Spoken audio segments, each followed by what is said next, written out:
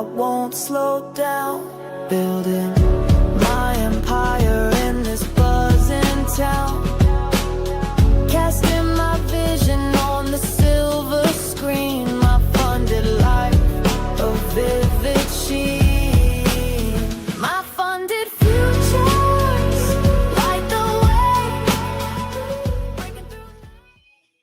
Good morning, traders. Welcome to My Funded Futures and My Funded TV. I am Terry Trades 100, and we have our expert trader, Bull Barbie, and Nick Does Futures will be joining us very shortly.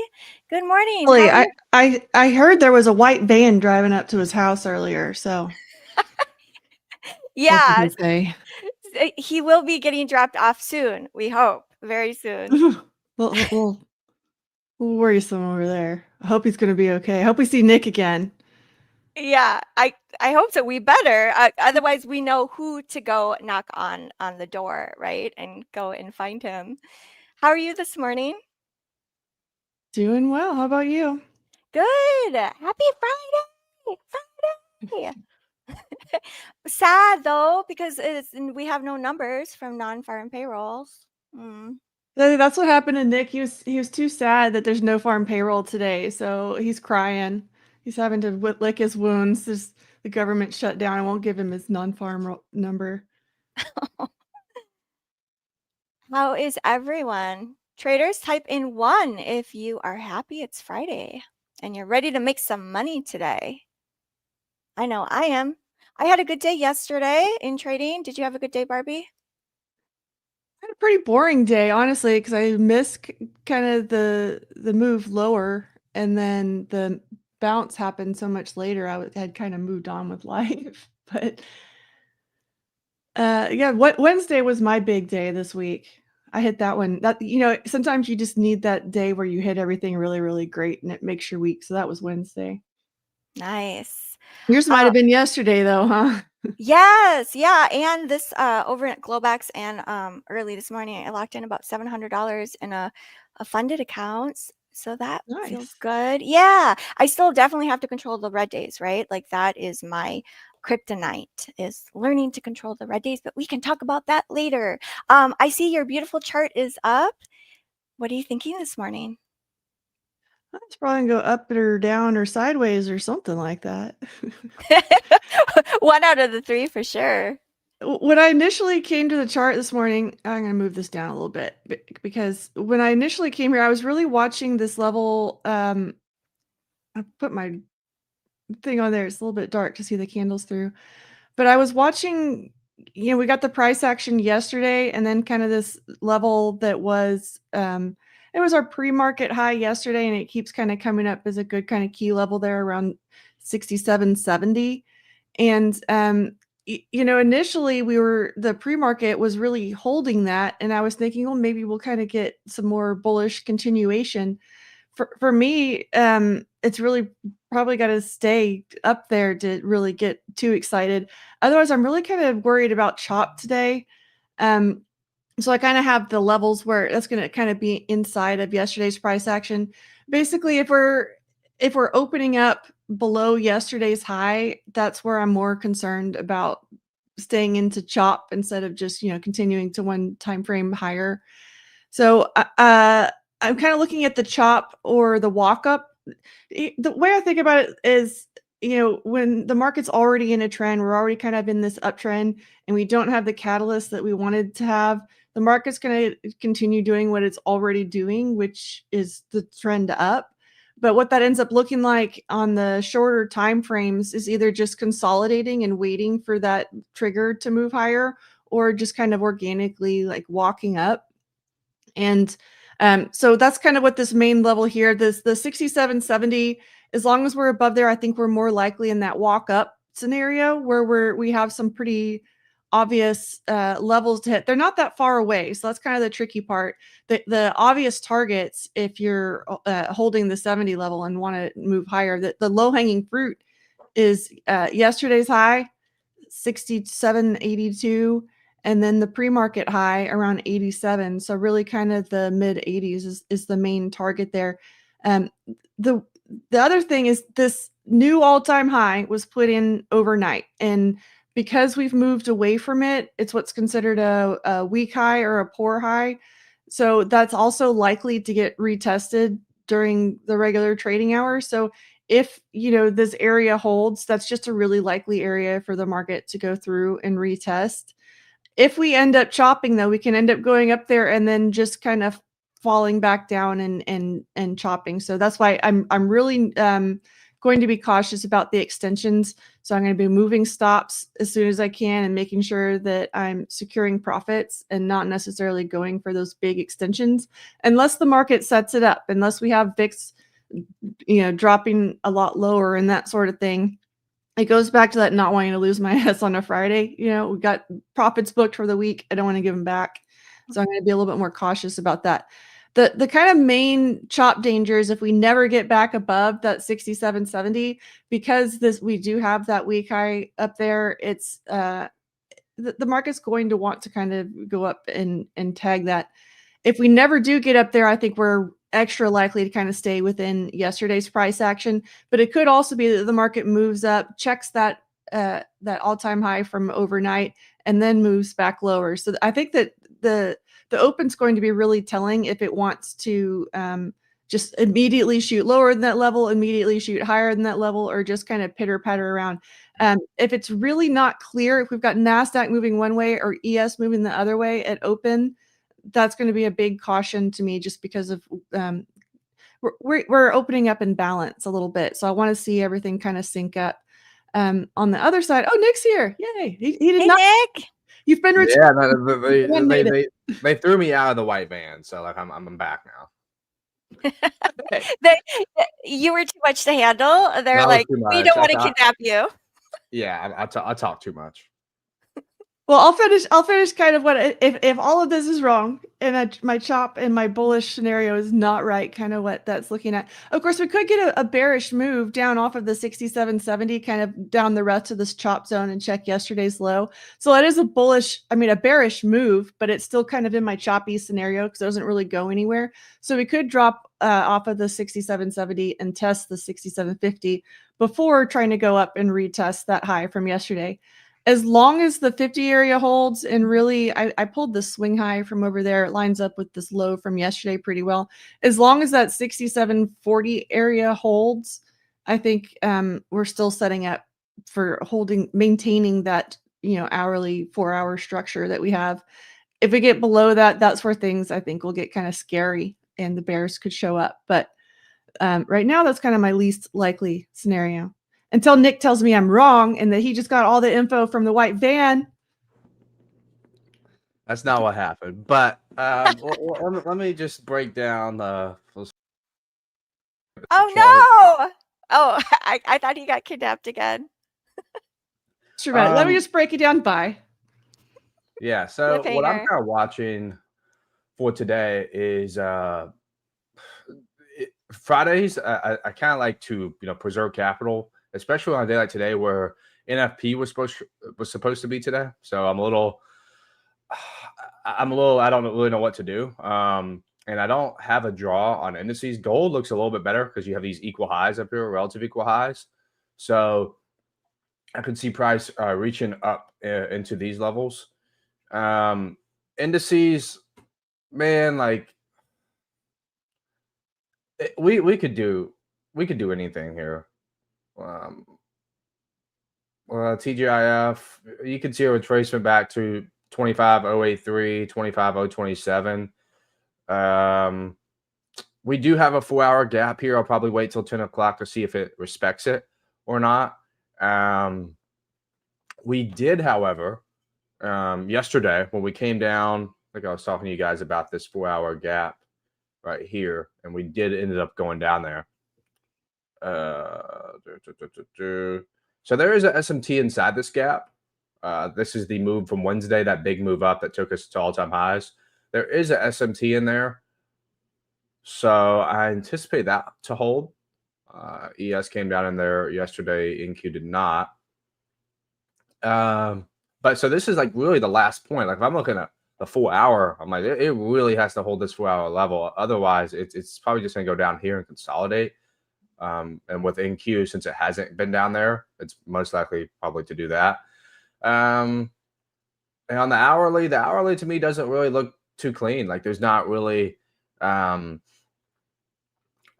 I think it would have been better for shorts if this move right here from yesterday would have held, and we would have like shorted. We would have been in here this morning consolidating, and then we could have ran a high and then shorted down to here. But the fact that it took those highs, there's no SMT at those highs, makes me think, the market can really do whatever it wants. I would say out of all days this week, today's the day I have like the least. It's hardest for me to read.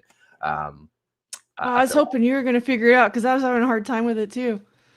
Okay, yeah, While I was here, I wasn't really paying attention to your thing. Just trying to figure out this Wi-Fi thing, but it did seem like the open's going to tell us a good bit. It's just so weird. I'm kind of watching those levels to see if we end up above or below, that sort of thing, because it's not showing right now. Yeah, I mean, I'm going to point out some levels here. On NQs, 25,146 and through 25,126. So in here, if we respect here, I could see, okay, cool. We can go for these highs. If we don't, however, I think it's going to go down here and void out this SMT with ES. So 10 o'clock's really going to be the tell. But just like every day, when I watch, I try to just look for displacement, right? I look for how quick do the moves happen. If there is a move, is there a lot of volatility in the market? I don't think I've ever seen a day where NFP has just been canceled. So I'm a little, I've seen them like move it. I think they've had it like a Monday before, right? But I've never seen it just, hey, we're not doing it, So let's pour one out for NFP. Yeah, so that's pretty much all I got. I think gold's the better one, honestly, because you got these relative equal highs up here. It looks like it inverts this gap from overnight, from yesterday, sorry. And you could look at the 15-minute gap in here to get long off of right at open. Maybe there's like a retracement lower, and then we go higher. But I think this is the draw, 39.23.4 for the day. So I'm looking for something like this on gold, come down on the 15-minute, and then shoot higher. But yeah, that's pretty much all I got. I did check Forex Factory while I was just chilling, and then all of a sudden Wi-Fi gets slower and slower, and then it's just Twitter won't load, and then this won't load, and then the charts. Find it funny, when you're the most prepared on some days, always you get some hurdle. It says next week, October 10th, is the tentative NFP, and then after that is CPI. So the next 2 weeks after this one could be really, really crazy in terms of everything. If the government does in fact open back up, which it will eventually, but I wish it wouldn't. But and then there's a bank holiday on the 13th. I think that isn't that Columbus Day. Yeah. Okay, yeah. So Columbus Day is not this Monday, but next Monday. So, and that's also CPI week. Thank you, Nick. If you guys have any questions, put them in the chat. I noticed they threw a whole bunch of Fed speakers on today. Basically, all of them. We got Williams, Goolsby, and Mirren is about to come on. Mirren's a dove, right? Chat, correct me if I'm wrong. I'm pretty sure Mirren's pretty dovish. Mm-hmm. That's the next speaker up. And then they got Logan, Jefferson, and Mirren again in the afternoon. Yeah. Well, we do, like I said, we do have that PMI at 10 a.m. That's red folder, right? Yeah. And that one is still coming out. That as well? Because I think PMI is still coming out, though, because it's not from BLS. Okay. Yeah, no, it says it is. Okay. So, yeah, that would coincide with this 4-hour candle closing and that news. So it's probably just best for me to wait. Really pay attention to gold at news drivers, because gold, it gives you the manipulation, and then it'll start going. It doesn't wait to do what it wants to do. Whatever objective it wants to reach, it does it. So if you're looking to get long on gold, with like me, from this daily gap off of the 15-minute, let's see what happens at news or 9:30 first, then news. So okay, cool. Thank you, Nick. Mm-hmm. Chat, what are you guys thinking today? Are you thinking are you thinking long? Are we putting in another all-time high, or are we going to pull back a bit? There is a poll in chat. I thought that was kind of crazy last night when I checked and it was like, oh, another all-time high. I know. Exactly. Like when I woke up, we were around 100 points or something like that in the green. I was like, woo. Okay, I have to vote. Are we putting in another all-time high, or are we going to pull back a bit? I don't know. I'm gonna guess. I'm guessing we are going to pull back a bit based on my analysis, but who knows? Anything's possible. I heard both of you guys kind of say like the bullish and then the bearish scenario too. It's like a tricky one, and it's Friday, and we don't want to ruin a good week. Like it sounds like all three of us, we've had overall a very good week. Yeah, I definitely don't want to go into the weekend feeling like regretful. Well, yeah, that's the worst thing. Like I think I am really interested in this level that we're at too. Sorry, we both have ideas at the same time. No, go ahead. Go ahead. I do really like the 6770 area, so it is kind of interesting that we're potentially opening up right there because that's kind of the key level that I want to watch. So hopefully we'll get some information quickly. I mean, if we dip down and then reclaim it real quick, that's kind of the long. If we move higher and then immediately whip back through it, that's kind of more the short. But yeah, I do agree with y'all. If just got to protect the profits on a Friday. There's a lot of mental game in trading, and we don't want to come into the next week feeling like can't do what we're normally coming to the computer to do every day. Mm-hmm. Yeah, no, it's Fridays are I wouldn't say like I hate seeing a good setup on Friday, but like if there's a day where I don't want to see a setup, like where I would just hope the market opens up and just is a barcode, it's that day, right? Because I don't want to see A plus setup and I have like good profits for the week and then I give it back. But that's why I always say to play with profits. So if you're up, let's say you got, I don't know, say you got 3 MyFundedFutures accounts, are all 2K in profit for the week without, so you're up 6,000 in profit and you want to take, I don't know, US $400 on a trade, right? So you're basically giving back a quarter of your percentage in order to make, extra, an extra, 0.5% on the account. So that's something you could do. But I don't think if I'm up 3K on an account, I'm risking 1,000 or 1,500 or even 750 on a trade. Like I don't want the cut to wear on me throughout the weekend, right? I want it to just be, I'll take it if I see it, but I don't want to, think about it come Sunday while I'm sitting down there watching football. Yeah. Mm-hmm. Shout out to Corey, the phone trader, and Voltron are both in the house. We have Cove on today. Okay, cool. At 10 o'clock. Corey, did you get that new iPhone 17 for your trading setup? He got 6 of them.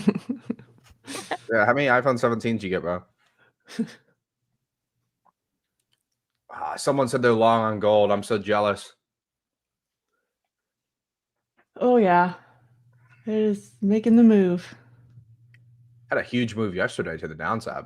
I did not see that coming. That was like while we were on stream from 9:30 to 10:30. It just started dying. So dang it, missed it.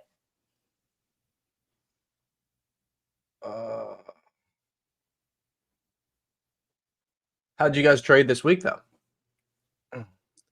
It's not been really an exciting week. It's average, I guess.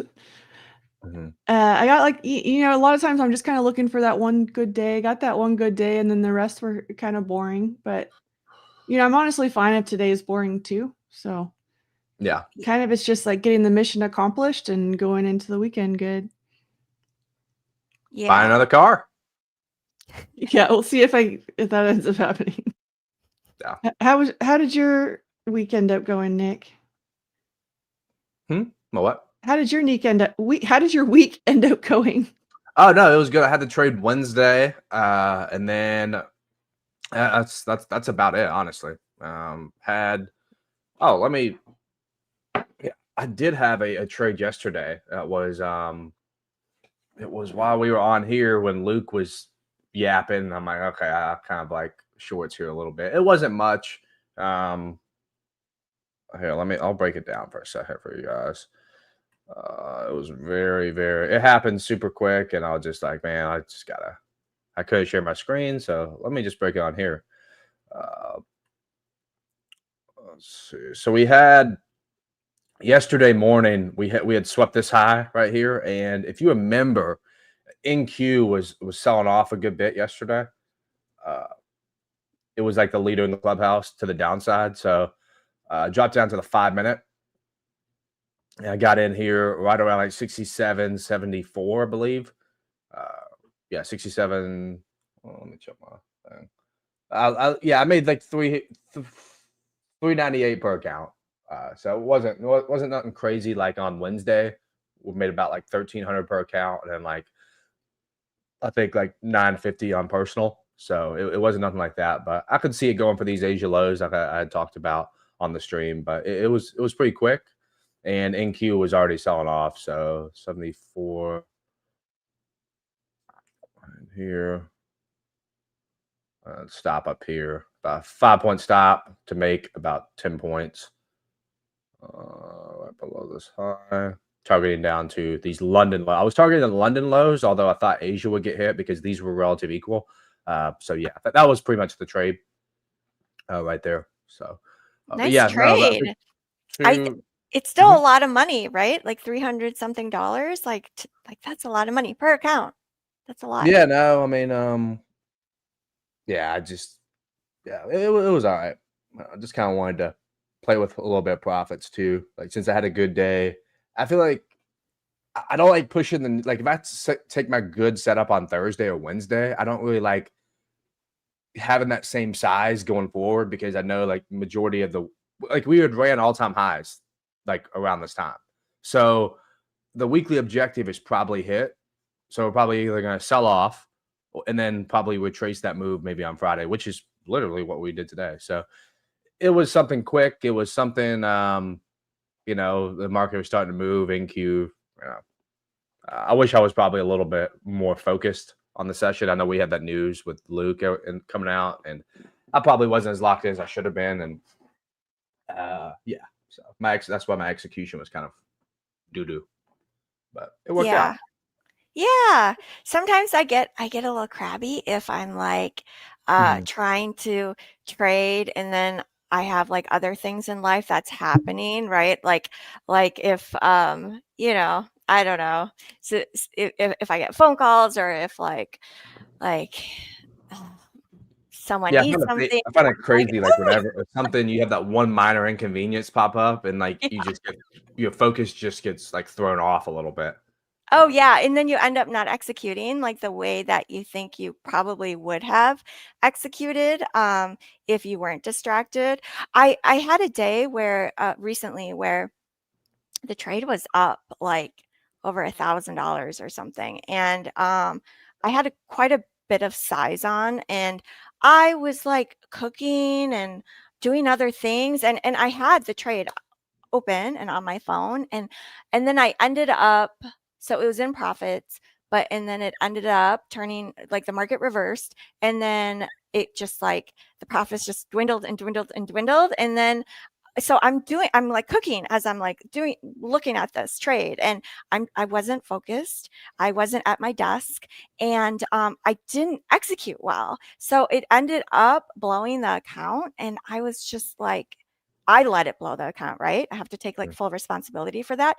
But the lesson in it, I was just like, I cannot go away and go do other things if it's the type of trade where I need to manage it. Like that type of trade I needed to manage. Like it was a discretionary trade. It wasn't like a set it forget it type of thing.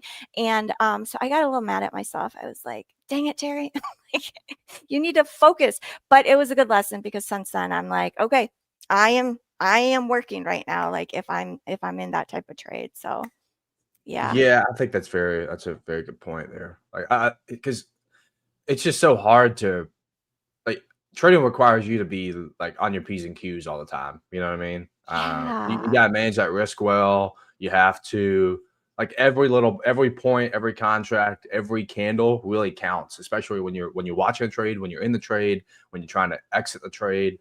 Um, like, if you got 10 contracts, you take off 7 a high or a low, and this time you took off 4, that can affect, and it comes back to break even. Like, you didn't make as much. Like, you just have to be dialed in, man. Like, for 2 hours, just you owe it to yourself, and obviously I think it's Yes. harder for us on stream here because like I'll be like locked in, not talking, and Barbie would be like, what do you think, Nick? And I'll be like, oh, well, yeah, I guess and I just start yapping, and then I just get off topic, right?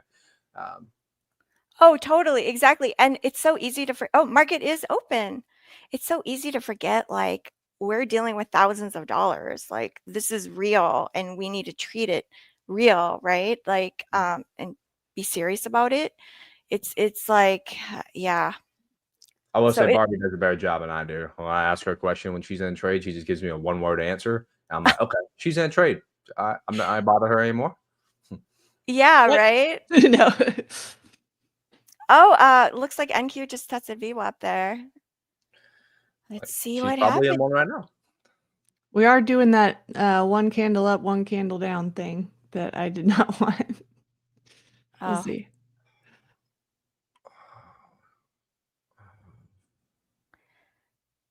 So far the $200, $400 bracket has been keeping me out of trouble, so that's good. Yeah, I don't know. Right now we're around like unchanged price. I'm not quite seeing what I want to see in order to like jump in. Good morning, Pine Tree Trader. Let's get this bread. Let's get this bread. Let's get the bread. Let's get some dessert. By the way, who lives in LA? Type 1 in the chat if you live in LA. I don't, but I want to. It's beautiful there. So many beaches in California. Yeah. Are you thinking of doing like a meetup, Nick? No. Me and my friend Ryan, you guys know Dodgy. Me and him got tickets to the Lakers Warriors season opener. So yesterday we got tickets for that. Not Kobe, LeBron, Luka, and Curry all on one court. Like, that's like bucket list for me. So we are reacting. We are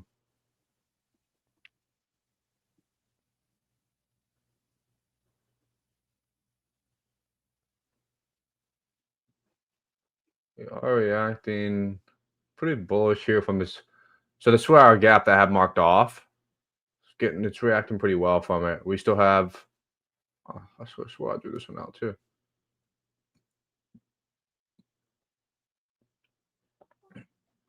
Terry and Barbara, did you guys buy any of those plans with the add-on? Yes, I definitely I bought one. I want to buy more.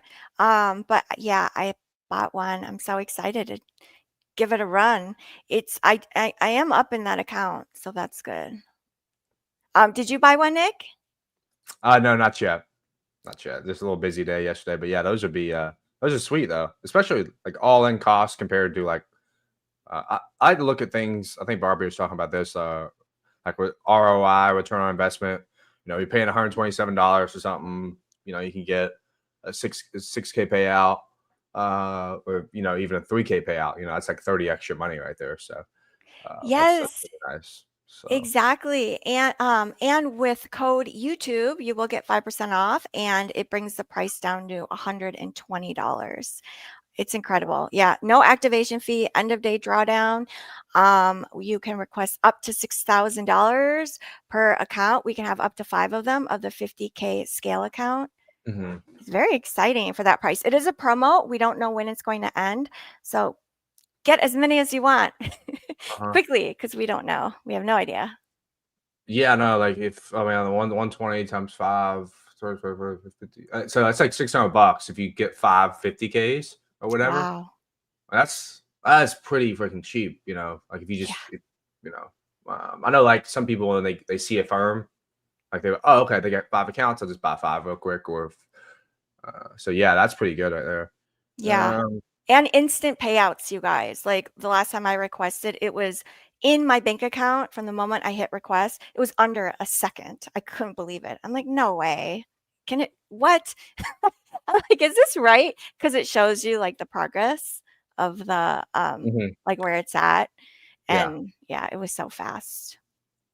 I can't be true, Terry, because you got to have. What I hear now is you get influencer privileges, right? You got 500 No. followers on IG. You know, you're too big. So I wish.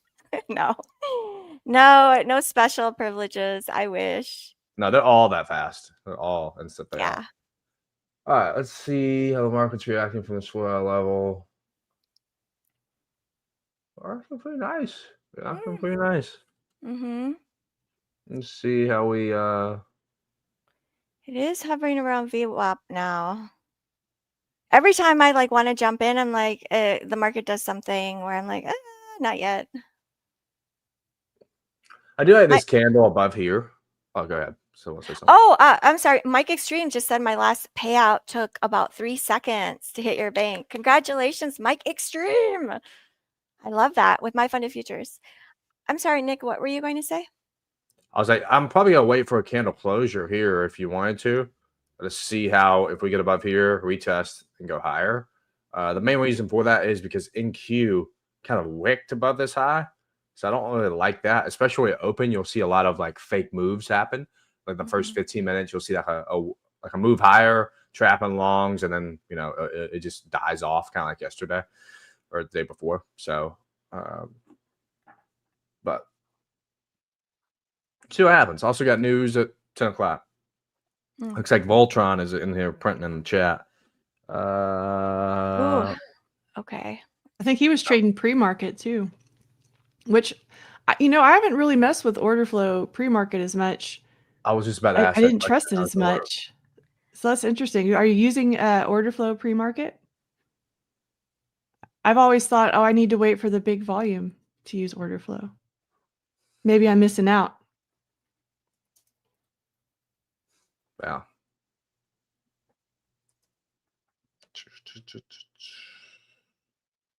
Let's see here. Oh, someone said they're gonna buy 3 accounts once they get payout here, so yeah, that'll be good.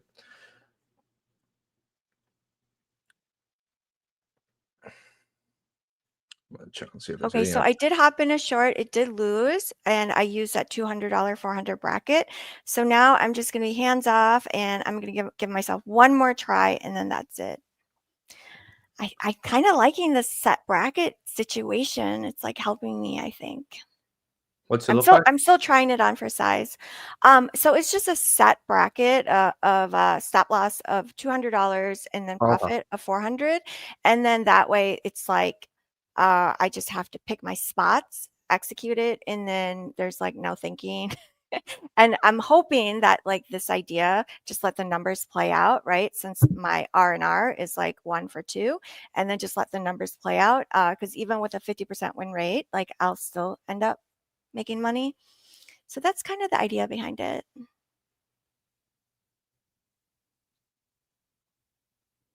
Market is pushing green on this second candle here.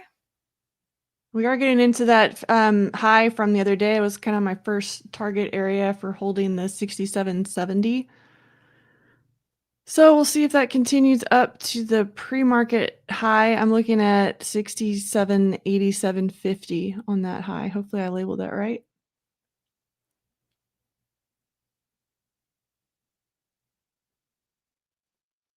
I wasn't too excited. I just took a little micros trade because I'm not giving back my profits. No, not ruin a good day, good week. I actually don't have an eval right now either. So I don't have anything to throw like C setups in right now. I need to get a new one. I don't like starting them on Fridays either. Yeah.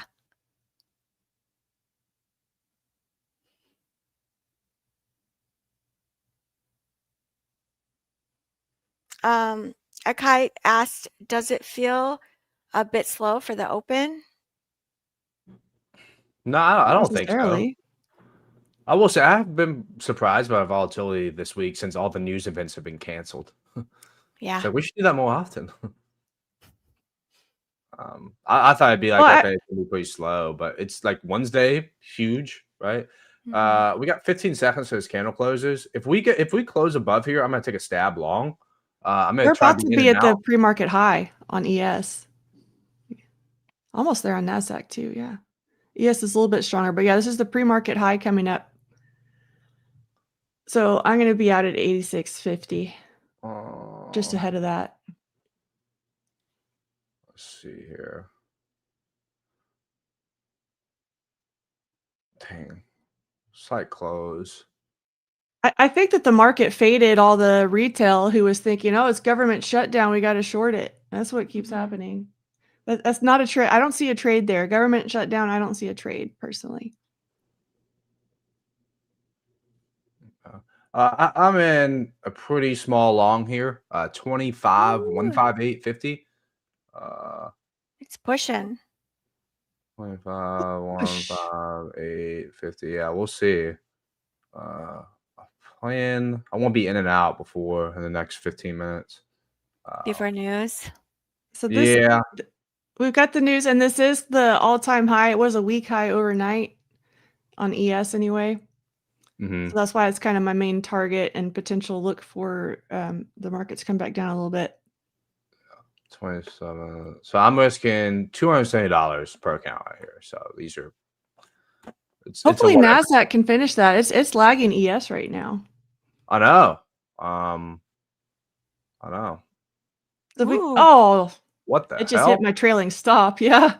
Oh no. It was a I'm Mirren out. headline. He says Mirren says access to data is important to making policy. Hopefully the Fed will have the data by the next FOMC. He's bitching about not having the data. There's the government shutdown coming out. Yeah, I'm out. It's not political. The Fed isn't political, but we're gonna put a low blow and like, oh, hopefully those guys can get their shit together. That was the quickest. See, that's why you just want to play with size, small size. Yeah. Yeah. You know, I did like the move. I mean, I like this. You know, the draw higher. I think ES can still get there. Honestly, like I think I just may have been a victim of. You said that was news just now. That yeah, happened? you're a victim of an algo candle because freaking Fed governor was talking shit. Yeah, Told you that Mirren was going to be trouble today, didn't I? You did. You warned us. She did. Hopefully that's the worst of it. That was crazy, though. I ended up with $3 because it hit my trailing stop on that second one. I did happen short. I might get tagged out on the noise. I don't know. At 25,126 is my entry. Just with that bracket, right? Maybe it works. Maybe it doesn't. We'll see. Well, a lot of times these too bad. Yeah, a lot of times these FU candles can then just kind of reverse. Can too. reverse. I'm kind of waiting to see. Yes, exactly. Like it can just. A lot of times it's an overreaction, and the market's like, "Oh, what was that? Let's buy that back up." But so that's what I'm kind of waiting to see if they do that or not. Yeah. Or it's the open and it's volatile and it's Friday, and we need to, be cautious too. So. Mm-hmm. Yeah, it was on its way up higher. Oh, look, it's starting to pull back. It might be a FU candle.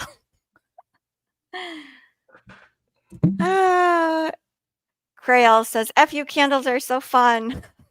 That's why a lot of us avoid the opening candles.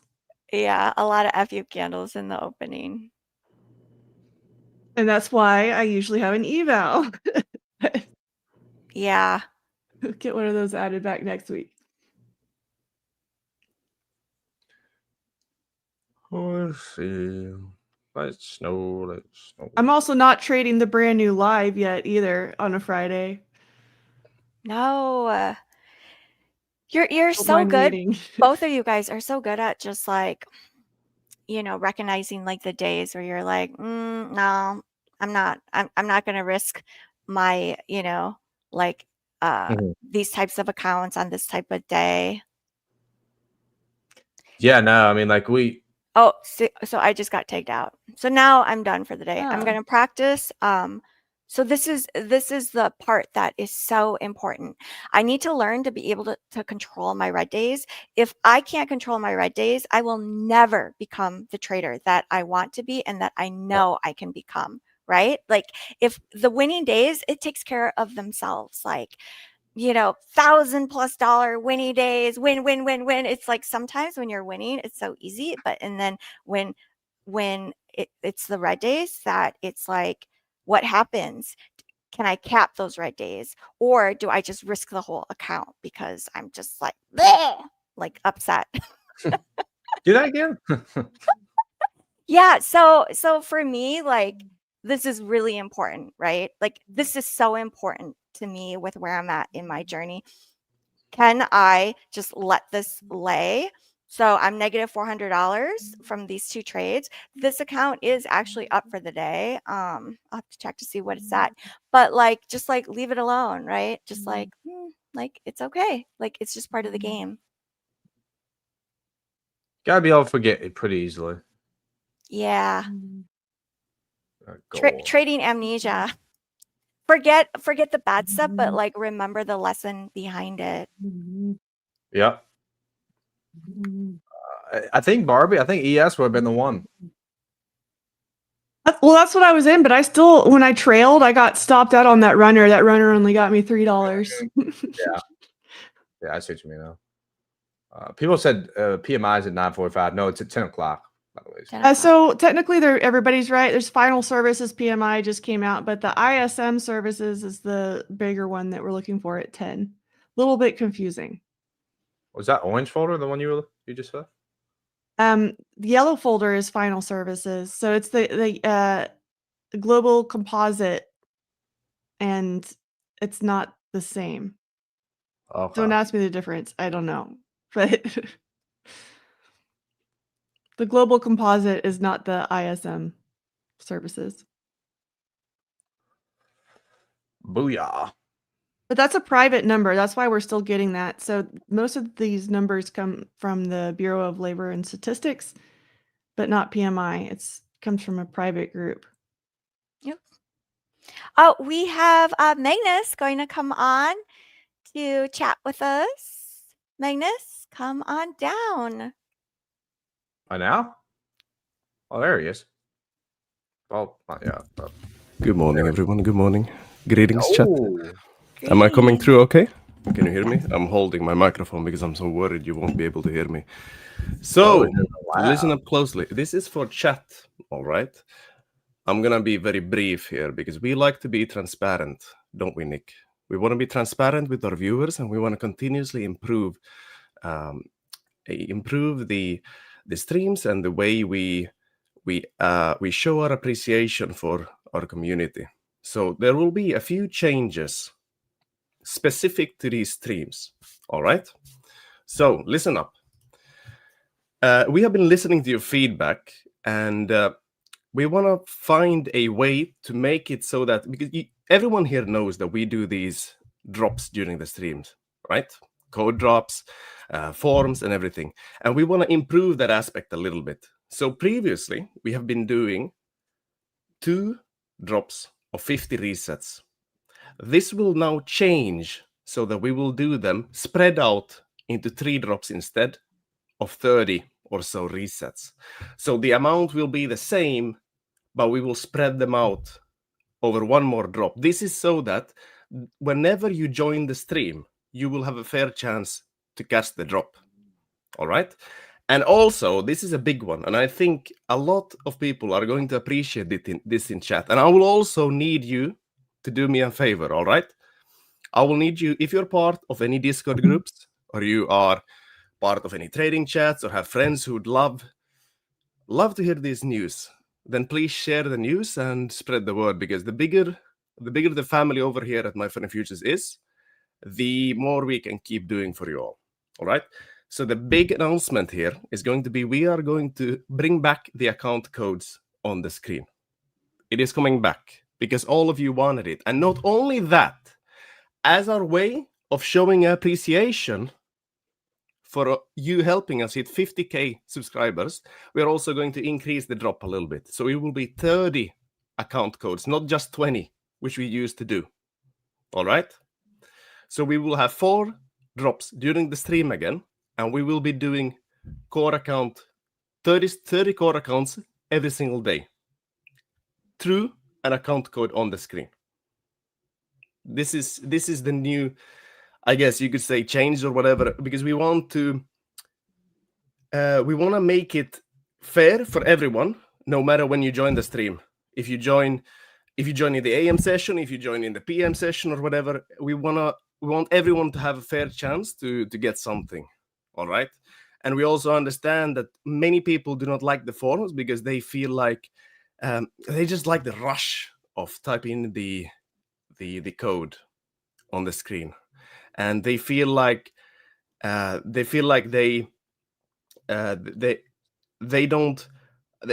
never lucky, essentially. So this is what we're going to do. Every single day we will drop 30 accounts again, like we used to do, and we will do 4 drops every single day as well. So you said 4 drops per day for 30. We will do 4 drops of codes a day. So we will do 3 reset drops and then 1 account drop. I just want to be transparent with the community and get the information out there so that everyone knows what's going on.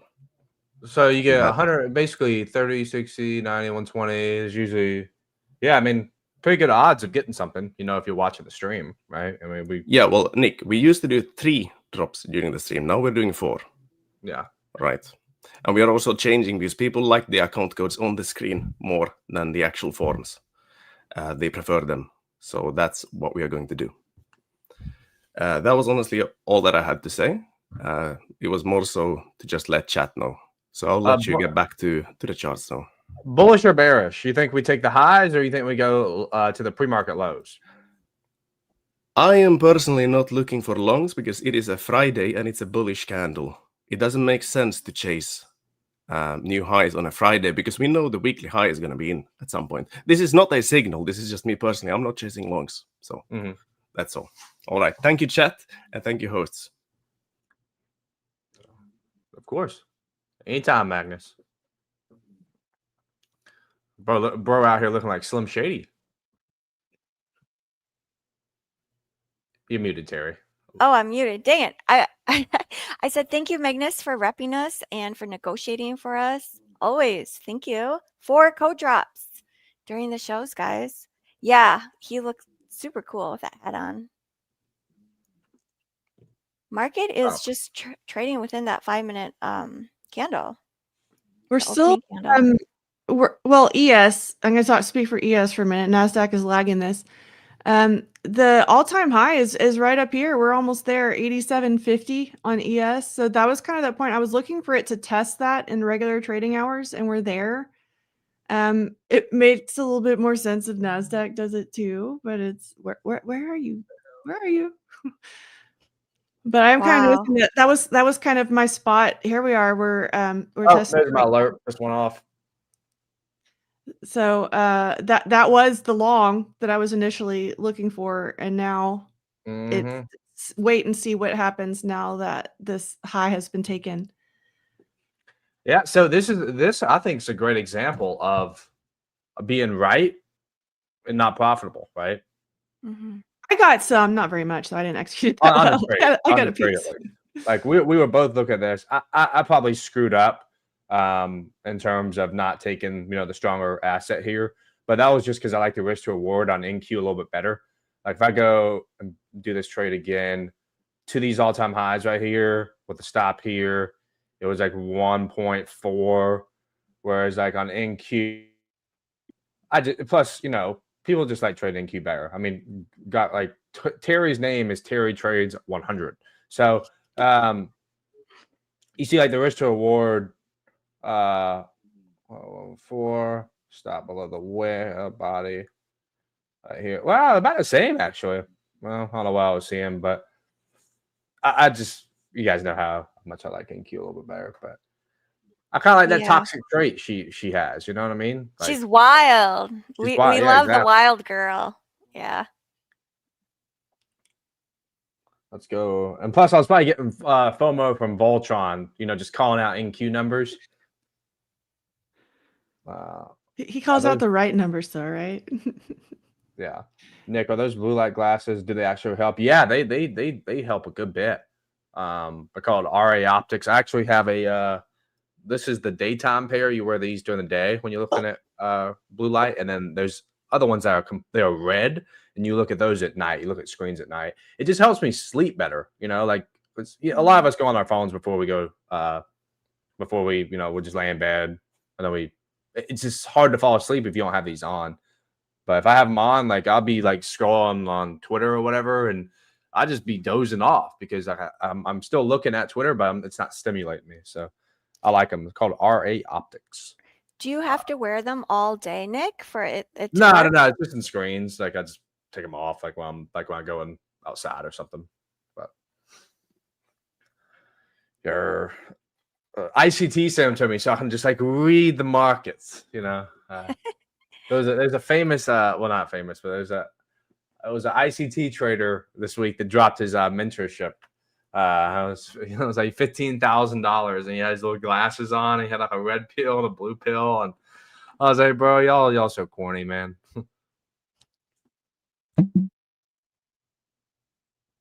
The dogs are trying to keep me muted over here, but I did want to remind everybody that we do have data, and we don't have very much data this week, but we do have the data coming out in about 5 minutes now, or less than 5 minutes now. So just be aware.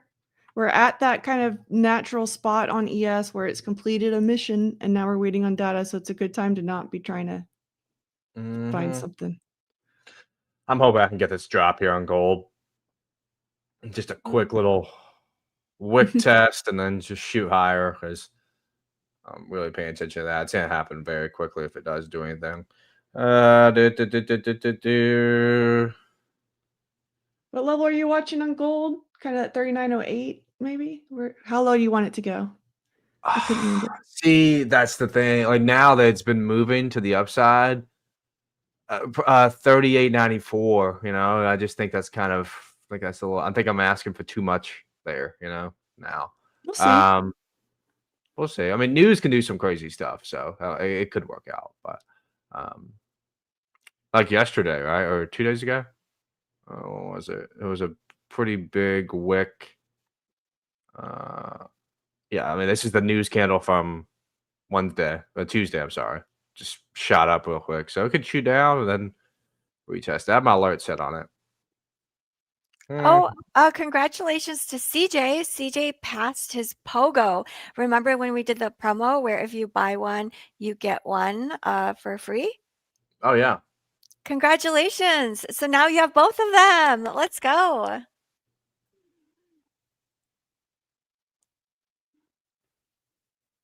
Oh, CJ said that it helped with using MNQ. Size does matter.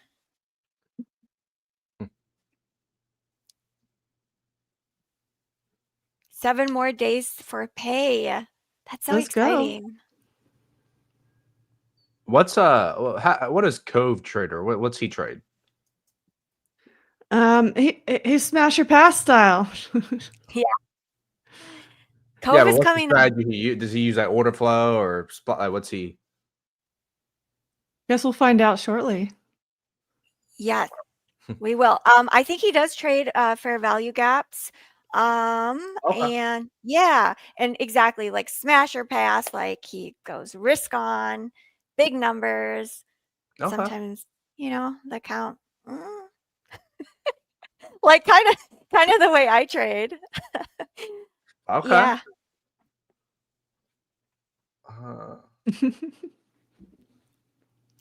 Well, it looks like this FU candle, now it F'd you, the FU people. It's coming down. So we have news in less than a minute. Yeah, this is a good time to just wait. I mean, the market can be moving a little bit, and maybe you're going to miss out on a few points, but that's okay because you got to look for the reliable points, right? Not the random. The market does random things and the market does sensible things. I try to get in for the sensible things. Sensical. Yeah. So for the rest of the day, this hourly candle does not look good to the upside on NQ. ES. Yeah, see, look at this. ES is bullish, but I will say it's not really looking the best. And NQ's bearish. I'm just mainly watching here at news. Do we drop down to this 15-minute fair value gap to then target these relative equal highs right here on gold right here? This is what I want. So let's see what happens. There's news right there.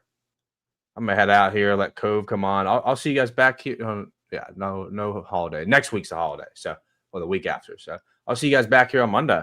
Barbie, you do not buy another car, okay? Don't buy another one. Maybe not today. Maybe tomorrow. We still have room. Wait and see. Thanks, Nick. We'll see you on Monday. Have a great weekend. Yeah, you too. Thank you. Bye. Let's welcome Cove to the show. Hey, Cove. What's up? What's going on, everybody? There he is. Man, the myth, the legend. Yo, today's been real good. Free 50K core accounts. Use code Friday. I didn't know what that was. I thought that was like a browser open. I mean, a browser open in my background that was running that. Let us know if you got one. What up, Fox? It's a free account, not just a reset. Thank you, MyFundedFutures. I don't know what's going on, but I like it. Right? It's a giveaway. I was too slow. It's a giveaway. Cove, 30 people are winning a free 50K core account. Boom. What up, Corey? Ooh, Vis got it. Let's go. Fukra got it. How are you, Cove? How have you been? I'm doing good. I'm doing real good, actually. Markets have been great. I want to say the last couple of weeks, every week I've been taking a MyFundedFutures payout. And just keeping it going. I mean, the higher time frames have been paying out. And that's what I've been more focused on. I've been doing a lot of the 4-hour bias. And it's been paying. And what's crazy is I never liked trading overnight, but I've been finding a lot of great trades from like 8 o'clock to 11 o'clock at night and swinging it overnight. And they paid. It's just been paying. Nice. Yeah. So how you guys been doing? Good. It's been kind of crazy. I either have really boring days or really big days, and I haven't had anything in between lately. I feel like the days have been pretty good. You get these. But you're finding consistency, huh? I just feel like you get a little section where it's just like you get a lot of chop, but there's been great opportunities recently, and I just feel like I've just been seeing it. That's honestly where I've just tuned in. Yeah, things have been good. Having just a lot of fun trading recently, so I'm feeling good, and I'm back here to see everybody in the room and see you guys. Yay! W for Cove. Congratulations on all the winning. And can you walk us through like your chart? Maybe show us how you're looking at the charts for the swings. All right, so let me share. This sounds way less stressful. Like everyone always wants to know the strat. Strategy. So I will. You kind of have a market outlook that you frame everything in too. Like that's the way I look at it. Like I'm framing everything in a larger time frame. So I actually drew this out this morning, and it's playing exactly as it But that's how it works. You draw the lines, then the market does what your lines show. So basically, I took this, as you could see, we swept these highs up here on the hourly. There was a little small fair value gap inversion here. I waited. Obviously, I was at the gym, so I didn't catch any of this early. And then I was like, hey, if we retest up in this zone, And then we come back through, I'm going to short it. And sure enough, it paid. And, here we are now. I wouldn't short it down here. If anything, I probably would have been looking for longs, taking out this low and maybe come back up a little bit. But yeah, I mean, the play today was short. Last night we banged longs. I took the long somewhere around overnight over trade here, and I was targeting this wick, and I got paid. So we took longs last night, shorts this morning, and You're feeling good after that, I bet. Honestly, I don't really need to trade the rest of the day. Yeah, I love that. Things are good. Obviously, I'm going to trade the rest of the day, but yeah, just but you don't have to. Zooming out has just, I mean, this is the chart that I basically, you can see kind of my drawings. Like I took this long, what is this, Wednesday? You can see the circle. I took this long on Wednesday, and I was targeting this high and then this high. As you can see, I drew this out. That's manual drawings. It looks like you're looking at a lot of higher time frame structure and just looking for those swing highs and swing lows and for just, key levels like reversals or breakouts, and then targeting them, right? So keeping it simple, it looks like. Super simple. It allows, my core is, I've always loved to scalp, but the money I've been making this way is far greater. And like, I'll just get in and I'll just go do something else sometimes if I'm not streaming, like, and I'm not even worried about it. I have my stops in. As soon as I'm in, I have my stops. I'm okay with taking the loss, and that's the big thing. Like, you can't be looking at it being like, oh man, I'm down a little bit. Like, wherever your stop is, you have to be okay with saying, hey, I'm okay with taking the loss there. And how did you get there where you're really accepting your losses? Because I think that's a big struggle. We look at that risk reward and we're like, yeah, we can be okay with that, but really we're looking at the profit. That's the profit's what we want. So honestly, I come from a background of trading my own money prior to the explosion of prop firms, and I'm just used to swinging like thousands of dollars a day up or down, or $10,000 gain, $10,000 loss, like, and that was where I came from back for a while, from 2017 till even today. So like if I'm like, oh, I'm down in a prop account that I spent some money on, like I'm just numb to it, to be honest with you. And it's better off being numb to it because you allow your winners to run and you're not so worried about the losses. I don't sit here and be like, oh, I'm gonna lose. Like, I'm just like, hey, if that's the loss, my account is going to be here, and I'll just look for the next trade. And the next trade may not come up for a while. And that's okay. Like, the worst thing you can do is revenge trade through the day. Just, do you focus a lot? Like, do you get attached to your evals in your funded accounts, or do you get pretty detached from them? Well, personally, you know what I'm getting at here. Yeah. What do I want you to share with the group? Evals are just for me to get funded, and then once I'm funded, I'm like, all right, cool. Like, I like MyFundedFutures because it's the end of the day, so I could get in this short up here, put my stop, and now I can move it to break even. Say I move it to break even, right? I can just let it move. Like, worst comes to worst, it comes all the way back. I get stopped out, and I'm like, I didn't lose anything. But on like an hourly, I would obviously be moving my my stops down, especially on the top of the candles at least. So I lock in some profit. But the end of day structure that MyFundedFutures gives allows you to let the move breathe. And you're not like, oh my God, trailing drawdown. Like, you know how effing stupid it is to get stopped out and you blew in an account, but yet the account is up. And I'm like, that's not even trading. Yeah, it's so frustrating. It's like, what? Yeah, so I really like the end of day structure that they provide. It allows it to let the move actually happen rather than have to keep moving tight to just so I don't get my drawdown killed. I have lost evals in profit. So yeah. So I know what you're talking about. It's like, what? No, that counts in profit. That's not how that works.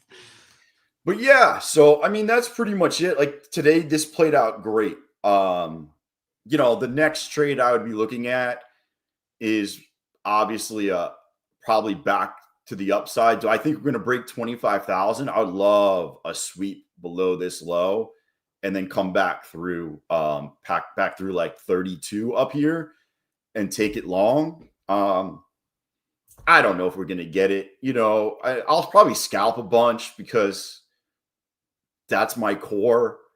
But that's what I'll be looking for a longer term play later on. But so you're planning a lot of longer plays, and then it sounds like you also are when we do end up in chop, you have some fallback plays to capture that as well. So you have something to do no matter what mode the market is in. I like to stay active. I've been toying with keeping accounts for these type of longer plays and accounts for scalps and see which one beats the other one. It's just super hard to manage all this crap going on that I'm just same problem. I wish I could label them like this is the NASDAQ 1 lot challenge and like all that. Yeah, I tried to. I guess you can't change the account numbers or anything like that. Appreciate it, Corey. I'm reading the chat. I see everybody. But yeah, so I don't know. And I have fun doing it, whatever. I have fun trading. It's fun. And, streaming. You stream live every day? Every single day. I come through your speakers if you want me to. All over. Yeah, stream live, hang out, have fun, probably jump on after this. But feels good to be back here. I haven't been on in a little bit, and I like being here and talking to you two. And how have you guys been doing? Good. It's been slower for me. I've been seeing fewer setups, which is kind of frustrating. That's why I like kind of hearing from you that you've been finding something when I haven't, because that gives me some hope that maybe I can keep learning and find some new things. I think a lot of it's the chop. I don't thrive in chop right now. And so, I'm hearing from you, you can take advantage of the chop and get some scalps in. And usually I'm like, I'll go sit outside, wait for the market to work itself out. Yeah, I started setting alerts, actually. Actually, one is in here from the other day. I set an alert. I don't know why I have this one in. Maybe to take short. I forget. But I've been doing alerts. So if I'm not around, my phone will go off. And at the bare minimum, I can jump in on my personal account. If I'm not, I refuse to trade on my phone with props. The apps just always suck. So worst comes to worst, I can hop in with a personal account, get to my house, and then see what's going on. Did you adjust your size, Cove, with the intraday swings, like the overnight swings? No. I'll trade anywhere between 1 mini and 5 micros is usually the normal thing. But instead of making 150 a day, you're doing, I don't know, 400, 500. And, I need to set the trailing, actually, those types of orders. I just haven't. But yeah, before I go to bed, I'll adjust it sometimes just so I don't lose. I'll go to break even or something like that. But it just seems like it's been less stressful. And what I'm noticing is I just don't have to trade that many accounts, and I can just kind of focus on just having fun. And I don't know. I just find it to be less stressful recently. That's so nice. So how do you sleep with a trade on? Because I've tried to do that. Usually I can't. If you're at break even, who cares? What's the worst that could happen? You wake up even. Yeah. I mean, no loss. Your trailing drawdown isn't reduced. Like nothing happens. The worst thing that can happen is you wake up with money, right? Mm-hmm. I mean, if you know the percentages and you've back tested it, you're gonna take losses, right? Like the greatest people, if you're hitting something crazy like 70% of your trades, right? Like I mean, you're still taking 3 losses out of 10, which is a Yep. lot. You know, and then I've seen people with 35% win rates making a ton of money, and that guy's taking 6 or 7 losses out of 10. So like losses are just, it's just another day, and you just got to keep to your strategy if you know it wins over time. But if you didn't back test it and you don't know it wins over time, then you're probably just going to lose. You know, that's it. What up, Sean? Sean's in here. I see some people, some familiar faces. What is 67? Everyone's putting in the chat. I don't know. What is 67? They just want you to say 6, 7. Oh. Say it like that too. That's like 2 off, man. No, we don't do 69 anymore. They do 6, 7. You have to say it like an idiot too. Oh, I'm what am I, a boomer? I don't get it, I guess. What up, Keith? Hey, Marie's in here. Marie? I don't understand it. I'm old. Although I did listen to the Taylor Swift CD today. My kids said I had to listen before I picked them up from school. So I had to get in on that. Oh, man. There's a lot going on in this chat. So what's going on? Anything new with you guys? Tell me. Barbie just got a new car. What? What type of car you get? I got a vintage Mercedes Roadster. It's a late 80s 560 SL. That's cool. I don't actually know what it looks like, but I like vintage cars. It's so cool. Apparently yeah. I do too. I keep buying them. Nice. Yeah, I like I was looking for like an old Jeep, but I haven't come across one yet. I almost bid on a Bronco. There was a 77 Bronco or something like that. I had my finger hovering over the bid button on that one. What do you go on, eBay or something else? That was on Bring a Trailer. Yeah, don't worry. I still have I'm still cruising in the Escalade too. Don't worry about that. Yeah, can't fit the whole family in all my little collector cars that have 2 seat belts. No safety functions, kids. Yeah. Here's the thing with the Mercedes though. It was ahead of its time. It has ABS. It has an airbag. It has all that. Oh, that's good. I found this is going to be crazy. I don't want to go off topic, but there's a company called Vintage Something, and they make all the old school cars and they redo it, giving it all the modern stuff. Oh, yeah, cool. A lot of those are built on modern frames too, which I haven't done. That's a different project that I've never tackled. But you can get a modern frame and put an old body on it. I know what you're talking about. I've seen them do Broncos too, and they look really nice. I would love an old pink Bronco.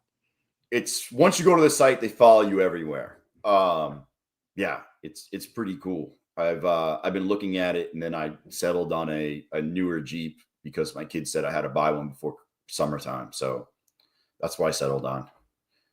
But I love Jeeps. We got the sweep. Oh, what was that? No, we got the sweep and it came back up. Let's see what happens. I can share my screen real quick. I pulled up the video that Barbie posted on Instagram and also her X account. So you guys can see the cool car is a beauty. Let's see it. Let's see it. Is it sharing? They're real. I don't have any dogs. There it is. Okay. Look at how pretty this is. It's so cute. I love it. My brother has a classic, a 1987 BMW. Gorgeous. Now too, so I can pick the kids up in style. Is that diesel? No, it's a V8 regular gas. That's cool. Which for the 80s for a V8, it gets like 17 miles to the gallon too. It's definitely ahead of its time car. I miss my truck though. It's at the shop, but they're driving me crazy. It's at the fabricator, and they're so slow.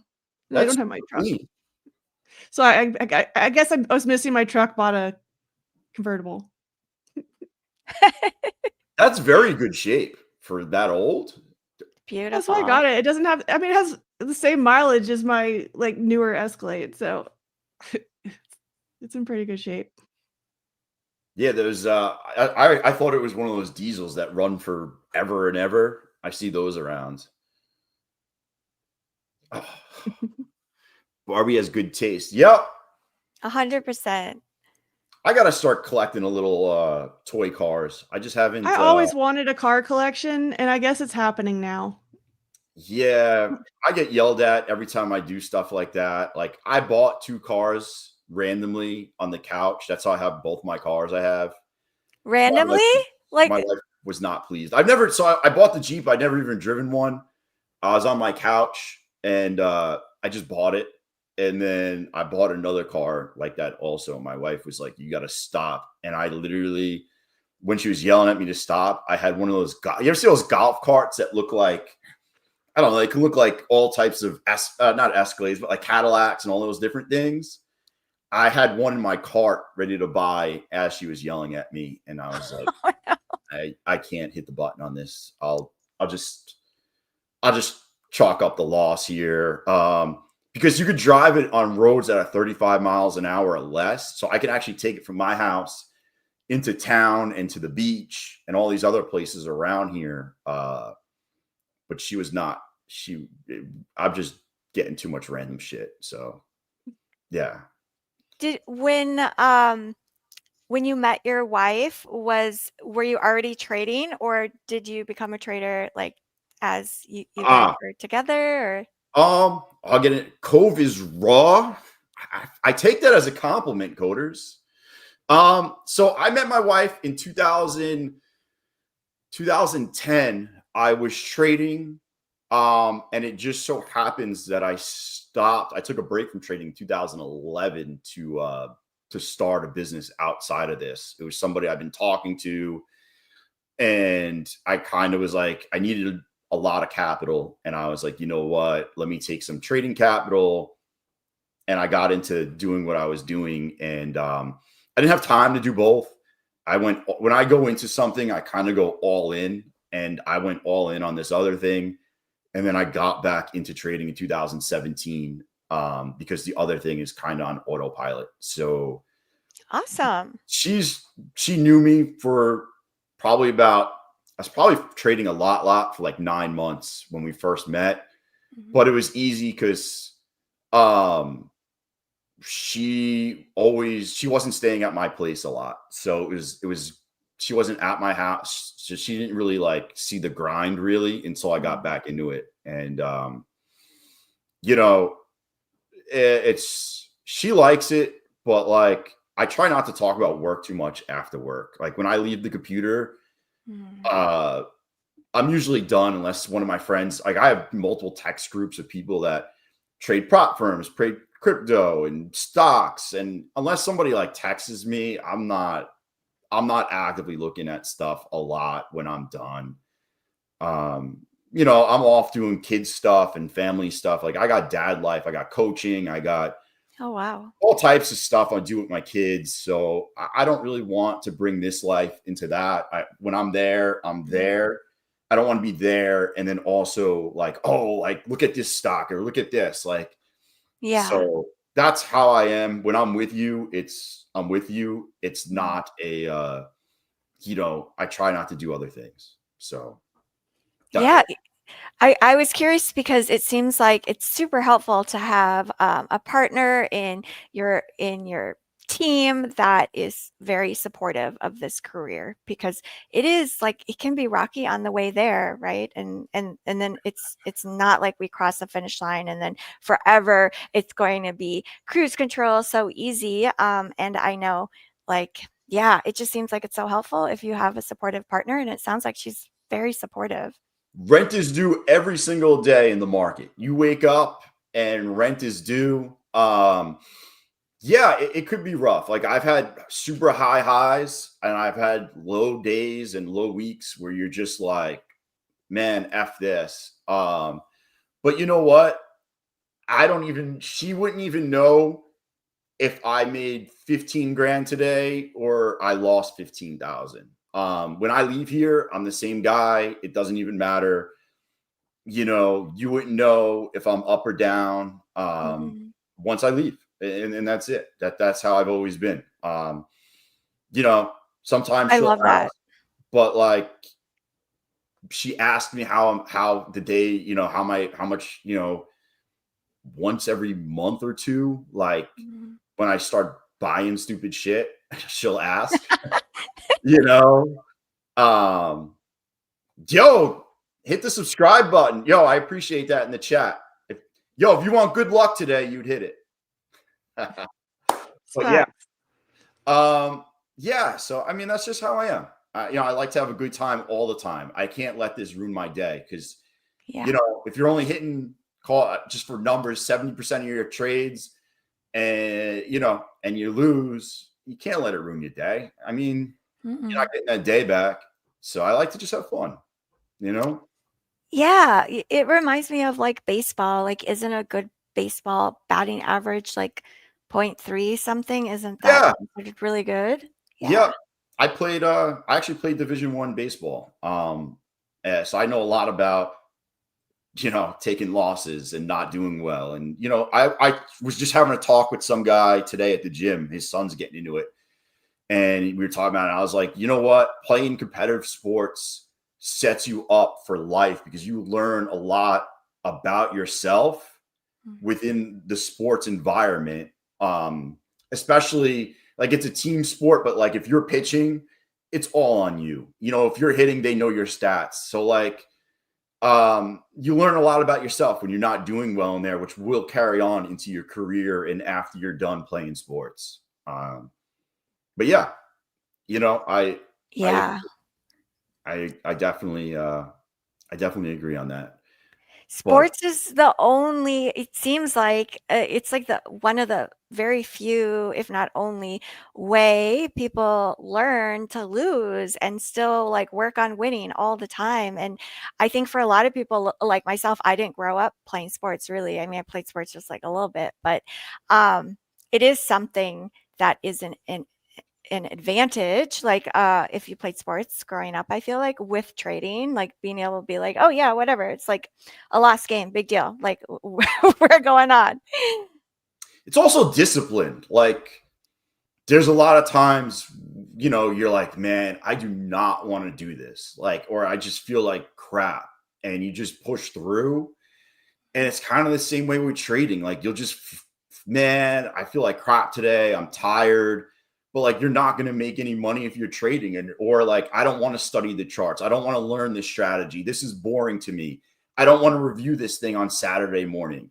But you know what? You push through and you learn something good. And then the next week you take it, you're profitable. Like there's a lot you can draw from it. I find a lot of people, it's not a necessity, but a lot of people that did play competitive anything or anything competitive when they were young definitely are highly competitive in their career, and just have taken it. That's one thing I've noticed. A lot of people that I meet. Yeah, Barbie played semi-pro soccer. Ooh, nice. I didn't know that. But yeah, I played club and school and everything until I had babies. Then kind of never went back. But yeah, soccer's rough. There's a lot of running in soccer. I mean, a lot of running, especially when you're a wing midfielder. Yeah. So, yeah, I was definitely on the endurance side of it. Yeah, nowadays I run like a mile, and that's like the max. I'm like, I'm done. You know what though? I hate running just to run, but I could go run 90 minutes kicking some ass, no problem. You can tell me to run 90 minutes down the road, it's not going to happen. Yeah, that's true. I'll play sports. I play old man basketball sometimes, and I have fun with it. And then, I guess, yeah, you've definitely ran over a good amount of time playing the full court. But yeah, I mean, I don't want to get off topic, but yeah, that it definitely helps out. I have a feeling we're going to be chopping here for a while. I'm just watching the charts, and this thing is looking like it wants to give it up. I would say I'm probably bearish unless we get back over like 25-120 back over the orb and stay. Otherwise, I could see a little sell-off here into profit-taking Friday maybe. Maybe we aim down to 25,000 and close the week. Do you watch the other indexes at all? Because we have a very different story on all the other indexes. They're all pushing highs. I smashed gold sometimes. I do not look at. Let's see what ES looks like. Oh, ES is looking strong. Look at ES. Yeah, I don't trade ES that much, to be honest with you. And what is the other one? The Russell or YM? Let me see what YM. Let me see. Dude, that one's just taken off. Now, do you look to see what stocks are pushing that up or no? I will. So I have a chart that just quickly has the Mag 7 on it, so I can get a glimpse of those. Plus, I'll hit those with options too when they set up. But what I'm noticing right now is NASDAQ is the one that's holding below VWAP. Everything else is above. ES is kind of in the middle, but the Russell and the Dow are kind of launching. That does make me think that it's going to end up fairly choppy, at least in the near term. Crazy. Yeah. You know what? Smaller cap stocks are up because my personal portfolio is up a bunch. I actually leave that up. So on my laptop, I have the watch list. And I have everything that I'm in at the same time, and I'll take a peek-see every once in a while and be, through the day and just see where everything's at. But yeah, I don't actually bring up the indexes, but that's crazy. The Dow is just cruising. Ooh. Cove, thank you so much for joining us today. Time's up.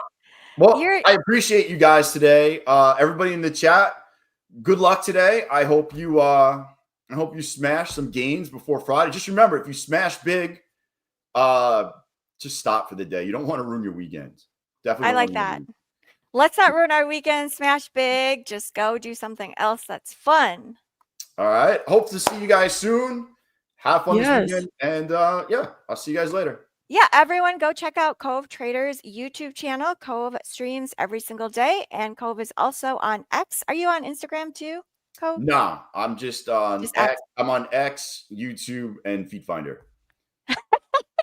And what is your X handle again? Oh, it's just Cove Trader. Cove Trader. Yes, Cove Trader also on YouTube. Thank you so much. And see you guys later. See you later.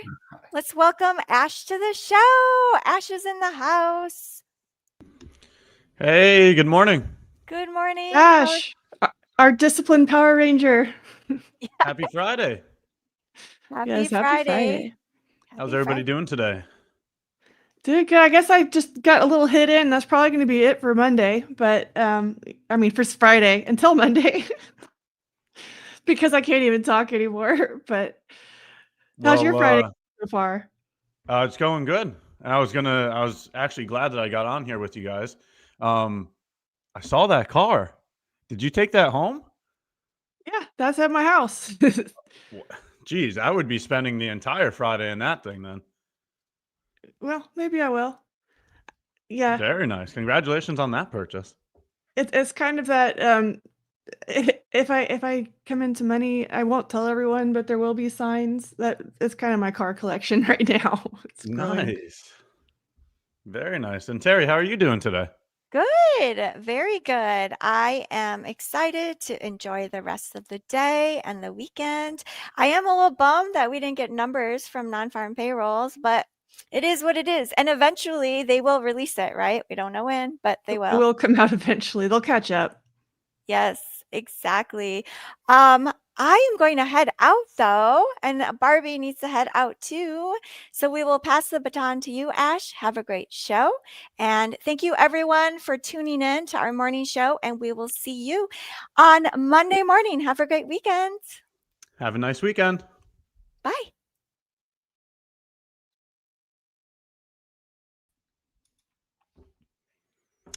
Hey, what's up, everyone? Happy Friday. You have made it to the end of another week. So, for any of those individuals that made it through another week without blowing up another account, give yourself a pat on the back. Sometimes it's just about surviving. And if you've made it through the entire week, then give yourself credit where credit is due. So, happy Friday. Good morning or good day, depending on where you're from. How's everybody doing today? Just going to take some time to welcome everybody into my stream before we get into the normal information. We will make sure that we get our game plan set. We'll make sure that we'll review our top-down analysis. We'll get into the intraday action. But before we do, let's just welcome everybody into the stream, see how everybody's doing. And once again, happy Friday. Good morning, Pine Tree. Hope your day is going well. Good luck in that competition. I saw that post that you're joining the competition, so go and crush it. Good morning, Amisha. Good morning, Yuri. Good morning, Roop. Good morning, NZR. Good morning, Green. Good morning, Punisher. Good morning, Mick. Good morning, Razorblade. Good morning, Spencer. Good morning, Weewop. Good morning, Camillo. Good morning, Bilo. Andre, what's up? Good morning, good morning, good morning. Or good day, depending on where you're from. IRT Trades, good morning. AO Trades, good morning. Abhishek, good morning.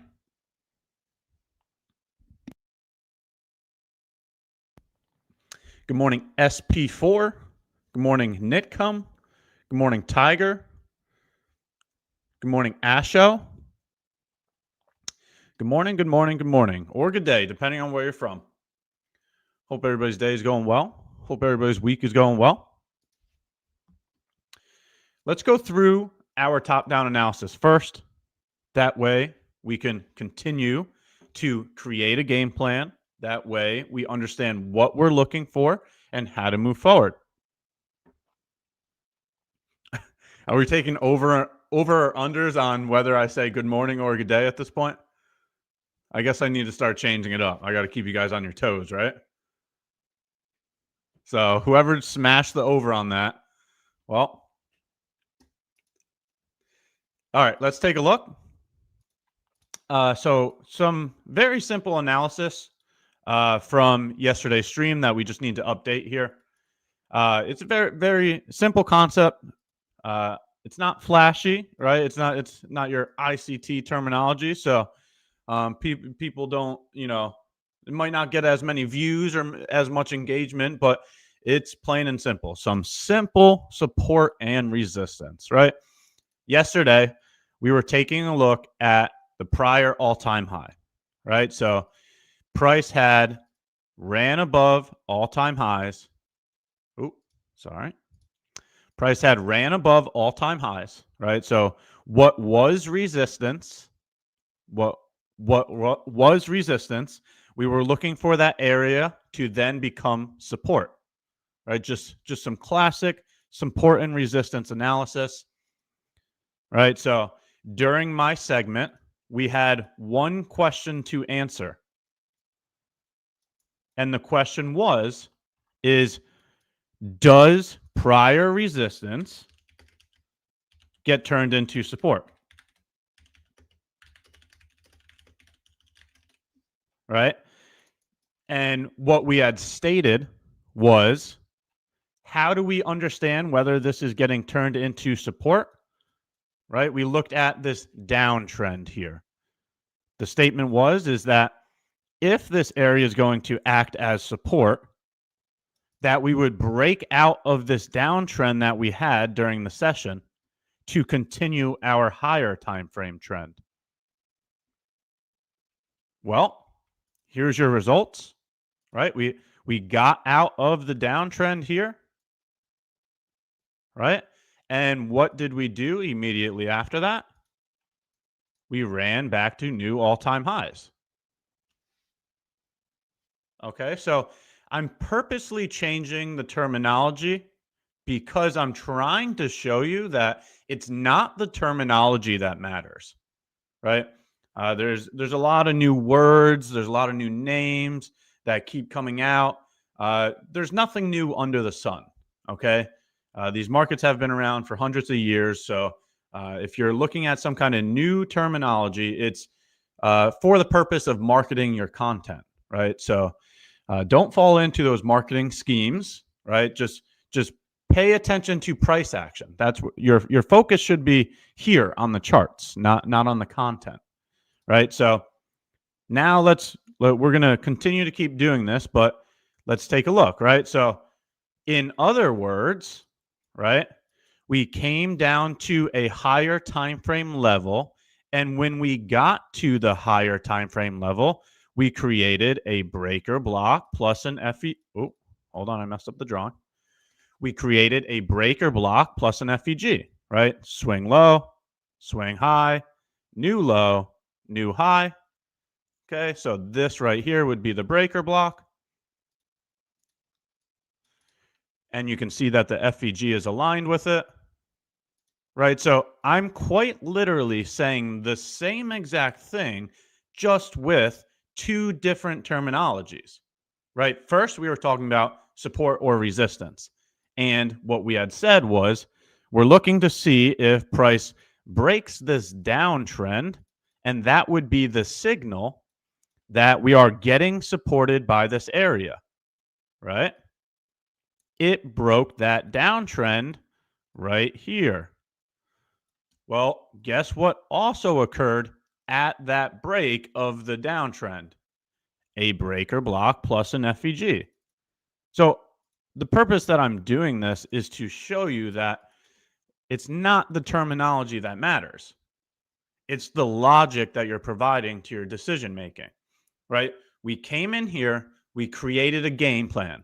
The game plan was, is support, is resistance now going to get turned into support for higher prices? That was the entire game plan, right? So that's the logic that's being provided to the decision making. Now, whether you saw that logic playing out because you saw a downtrend getting broken, or if you're sitting there talking about the breaker block plus FEG, both of them are talking about the same exact thing. All right, so the overall point here is that we're reviewing our prior information, and the information is that we were looking for prior all-time highs to see if that is then turned into support. The way that we were understanding that was either this downtrend breaking, which it did, and then we headed higher, or you could talk about the breaker block plus FEG. It doesn't matter what terminology you use. It's the logic. So just a quick update from yesterday's information. Amazing job for any of the individuals that did not get scared by the initial sell-off, right? So here's another thing that maybe we should talk about.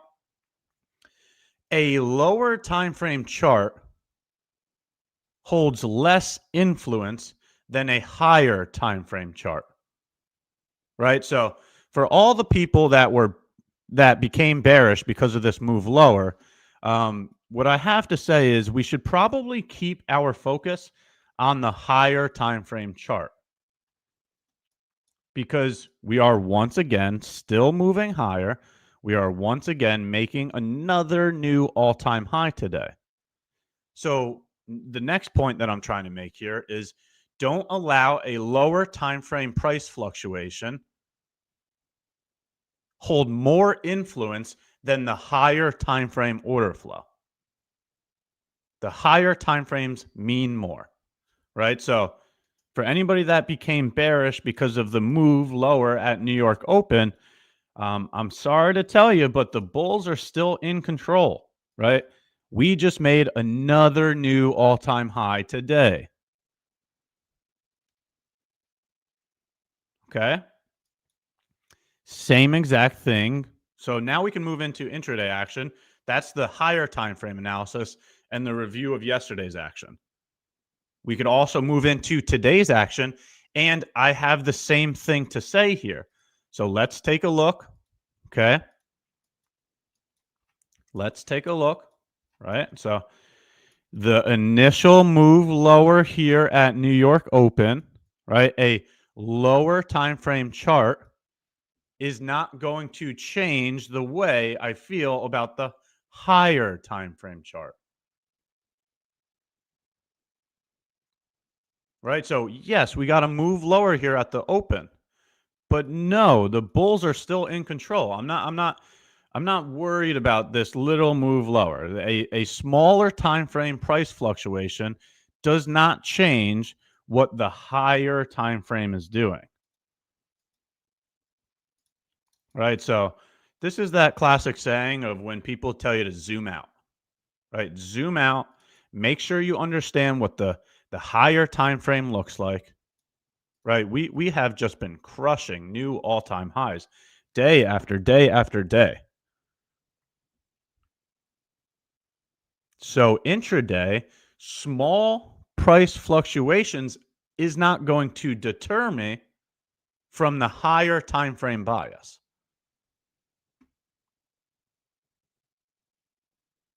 The higher time frame, in my opinion, holds more influence than the lower time frame.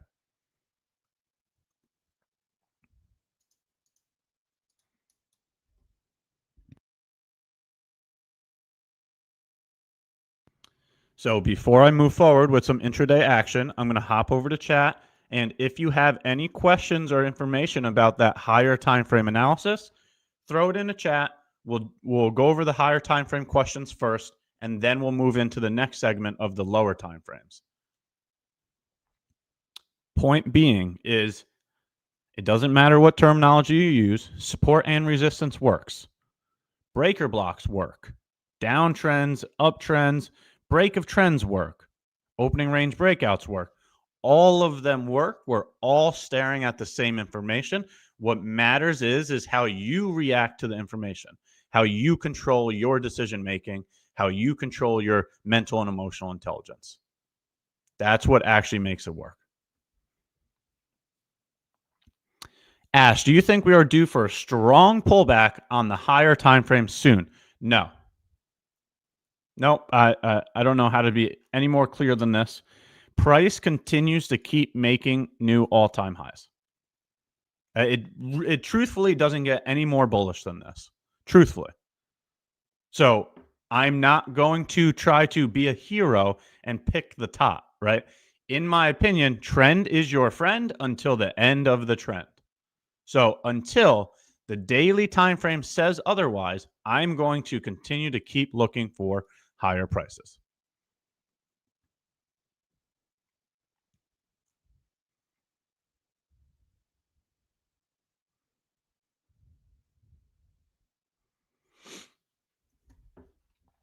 All right. How is everybody doing? How are you today? We are doing well. Thanks for asking, Trader HCH. How are you doing today? It's great to see you again.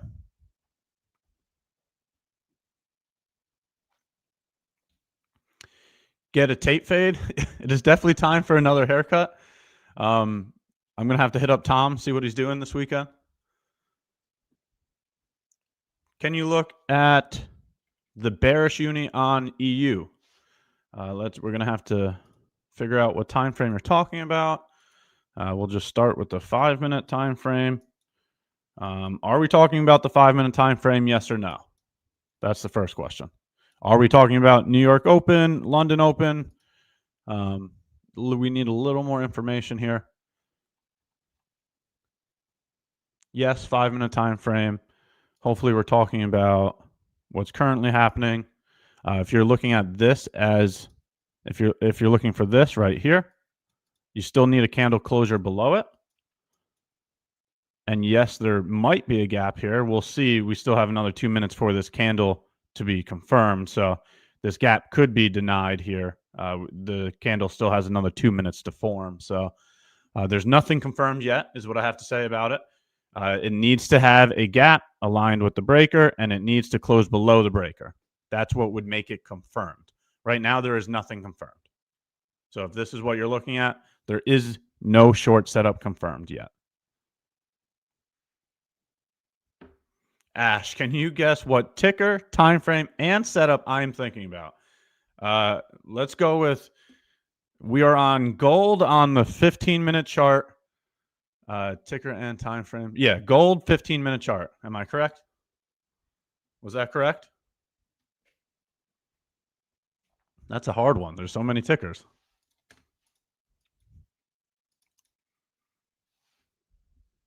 Oh, at least I got gold correct. But 30-second time frame. Geez. I've never been on the 30-second time frame.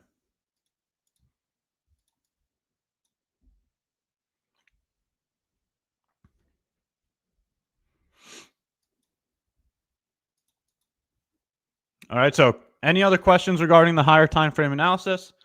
We're going to move into intraday action.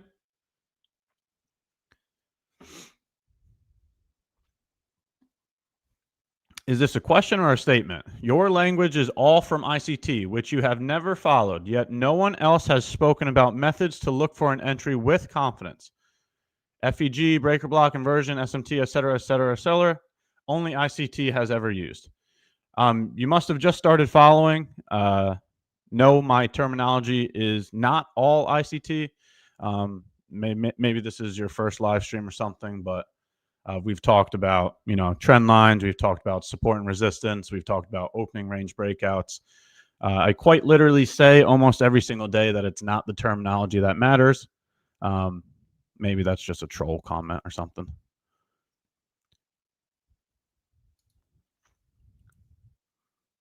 It's ICT's burner.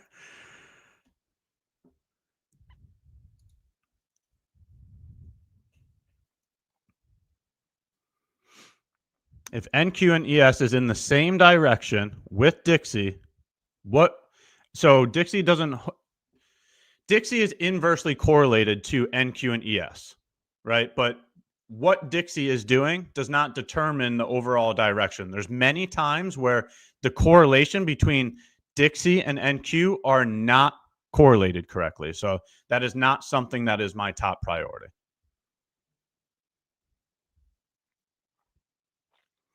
But you're never using these old terminologies. I think you should just go back and watch some more live streams. You just got to go watch some more live streams. That's all it comes down to.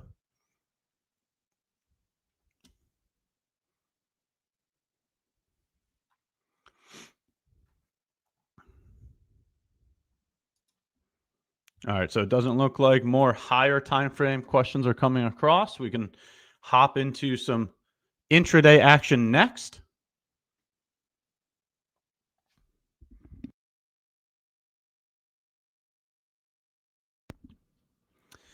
All right, so for the lower time frame, for the intraday action, here's what I have to say about it. ES is clearly showing the strength, right? There's multiple ways that you can see that. It's one, ES already made a new all-time high. Once again, the bulls are in control. You could also see the divergence here, right? So ES made a higher low. At the same time, NQ made a lower low. That is a divergence. That is ES showing the strength in the marketplace. Okay, so ES already did a phenomenal job running to the target. Target being new all-time highs. So now let's see if NQ is ever going to catch up. Can NQ play catch up, or is it the weaker pair today, right? Because we also have a crack in correlation at the highs, right? So same exact thing at the lows, right? ES did not run below this low, whereas NQ did. ES did run above this high, where NQ did not. Okay, so in my opinion, just like I was just stating about the higher time frame order flow, I would rather side with the bulls. Very simple. The daily chart continues to keep making new all-time highs. For that reason, I would rather see if NQ could play catch up here. Right? We had a nice move lower at the open. In my opinion, that was to set up a long position. And you can see here, it's the same exact thing as yesterday, right? We had a downtrend here. And once that trend broke, we started moving higher, right? So this right here, we broke it right here. And ever since then, we've started heading higher, right? So same exact scenario as yesterday. A move lower at the open. The downtrend breaks. Once the downtrend breaks, we start heading higher. Right? So again, I'm always going to use all of the terminologies so that you can see that it's not the terminology that matters. Right? It's the logic. right? So if you want to use a breaker plus an FEG, here you go. This would be the bullish breaker right here. And then you also have an FEG in here as well.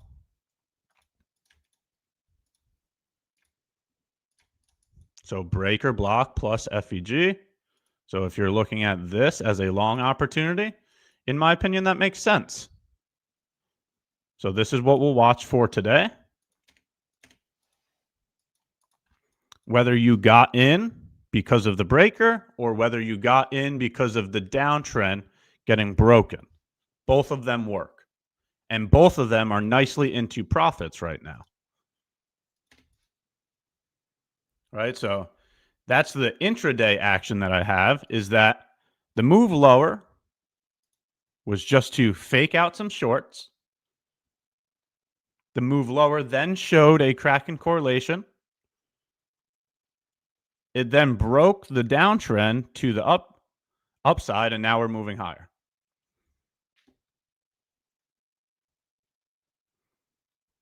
So this is what we'll watch for my session. If you have any questions about the intraday action, we can now move into the intraday questions. We're always going to do a top-down analysis. It always starts with the higher time frame for the exact reason that I was trying to point out. The higher time frame holds more influence. So if you go back and watch any of my streams, you'll see that we always go through the bias first. We always analyze the higher time frame first, and then we get to the lower time frame. So, any questions about intraday action? Do you think we can go back to the opening range highs? Yes or no? Throw a yes in chat if you think we can go back to these opening range highs here.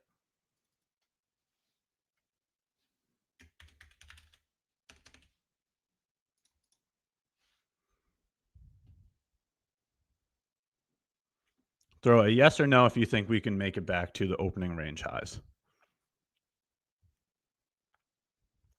Ash, do you trade volume footprint? No, I don't.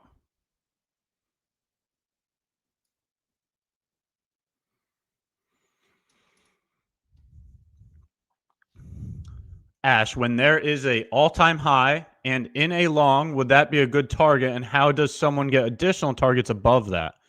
There is no... So all-time high is the last set of information to use in terms of historical data, right? So if you're looking to the left, right, that would be the target. So if you're trying to use prior data, that would be the target. Other than that, you can use projections, right? So throw a standard deviation. Throw a standard deviation on the leg that took liquidity, right? And you can use deviations.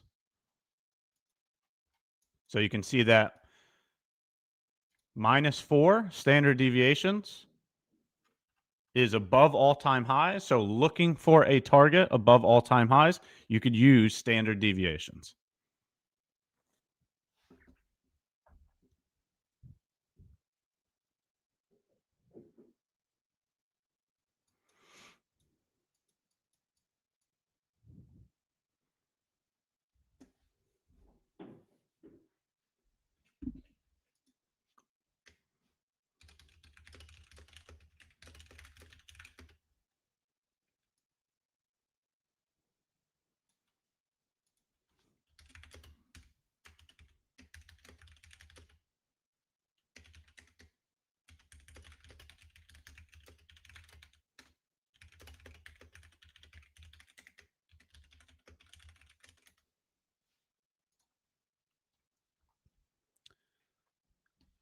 Any other questions about intraday action? I'm going to hop back over into chat. Feel free to throw it in chat. If it's not about intraday action, we can go over anything to do with this business as well.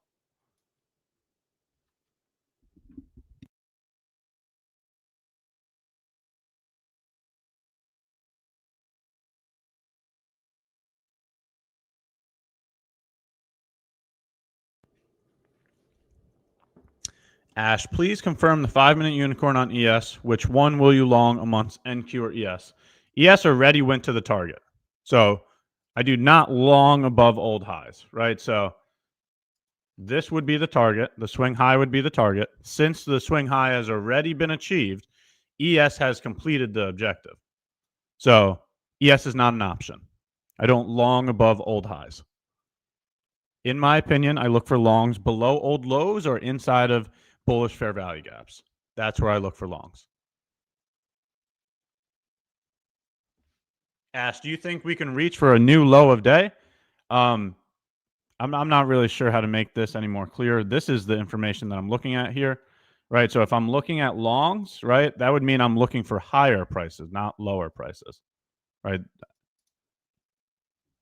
I'm targeting this high right here. So, right, like if I'm looking for price to move here, that's my opinion on where I think price is moving to, not a new low of day.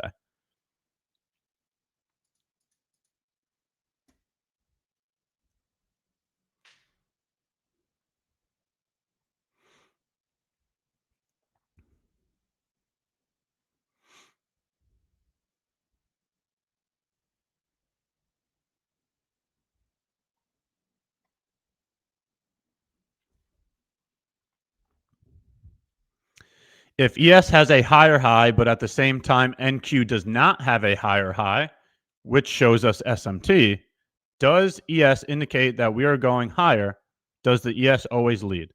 No, ES does not always lead. And no, that does not indicate we must move higher.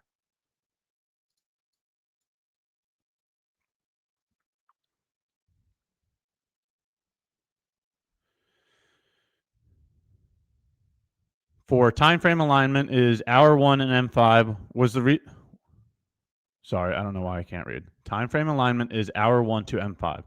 Was there a reason you looked at the M1? I have 4 monitors in front of me right here, so I always have all of the time frames up. So in my opinion, if you're a new trader, just stick to one time frame alignment. Don't fall into the information overload. Okay? If you're capable of looking at multiple time frames without falling into information overload, then be my guest. Watch the other time frame alignments. But if you're in the beginning and you're just starting, just stick to one time frame alignment and move forward with it.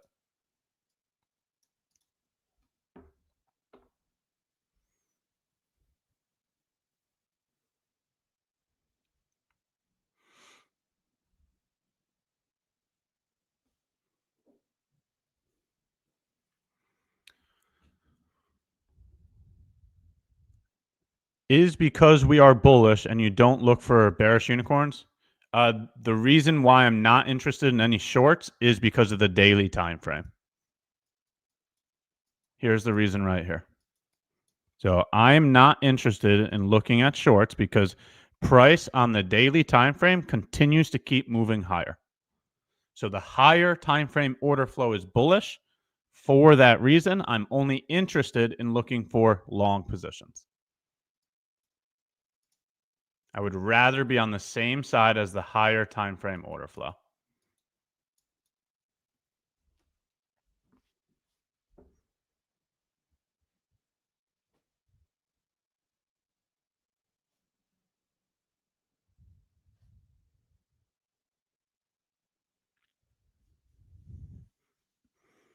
If you're bullish, does that mean we are going to continue to the right?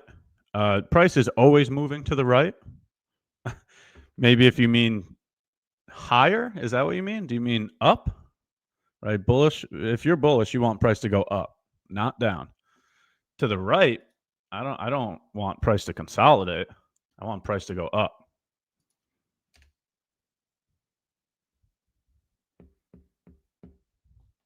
Price is always moving to the right.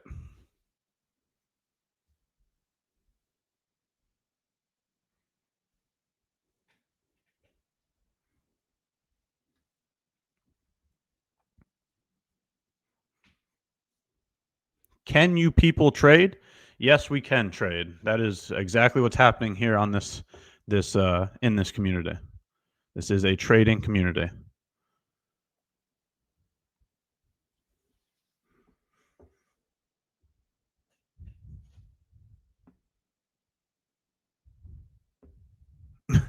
if you backtest, you can move price to the left. That is true. That is very true. That is probably the only time that price moves to the left.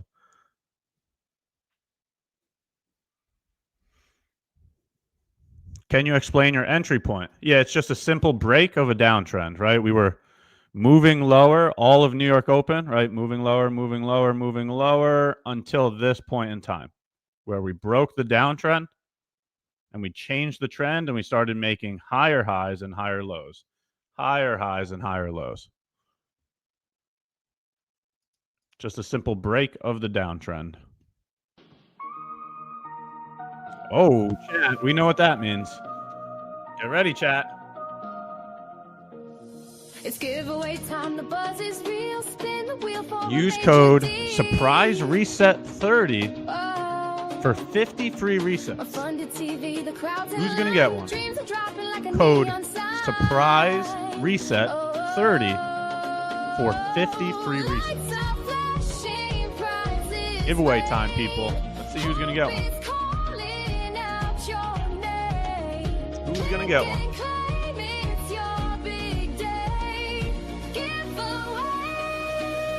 Throw a W in chat if you're able to get one of the resets. Throw a W in chat if you're able to get one of the resets. Congratulations and happy Friday. Another giveaway. Congratulations.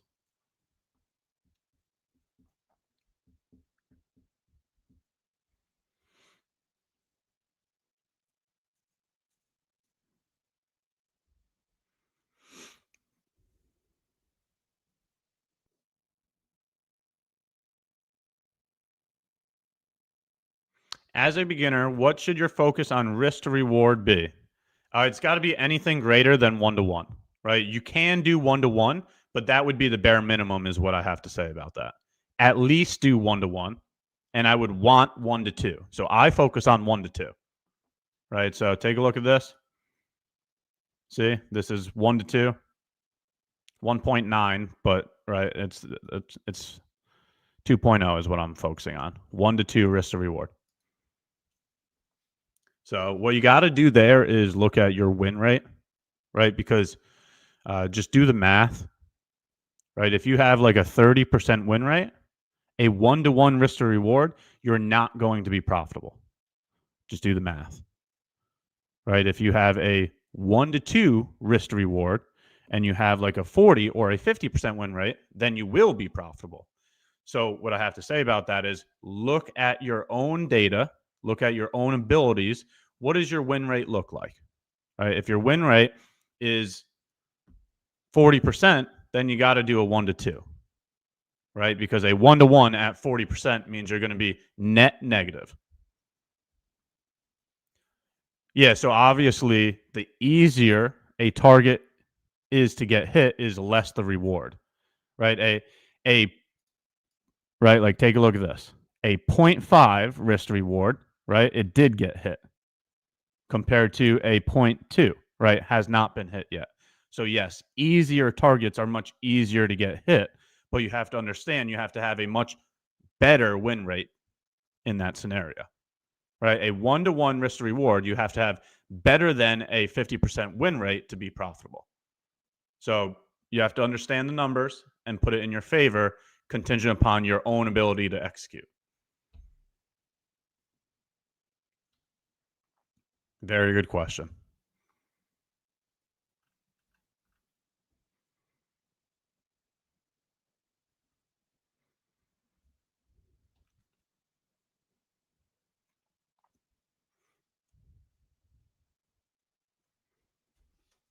How do we win one of the giveaways? When the giveaway code is announced on the screen, you go to complete a transaction. During the transaction, it says enter code.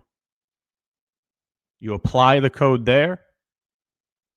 If you do it quick enough and it's available, that's how you get the code. But there is 500 people in this stream, and there's only 50 codes. So it's a very hard thing to get a code. You have to be very quick.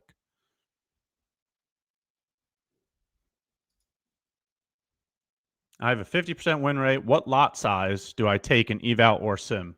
I divide my drawdown by 10. So that is the maximum amount of risk that I'm willing to take on one given trade. So, Ash, how do I win the grand piano in your front room? How about we do whoever has the best win rate at the end of the month gets the piano. How about that?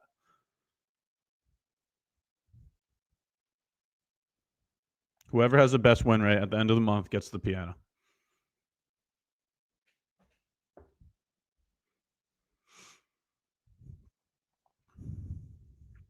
Can you show us the setup? Yeah, I'll definitely show the office setup at some point. Maybe that could be like a YouTube video or something showing the office.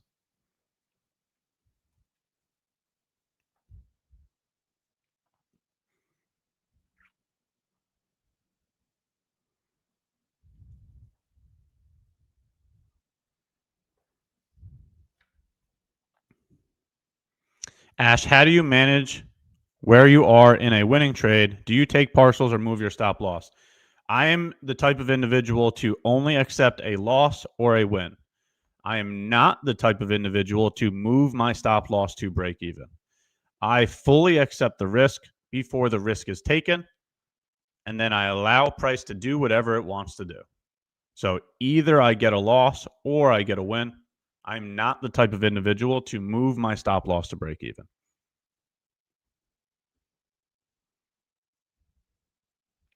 Why do you have the piano if you don't play it? Yeah, it is for decoration.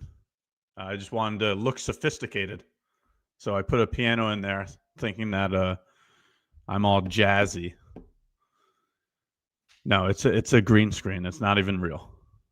It's actually, maybe that should be the next over or under. What are the chances that the piano conversation gets brought up each stream? Pretty likely, if I have to say so myself. No, it's just a green screen. It is not a real piano.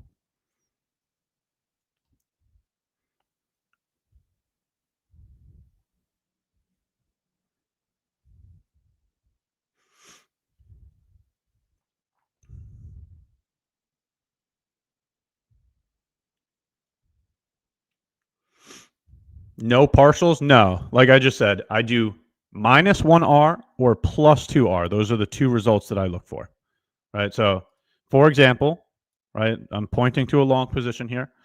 The long position is what, 30, 40, 30 points into the profit, right?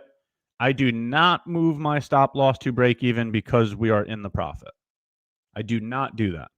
I also do not take partials, right?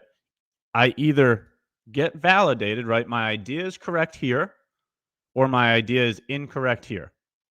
Those are the two outcomes that I look for. I do not do break even. I do not do partials. I'm either correct or I'm wrong. I'm completely okay with being wrong. I've showed my statistics on my live account. I have about a 50% win rate, but a 50% win rate at a 1 to 2 risk to reward, that is a profitable strategy. And you can see that by all the withdrawals that I've completed over the past 4 months.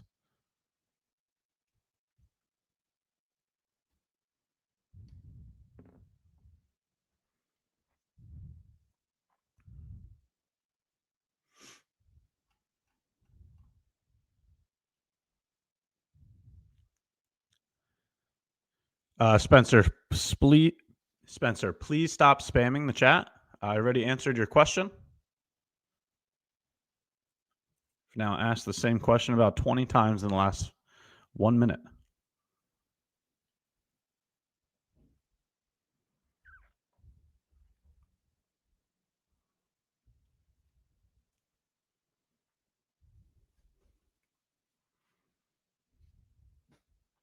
Just joined. Mind taking us back to the logic of the buys?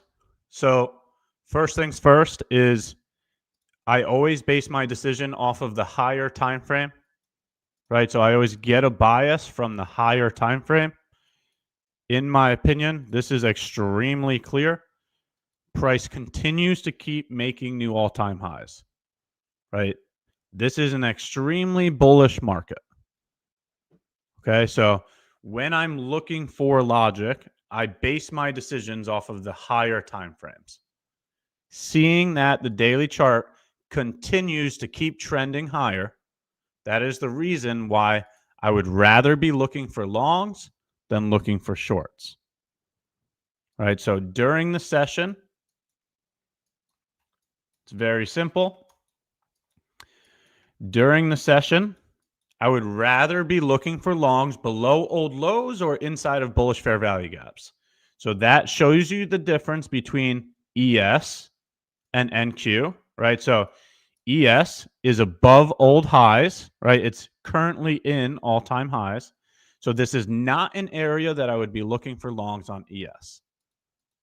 If we look at NQ, NQ has not reached those same highs, right?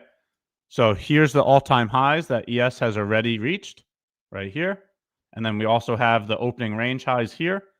Those are targets for the longs, right? ES or NQ, excuse me. NQ, hold on, sorry, I don't know why I forgot how to chart here for a second. NQ during the beginning of the morning ran below an old low, right? So I look for longs below old lows. In an extremely bullish market, that is why I'm looking at longs.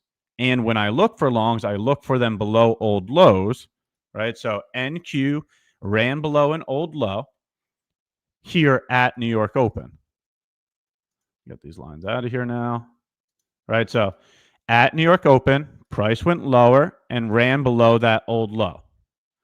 Once price ran below that old low, then I'm just waiting for the trend to change, right? So here's the trend right here. We're going lower, lower, lower, downtrend, downtrend, downtrend, downtrend, until we make a new high, right? This is a change of trend. Once the trend changes, then I execute the long position, right? So this is a simple break and retest of a trend, right? So here's the trend. It broke the trend right here. It retested the area that it broke out from, and now we've been moving higher. Okay, so it is the logic of the daily time frame being extremely bullish. So I would only want to be looking for longs versus looking for shorts. That's the first thing.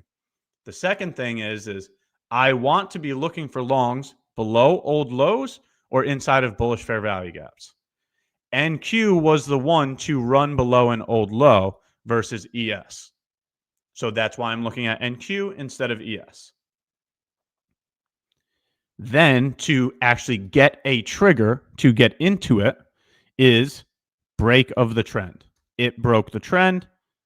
It then retested the area that it broke out from, then started heading higher. Okay, so that is the top-down analysis and the reason for the execution. And if anybody used this information, you're looking at plus 40 points, right? So on one contract of NQ, at plus 40 points, that's $800. You could be done for the day. You don't need it to go to here for you to be correct. This thing, instead of, here's the stop loss here, right? Here's the entry. From entry to where we are right now is plus 40 points. You are sitting at plus $800. So is $800 in a morning good enough for you? Yeah, I would think so. I don't know many 9-to-5 jobs that will give you plus $800 between. Let's look at the time now. Give me 2 seconds. Let me get these other drawings off here. So the entry was in here. So 10:23 to, okay, so in 1 hour, you get plus $800. Are you taking the $800, yes or no? Throw it in chat. If you make $800 within 1 hour, are you taking the trade? Are you taking the profit? Yes or no? Yes or no?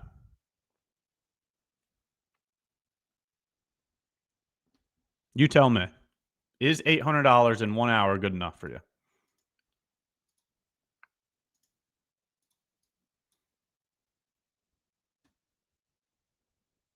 So then be done there, right? Just be done for the day.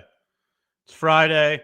You made $800. Now you get to go into the weekend extremely happy because you just had a killer Friday, right? Go enjoy your weekend now. Go touch some grass. Go do something good for the soul. Go spend some time with some family. Go do something you enjoy. This is why we've learned this business right here. Because when you make $800 in 1 hour, it really changes a lot in life. It really changes a lot.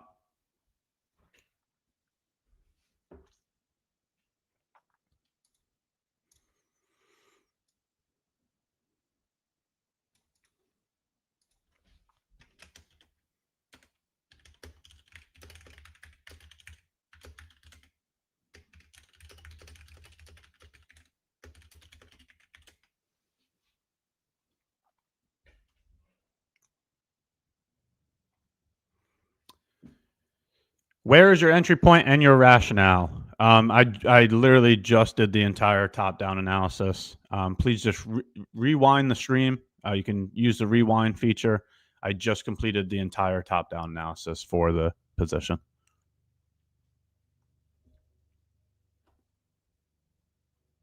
Good morning. Just tuning in. Hope everyone is having a great day. I hope you're having a great day as well. Thank you, LG. Happy Friday.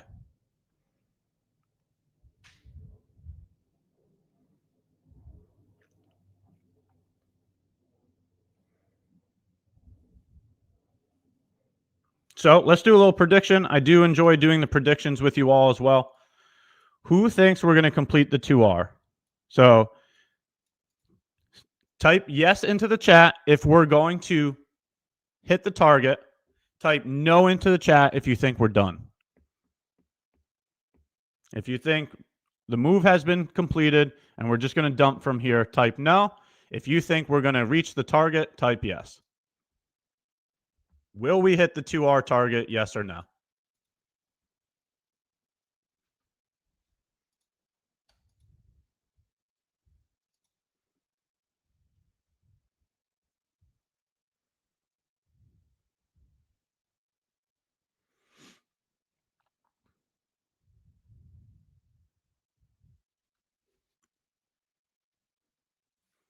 So chat, do me a favor. If you're finding any value in any of these conversations we're having, if you're finding any value in all of the logic and decision-making I've been providing over the past 4 months, if you're finding any value in any of the giveaways that we've been doing, do us a favor, like the stream, sub to the channel, and turn the notifications on.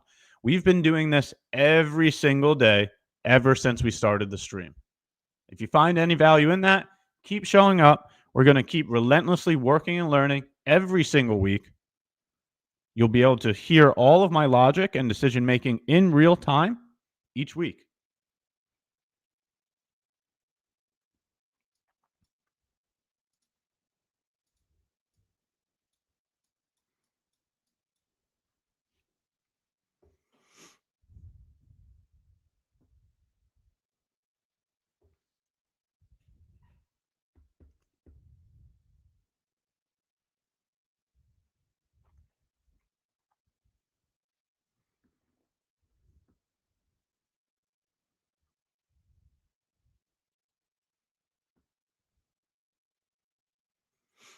We are going to continue to keep showing up, working and learning every single chance we can get.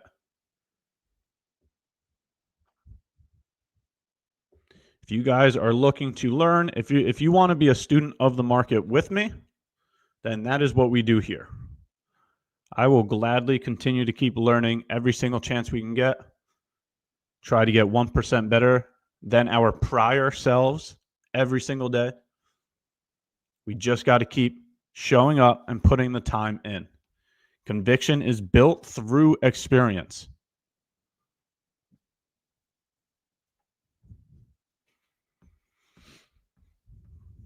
stepped away from the screen for the first time without a worry. Nate, did you take the long? How did that go?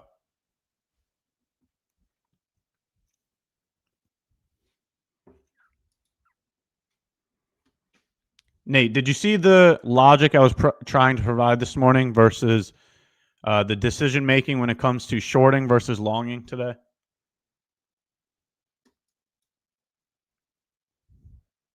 It pretty much all boils down to the fact that the daily chart continues to keep crushing new all-time highs. For that reason, I'm not interested in taking any shorts, even when this happens, right? We get a huge move lower during the morning, but that doesn't mean anything to me. To me, it's a matter of having a game plan and sticking to it, right? So I'm not the type of individual to be changing my bias every single time price fluctuates, right? Like, yeah, we had a decent move lower here this morning, but I was still looking for longs. It's very simple. The daily chart continues to keep crushing new all-time highs. I'd rather stay aligned with the daily time frame. I'd rather be doing what the higher time frames are doing, not what the 1 minute chart is doing, right? A 1 minute move lower to me holds no significance compared to the daily time frame, right? So what I'm trying to say here, chat, is, for example, if you took this short out of the gate this morning, right? We take out the high there, we create a bearish breaker here, and it has a fair value gap aligned with it. So this is a bearish unicorn. But what I'm trying to tell you is I would not take this short. It's very simple. I would not take this short because of the daily time frame. The daily time frame continues to keep crushing new all-time highs. So I'm not interested in this right here. I'm not interested in looking for price to do that. I would rather stay aligned with the higher time frame. And I'm happy I did, because this goes and gets stopped out, right? There's your stop loss right there. Right, so a lower time frame information, right? A lower time frame pattern means nothing compared to the higher time frame. In my community this morning, what I was telling them was I was looking for a move lower to set up a long position, because the higher time frame means more to me. I would rather be longing below old lows in a bullish market. So we get the move below the old lows, and then the trend breaks right here, right? That's the signal that it's time to go long.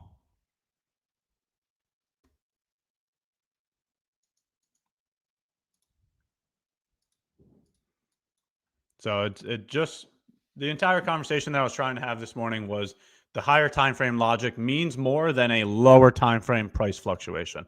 But a lot of people get caught in this right here because they're stuck on the lower time frame, right?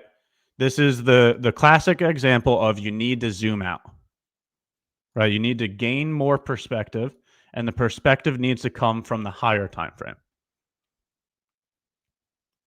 So I just wanted to clarify that conversation, because sometimes over text, it's not as clear as communicating it here via voice.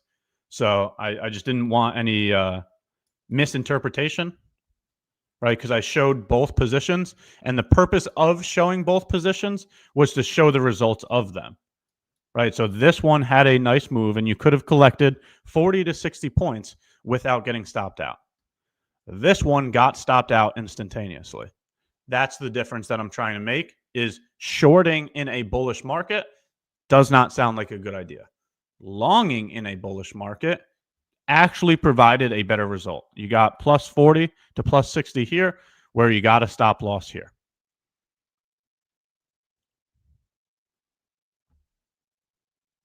So there's a big difference there.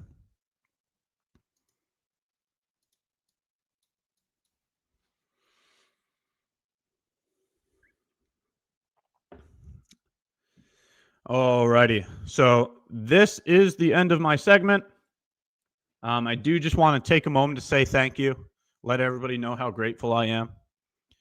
Thank you to MyFundedFutures for putting this community together. Thank you for all the giveaways. Thank you to all the hosts, Barbie, Terry, Nick, Tom, Matt. Thank you for all your time and all the value that you share with us. It is greatly appreciated to be working with other like-minded professionals. It really provides so much value getting to share all of these experiences, getting to talk about this logic and decision-making out loud, because then we can go back and review it because we have it all recorded now. We could go back and watch any of these streams at any point in time. And lastly, chat. Thank you. Thank you to all the individuals that continue to keep showing up. It is really motivating. It's incredible to see all the consistency and the discipline in chat. The amount of people that continue to keep showing up, trying to work and learn every single week. Thank you for participating. I really do truly appreciate all of the questions because it provides so much repetition, right? You guys might think I'm crazy at this point for answering the same question every single day, day in and day out. But guess what? That's how you build the muscle memory, right? Like LeBron James is so good at basketball because all he does is shoot the basketball every single day of his life. That's what we're doing here. So please do continue to keep showing up, keep asking questions, keep throwing information in the chat. Every single time you guys ask a question, it's more repetition for not only you, but everybody that's watching. So that's why I'm so appreciative of all the people that continue to keep showing up in chat. You're helping more people than you even realize. The people that are just watching and gaining information from this, it's really valuable. So, happy Friday. Time to go touch some grass. Time to go spend some time with the family. Let's go ahead and welcome Tom up on the stage. Stick around for Tom's segment. I know he's got a lot of value to share as well. Thank you to everybody. I hope you all have a great weekend. I will see you all on Monday. Have a nice weekend, everyone. Welcome, everybody. Happy Friday. Oh, it's so good to be back. Thank you so much, Ash. W's for Ash in the chat. What a great session, as always. I so much enjoy listening to Ash's session because lots of motivation, and especially this thing like the repetition that he was talking about. I really loved it. So this was great. And the muscle memory that Ash was talking about. And by the way, before I go further, special hello to Abhishek, Danny, and Magnus. Good to see you guys. And Lucas, I don't know if he's here, but so good to see you guys around. And so again, let me just say that repetition and building that muscle memory. You're here, all right. So muscle memory, not muscle, but basically a muscle memory. This is what it's all about. This is why I keep also saying that we are talking about the same things every week, basically. But what I try to do, just like Ash and every other host, like talking about the same things from different angles, different perspective. And that's what we try to implement to our day trading routine. And this is basically a routine that what we are working on right now, right? Every single day, repetition, building that muscle memory. That's what it's all about. Keep repeating and repeating. That's what it's all about. So welcome. And again, thank you, Ash. This was a great session. Good to see you guys. How's the Friday so far for everybody? Crazy market, right? Crazy market. No, actually not. We all expected this to happen. I haven't really checked the NFP has been postponed for next week, I think. I don't know if anyone has a specific date. I haven't really checked on the details on that. But yeah, you hate NQ. Come on. NQ is a little bit of a, NQ can be difficult on a Friday, but I wouldn't say difficult. The market just does what it, has to do. But yeah, it's tentative. Yeah. The trading day, Trader H. I have some good news, some bad news. So, but overall good. I would say I would start that throughout the trading week. I secured some payouts, which I'm super happy about. So, starting out the month strong. But the thing is, and by the way, also good news. Today I requested a payout from MyFundedFutures. Guess what? I clicked on the request button, and by the time the website updated, I already got the email that I got paid. I think it took like, I don't know, a few seconds or less. I mean, I'm telling you guys, I clicked on the payout button, the website refreshed, and I checked my phone. Oh, I got paid. It's already on my account. That's how fast it was. Never seen anything like it. Only $800 net profit because I had a core account. So I requested $1,000. But hey, $800 after profit split, it's still money, and it adds to the other payouts which I had. So slowly going up the stairs. 2 milliseconds. I was paid in 2 milliseconds. Let's go. And the bad news for me today is that I had a tilt session today. Another tilt session, but kind of a tilt New York session. I lost a scale funded account. I gotta be transparent with you guys. I lost my scale funded account today. It started as a mistake. Because I stayed on the mini tab on my quant hour. So I entered a short position and I thought it was one micro. Instead, it was one mini. So I could have closed it, but instead I choose that, okay, let's just see where it goes. So obviously it went to the stop and everything got triggered, and obviously the account wasn't in a good shape anyways.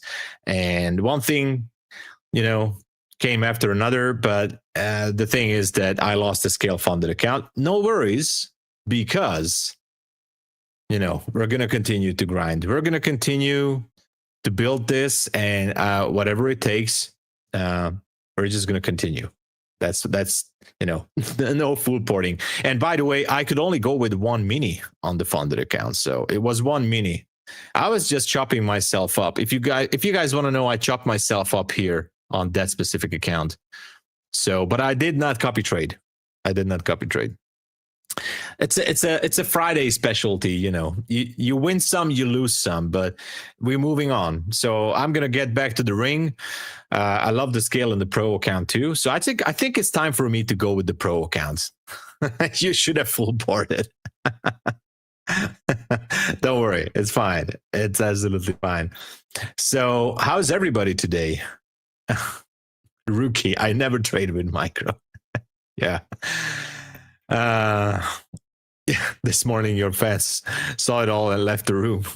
Oh yeah, I think so.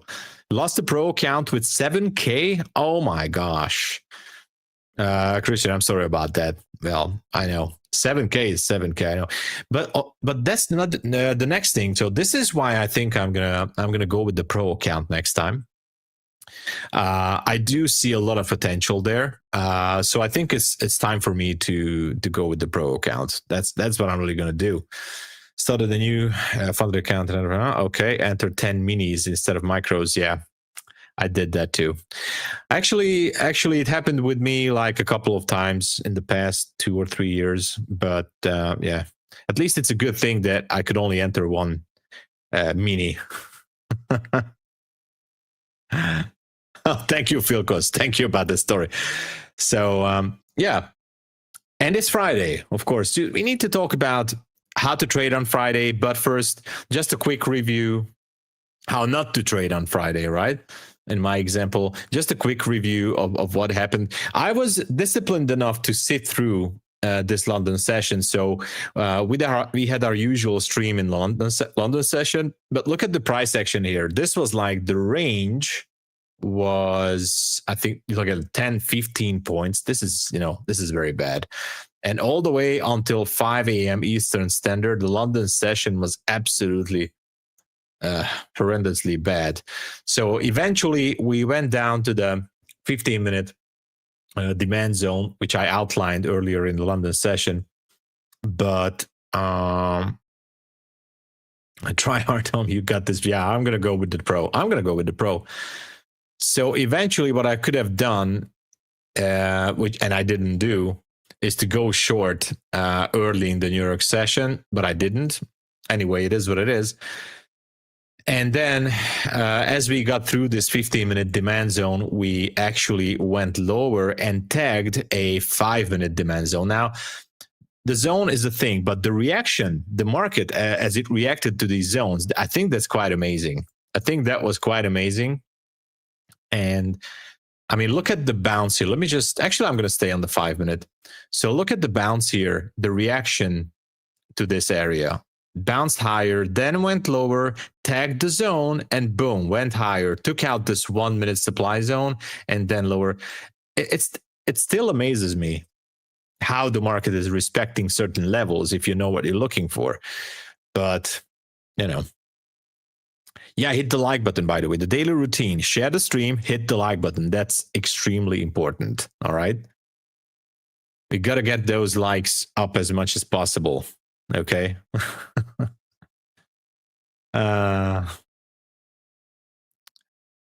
Sitting here waving my own tears because I understand. Oh, yeah, it happens. So what I tried to do, and I'm going to show you guys what was my mistake here. We have relative equal lows if we go back to October 1st here, which was Wednesday. Okay, we have relative equal lows here. And this area on Wednesday, 3 p.m. Eastern Standard Time, this was actually a 1-hour demand zone, all right? And it's actually a textbook level. It looks absolutely great. We had the liquidity sweep. We had the market not shift, but continuation with the structure. You are still way ahead, Sean. We are. We all are. We are always, everybody gets a little bit better every day. And you know why? Because we are part of a community.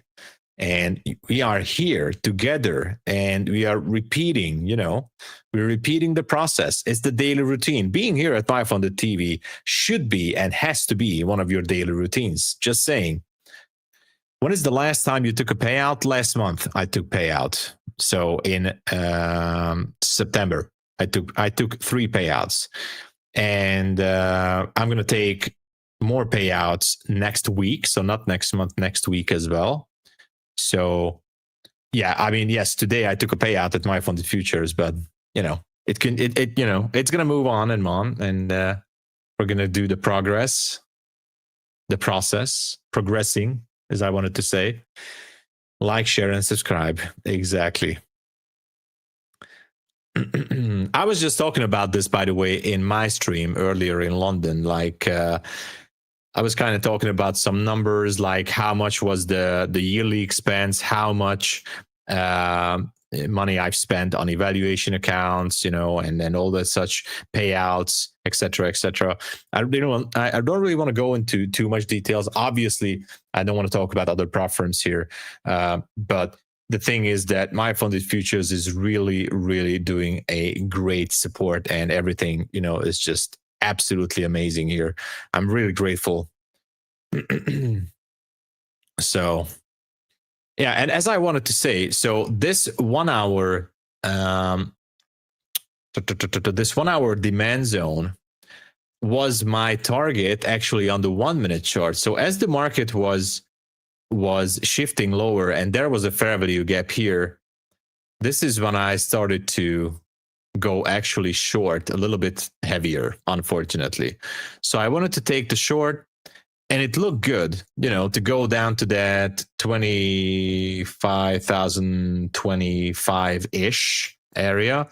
It didn't. And then I thought that, okay, if it picks up more liquidity a little bit higher, I can try again. Eventually, it took me out again. So I just chopped myself up. It happened.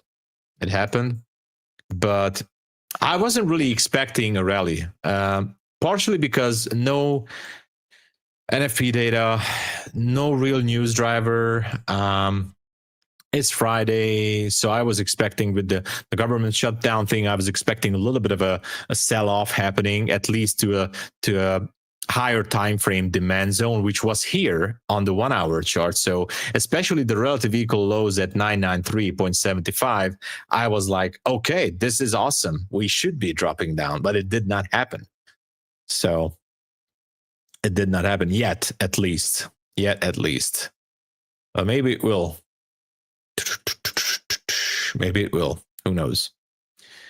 Oh, I haven't checked the VWAP. Let me check the VWAP. I never really... Okay, it's holding. It is holding. Yeah, it is.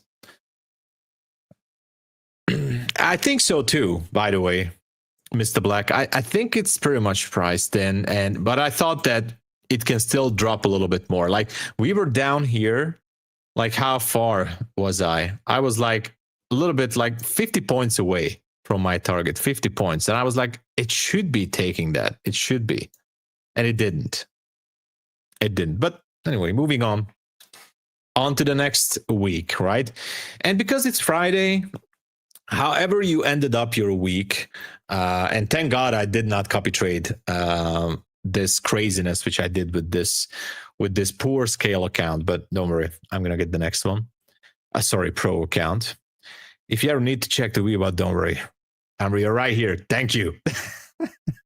Okay, man. Yeah. You blew your scale account too, Kurt? Well, welcome to the club.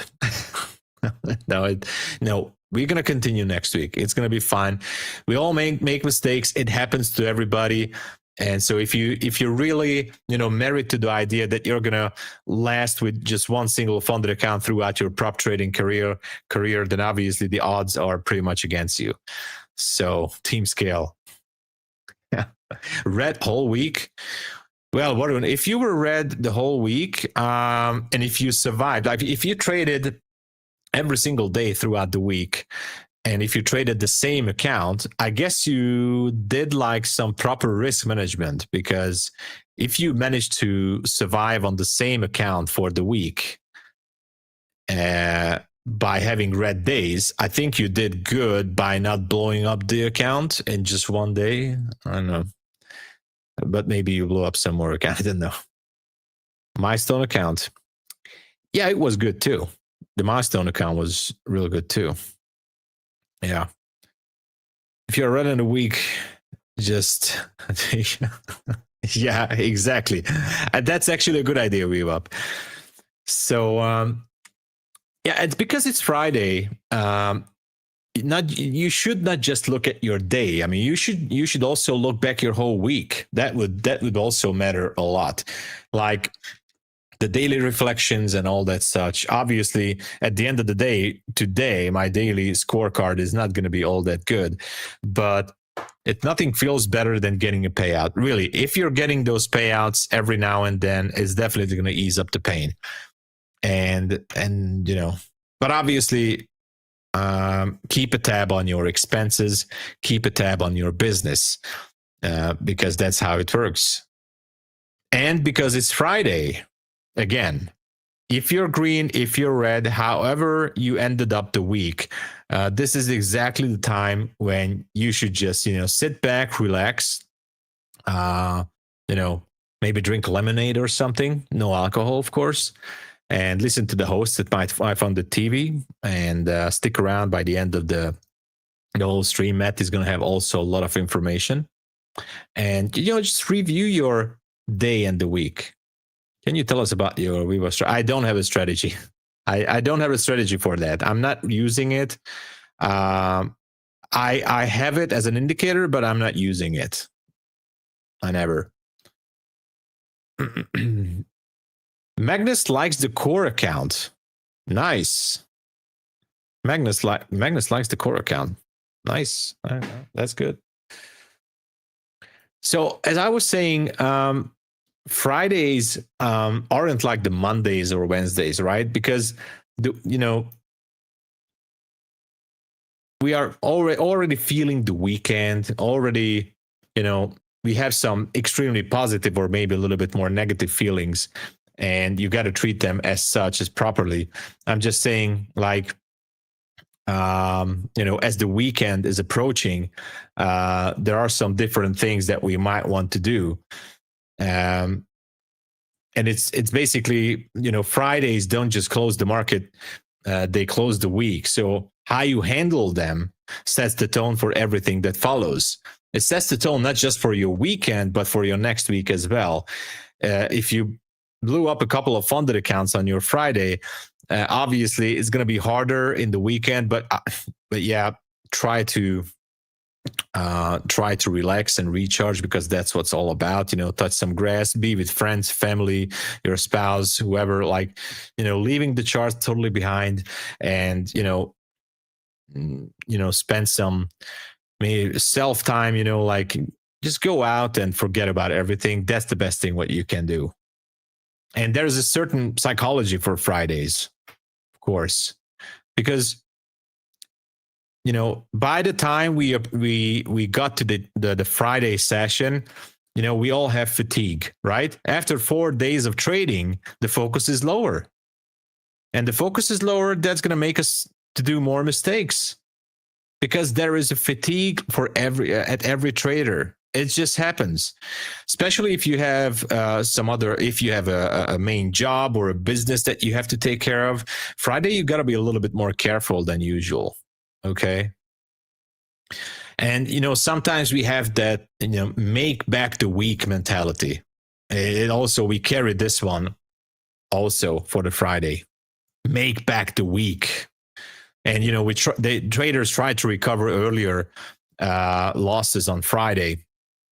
You think that, okay, I still have one more day, I can make it back. And I told you guys a few weeks ago, if you were losing from Monday to Thursday, I think that's a clear sign that you should not be full porting that Friday to make it all back. It's just not going to happen, especially if you have multiple accounts. All right. That's not something. And that's one mentality that comes with the Fridays. The other one is the overconfidence, which I also used to say. If you're green all week, right, you could be just taking some reckless trades on a Friday. And so it swings both ways, because this is going to hurt. I mean, if you're green, you can trade recklessly because you think you're invincible. And if you're red, you just want to make it back because you're still hoping that some miracle will happen on a Friday. So Fridays are not about miracles. You can do some damage control, obviously, with proper risk management. But I think the PM session is not about that. Usually the moves are done by this time every Friday, especially like this, non-NFP day. It's kind of a no full port Fridays, Grim. This is what it's all about. So no, yeah, exactly. I know you're kidding. So no full port Fridays. Thank you, Magnus. Magnus, how you feeling, by the way? A little bit better? I hope you're feeling better now. I forgot to ask you last time. So yeah. So what I'm trying to say is basically Fridays magnify 99%. All right. We still need that 1%. So what I wanted to say, like Fridays, magnifying whatever weakness you carry throughout the week. Okay. Let that be just a FOMO because you missed out some trades throughout the week. It could be happening.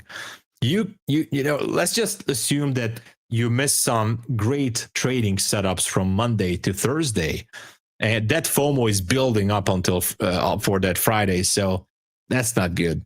And then comes the tilt, or for example, it's an ego problem. You know, because you really wanted to show all week that you're going to be the best, and you know, I only have Friday to show off for the trading community, like how much I've made. That's also like, I don't know if it's going to be next Friday. If anyone knows when it's going to be the NFP news release or data release, let us know. I haven't checked it, but yeah. So again, Friday magnifies whatever weakness you carried throughout the week. All right. Just don't forget that. And that's why, not like me, but actually I did. So before you say like, okay, but I blew up an account. Hey, I have 12 funded accounts overall right now. I blew up one funded. Actually, I had. Now I have 11. So I blew up one funded account. I could have just copy traded or go full tilt, which I did, like, for example, 2 years ago. I had like 5, 6, or 7 funded accounts. I lost one, immediately jumped to the next one. And that's the worst one, because if you copy trade them, and you're on tilt, it just, goes at the same second, like boom, it's gone. But if you're on tilt and you just, blowing up every account one by one, now that is the real tilt. That is the real tilt. So after I lost this scale account, and I will give a moment of silence tonight before I go to sleep. I will cry myself on the couch into sleep. Obviously, I will pat myself in the back that, hey, I didn't do anything like that. No crazy stuff. No crazy stuff. No clear announcement yet. All right, that's good to know. So that's also a proper risk management. Hey, we lost a soldier. Okay, but we still have the platoon. So let's just move on. We still have more accounts. We're going to work on the next week. And obviously, I'm going to jump into a new pro account now. And let's just build those profits and funded accounts, because that's why we're here. That's why we are in the prop firm business. All right. That's it.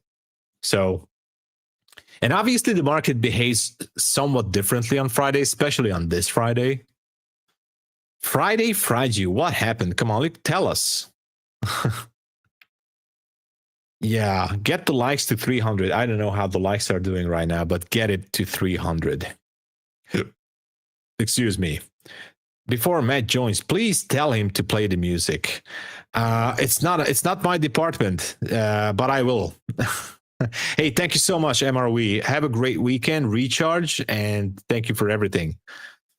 Yeah, like the stream. Let's get it to 350. 350. There's that. I love, by the way, it's crazy Friday. I'm stopping for a second. I love Family Guy, by the way. One of my favorite shows. And there's that flashback on Family Guy when if you can search for it on YouTube, when Prince is on The Price is Right. If you type in Family Guy, The Price is Right, or Prince, The Price is Right. I just love the way they do the voiceover. Like he's always talking like I don't know. I mean, you can barely hear his voice. Like, what's the price of the dining, whatever case there is? 350. 350. I just love it. Shut up, Meg. Exactly. Check that out, Coop. Type in Family Guy, Price is Right, Prince. And the way, okay, what's the final price of the dining, I don't know, table or whatever? 350. Yeah, sorry, I can't hear you. 350. I can't stop laughing when I hear that voice. Anyway, so let's push it to 350, okay? 350 likes. Okay, that's the goal. Look at this market, man. Look at this. It's going. Like the stream. Yes, they dub it to Hungarian, but I never watch it in Hungarian. I love I watch actually every movie and show on original. Like if it's in English, I watch it in original. I don't like the dubbed shows and movies. No, I am not. I am not. But hey, it's Crazy Friday. As I was saying, and we're steering back to the topic. All right, this is not that cooking show which I announced a few weeks ago, but we're gonna do that too.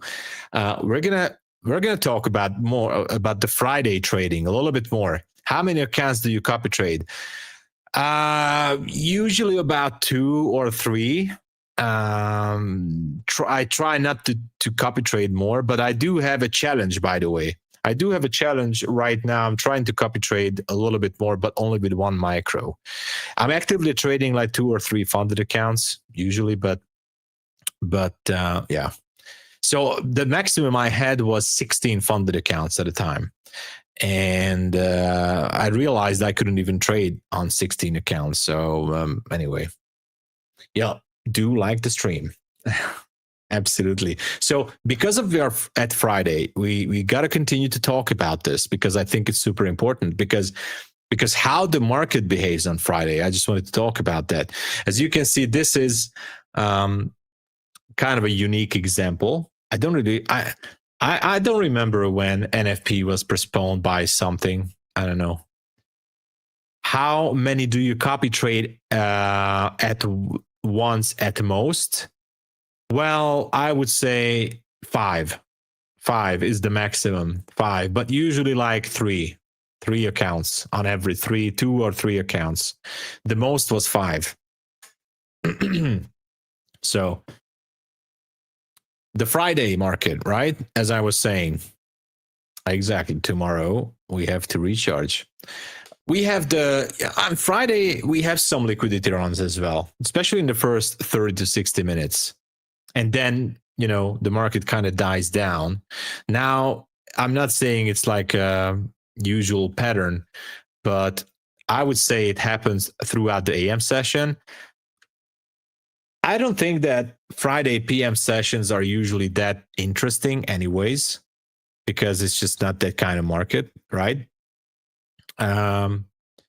And also we have this midday move session like we always have every single day.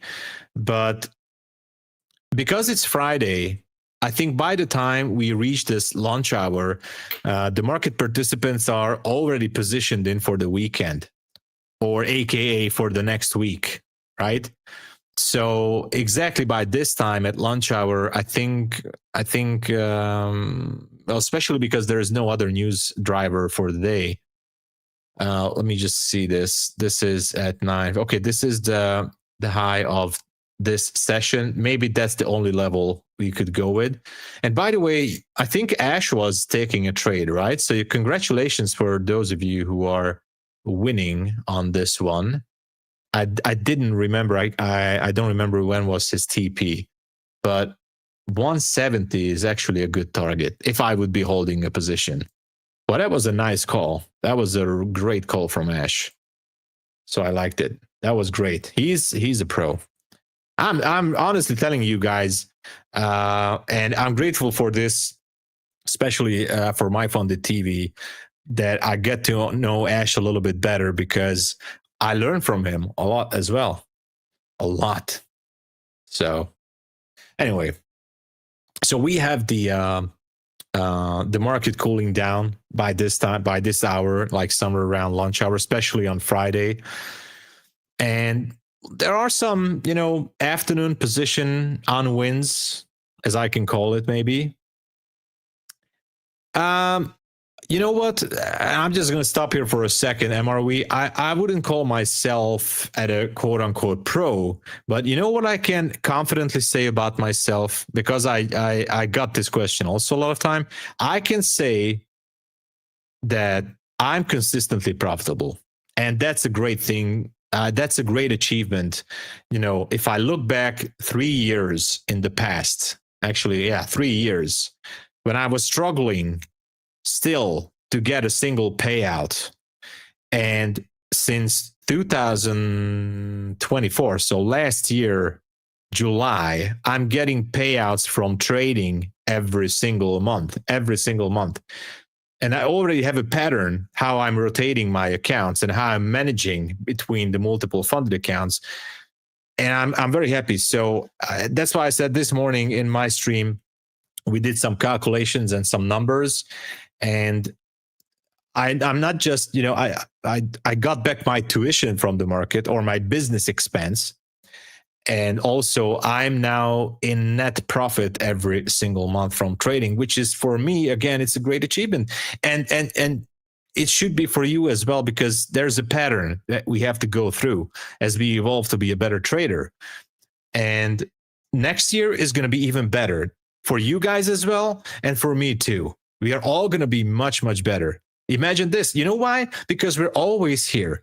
Every single day, every single week, we are committed about this, right? And I don't have a plan B, by the way. I don't have a plan B or C or whatever. I just have plan A. The plan B for me, if plan A is not working, the plan B is like, if it's not working, go back to plan A. That's it. So, guys, that's why I know that those of you guys who are here, and obviously I know not everybody can be here at MyFunded TV every day, because you guys everybody has jobs, businesses, family, whatever, IRL stuff to take care of. But I'm just saying that as the community grows, as the core of this community grows as well, we are going to get better. We're going to flex that muscle memory. We are going to repeat the same topics every single week, every single day. And you know what? Even if you hate me for it, oh, this guy's talking about that again. No. Your subconscious, your mindset is going to build that reflex, that muscle, that memory that you know what to do next time. And not just because of me, but the other hosts are also doing such a great job here. And that's why I know we're going to get better next year. I can't wait for next year, by the way. That's going to be so awesome. And you guys are going to be taking more payouts. And MyFundedFutures is going to get much better and bigger than ever before because we're just moving forward. We're moving up. You know, that's why I like this. This is so awesome. That's why I like this business. As long as you're not giving up and you're treating this as a business and you're seeing the future in this, because I am, and you should too as well. Yeah, yours is going to be successful. All right. Discipline, consistency, patience. Exactly. We are moving to the right. That's true as well. So yeah, stick around until 2026, and this is gonna happen. This is gonna happen. But again, this was just a bit of a pep talk here. But we need to steer back to the topic because it's Friday, and it's Crazy Friday. But I do also wanted to talk about, that's why I actually I'm gonna use this immersion thingy, which I got into because of losing that scale account, to get some more energy from this. I'm trying to use it as a reflection to look back and share what I can with you guys.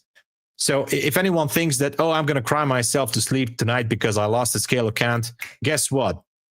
Oh, baby, I'm just going to get back so much stronger next week. You guys won't imagine. Everybody, your week next week should be awesome as well, and will be. I'm gonna get back so much better next week. Oh my god, I can't wait for it.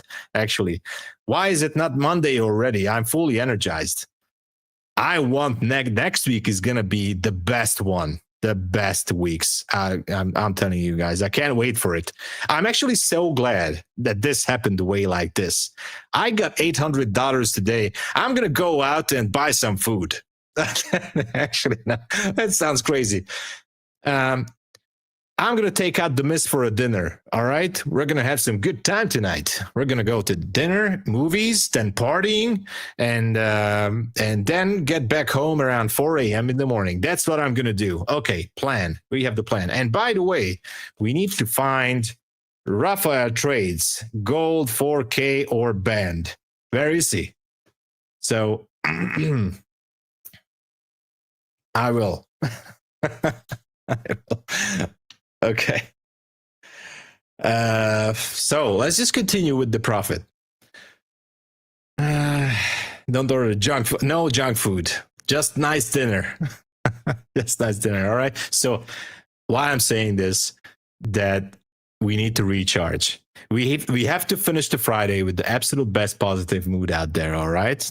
Because the markets are going to be here. We are hunting for up. Yes. So anyway, what I wanted to say, and let's just, talk about this, Friday thing. I wish I would be a prophet. Trust me. He's hiding, right? If you guys see him, tell him I'm looking for him. All right. All right. Maybe he's changing his YouTube name right now. Who knows? So, So as I was saying, remember to extract. Exercise risk management. I know. Raincoat. Raincoat. So yeah, let's get it. So as I was saying, by the time we get to the lunch hour and the afternoon session, PM session, like most likely institutions flat out, positions are usually dry up or maybe hedge their positions, whatever. They're taking their profits. It also can, so these kind of profit taking, especially in the power hour, can create some sort of a liquidity. Usually there is. And I know some of you guys love to trade the power hour. I would say be very careful with the power hour. It's kind of a gamble for me. I was never, ever, ever successful, even for trying to scalp in the power hour. I look back at my, sort of like trading history and my memories, which I tried to erase from power hour. I realized I just can't. I can't. I mean, no, I never say you can because you can, but so never say you can't because you can, but and never say never, but I just don't like the power hour. Okay. Especially the last 15 minutes, just forget about it. It's I ignored Magnus. Well, Magnus, did he say something? I don't know. I wasn't reading the chat before. Did you hear that we do 4 drops a day? 4 drops a day? What? Gee. It's happening, everybody. Come on. Okay. I'm gonna get the code. I need to find a pen. Where is? Come on. I need to. Friday, big 30. Okay. I got it. I'm going to write this down. Friday, big 30. Okay. Where is the code? Okay. 3 times to reset. Okay, let me write it down. I'm going to go to the website. I have a golden pen here, by the way. You guys don't believe it, but this is actually a gold pen. Look at this. Anyway. So Friday, I'm going to go to the website.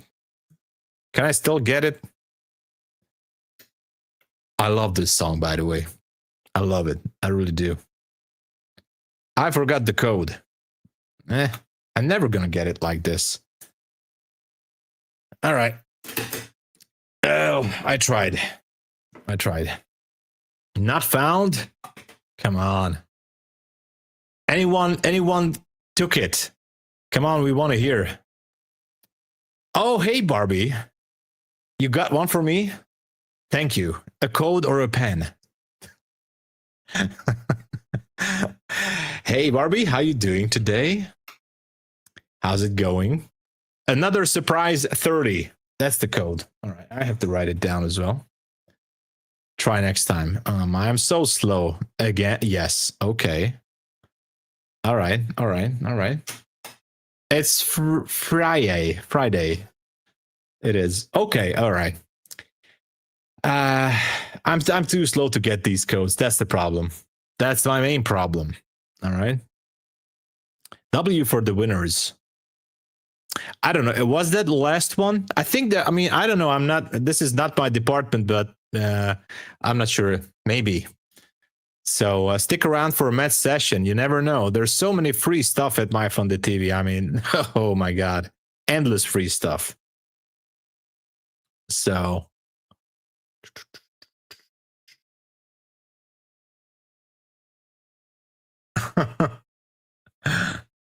Yeah. You have to be fast. Obviously, you guys have to be super fast with the codes. I know. It's kind of a sport in a way. Yeah, it is. So as I was saying, the power hour can get you into a bit of a gambling habit there. The best part is free game for oh yeah. It is. I know. I love it. So Barbie, how's the car? I love that car. I'm gonna go to Texas and I want to get that ride that you promised. It's a real cool car. I love Mercedes. It's just a great, beautiful roadster. Fabulous, nice. I had the BMW Z3 Roadster. I love these cars. The Mercedes too, of course. Yeah. I'm gonna get the tickets. The plane tickets, and we're gonna schedule that. All right. I forgot what I wanted to say. Yeah. I just wanted to add, like, we do have some weekly closing levels usually, but those are kind of like institutional levels. I mean, not really institutional levels, but just the usual. The weekly close, strong moves often defend or break some key levels, but that doesn't really matter. Yeah, it's definitely, it's not a big car. I know. But hey, that's not the point. The point is, it does not have a roof, and that's how cool it is. That's why it's so cool. So yeah. I wanted to say, like, Fridays are where usually like weekly trends get validated or rejected also. Okay, that's just a small observation which I had usually. And like, for many reasons, which I just said, like, you should be just, leaving the PM session as it is. I did take my top. Okay. I was just so I totally forgot what I wanted to say, but I took your okay. You took the top off. Okay. I registered this sentence there. All right, let's move on. Oh my God. I wanted to talk about some risks, by the way, on Friday. The hard top. Okay. So let's move on let's talk about some risks. On the Friday risks. Okay. Let's keep the focus, everybody. Behave. All right. Let's behave, everyone. The usual boring stuff, trade smaller size. All right. Think it as like defense. Okay. Protect the P&L. All right. That's one of the goals. And I also used to say, like, set up like half-day goals, right? Focus on the morning session more than the PM session. Avoid the midday and the PM session. If you are someone who likes to trade the full day, absolutely skip the PM session.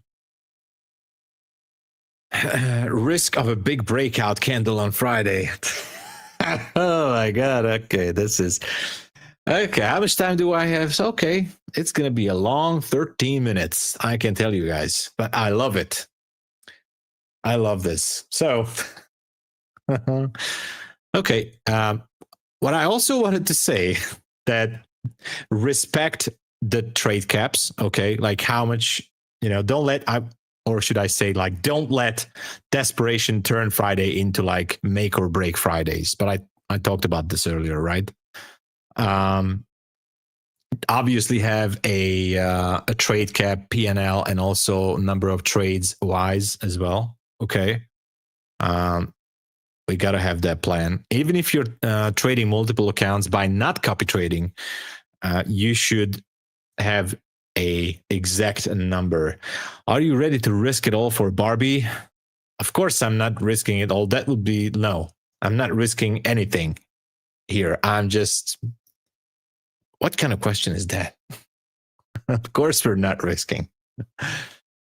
And of course, what I used to say, don't force the close, right?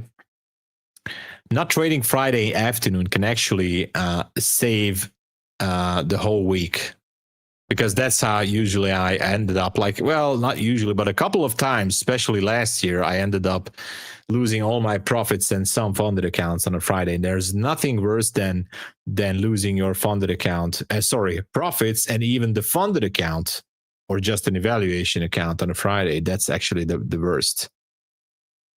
I'm not going to read that. Oh my God. But of course, the biggest goal on a Friday, and you guys wouldn't guess it, the biggest goal is to protect our mental capital. Of course, we talk about this. Don't ruin your mindset. So just remember, you cannot win the week on a Friday, all right? But you can definitely lose it. And that's the problem with the Fridays. You cannot win the week on a Friday, but you can lose the whole week on a Friday. Just remember that. Yeah, who is green today? No. She's not going to say anything. We are focusing on this, everybody. And if you guys are still holding that long position, maybe I would leave a runner to that 170s. So that could be a good target, right? But also I forgot to mention that there are some things that you can do on a Friday. So if you narrow down the rules, like for example, you stick with the high probability setups only. So even if you have like a low probability setup on a Friday, those are a no-go. Okay, even if you see a level that, okay, it could be good, it seems like the market is going that way, but it's still not an A+ setup, then on a Friday, you're just not taking those. Okay, skip the B or C setups, only focus on the A+ setups. That's one thing you can do, right? Or if, there are the liquidity sweeps or grabs, liquidity sweeps at the open. You can do some quick scalps on those levels and be done with the day. That's also a solution. Of course, you can also look for some weekly levels if those levels have not been triggered already or mitigated. And the best thing on a Friday is to walk away early. Take the clean trade, take one clean trade in the first 90 minutes and then shut down the whole thing. Or if you can't shut it down, that's why I always say keep a hammer next to your screen. All right? And always have enough money in your bank account to be able to purchase a new screen over the weekend. Because, that's basically like a hard lockout feature. And that kind of works, but always be ready.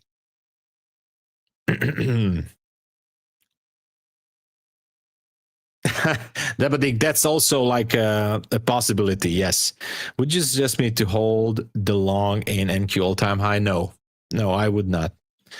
I don't know if during the PM session there's going to be enough volume in the market. Obviously, not financial advice. So I cannot tell you what to do. All right. If I would be holding a runner here, I would consider to put my stop loss if I'm trailing it at 133 or just close it here. That's it. So that's what I would do as a possibility, right? Yeah, exactly, Nicholas. So if you buy a new monitor every weekend, that's also kind of like a business expense. You can do so. And it's definitely helping you not to trade on a Friday, right? I'm only giving insurance advice. Yeah, I was working for an insurance company, so I can give you some insurance advice. Of course, why not? Bedtime for you, 80. Nice, all right. Have a good 180. I know you did good on the week, and yeah, it certainly is. All right.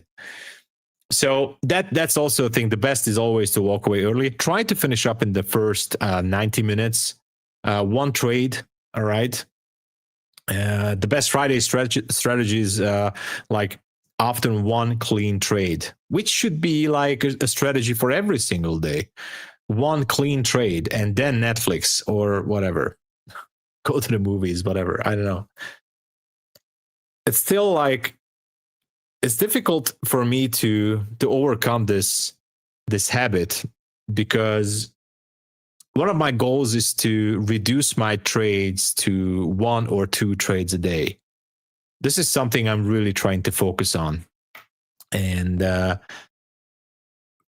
I'm definitely doing better than last year. So last year I was trading like 4 or 5 trades in a session last year. And now I successfully reduced it, especially in London. Many times in London session, I'm not even taking a trade. And usually the New York session, I'm able to stop around 2 trades, which is good. 1 trade, then go take your time. Yeah, exactly. I am always charged up. I am. I told you guys next week, next week is going to be so awesome. I really can't wait for next week. I'm already going into the weekend supercharged. So this is going to be awesome. This is going to be awesome. And I think there was one more thing, but I forgot as a strategy. Like, do not trade at all. That's also one thing you can do on a Friday, not trade at all. We are pumped up. We are. And of course, we have the weekend angle, right?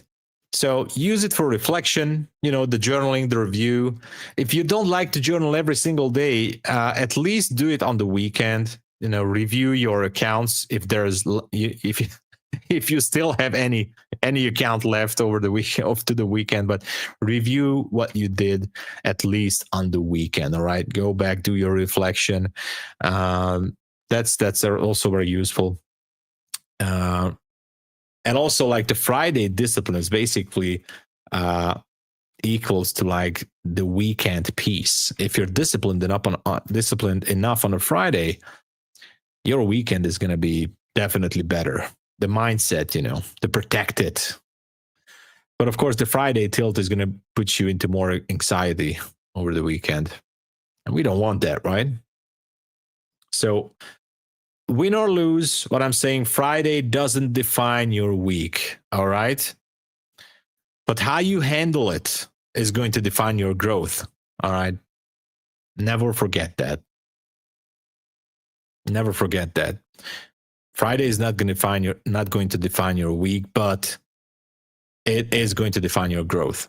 So be strong on a Friday and try to reduce the risk as much possible. Okay?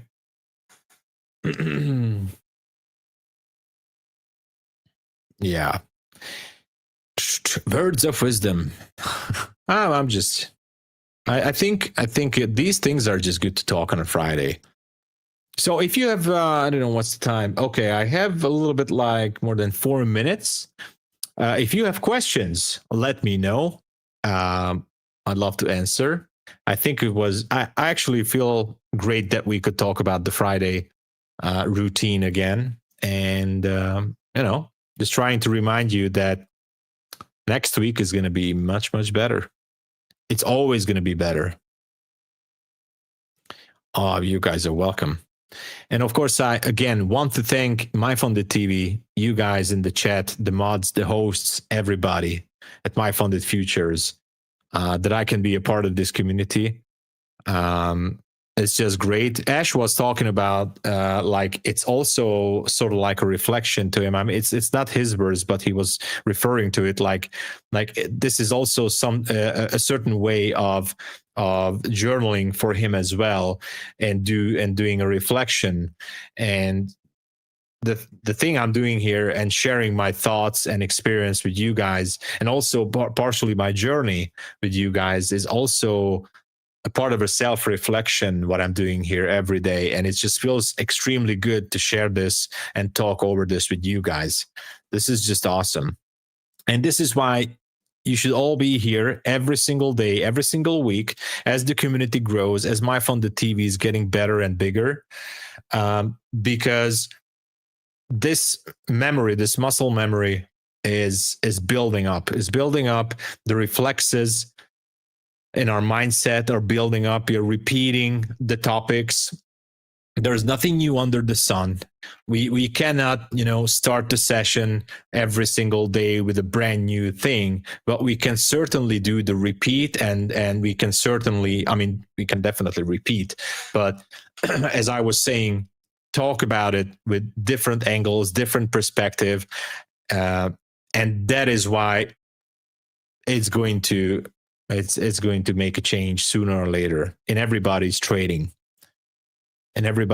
habits, as I wanted to say. The rocket scooter is here. Awesome. That is cool. Awesome.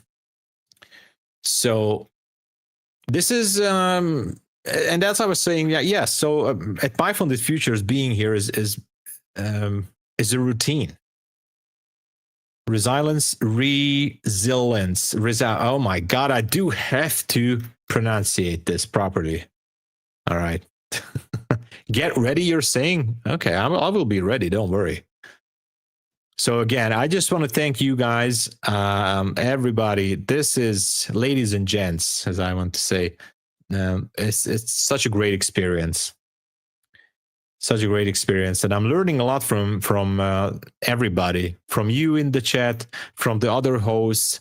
I'm listening to Ash. I'm listening to everybody as much as I have time in between my own channel streams, and even when my MyFunded TV streams are off, I used to look back what happened. So resilience. Oh, I got it. Resilience. Thank you. I'm just trolling. I know how to say it. Of course. So I'm definitely not going to do anything with this market today. I'm all over this market. I'm happy with the payout. Thank you, MyFundedFutures. 2 milliseconds. It took 2 milliseconds for MyFundedFutures to get the money to my account. I really never seen anything like this. Never, ever. Never. It's just, it's really, it's just so great. I trolled you. I did, right? I did. And yeah, I wish everybody, by the way, a happy Friday. Yeah, payouts are lightning speed, lightning fast, resilience. Hey, Camila, welcome. I'm going to say Hungarian. Szia, üdvözöllek. That was a Hungarian greeting. Yeah, I wish you guys a happy weekend too, and God bless everybody. Oh, you forgot. Elgato?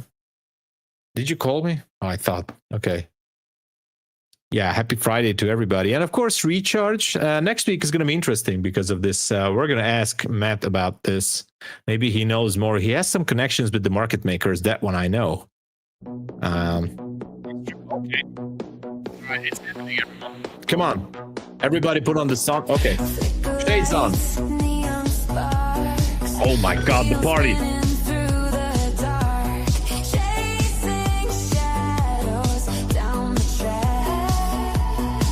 We're having a party here. Electric veins in the night. Feel the pulse, feel the bite. Yes. It's happening.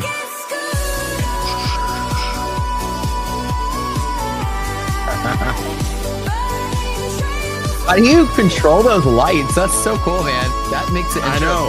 I told you. It's part of the show now.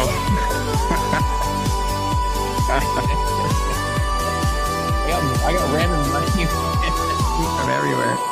It's a Friday party. What's up in MyFunded TV? It's part of the stream now. It's happening every time you know. This is just going to be. Look at all this real, authentic fake money. This is the best fake money I've ever owned in my life. This is these are like comedy fake bills with like, Amazon cheap. I think I got $40,000 for like $8. Well, as long as you can spend it somewhere, it's cool. That's what it just gets thrown at me. I don't really get to spend it on anything. I usually have to pick it up off the floor. Who throws it at you? It's kind of weird.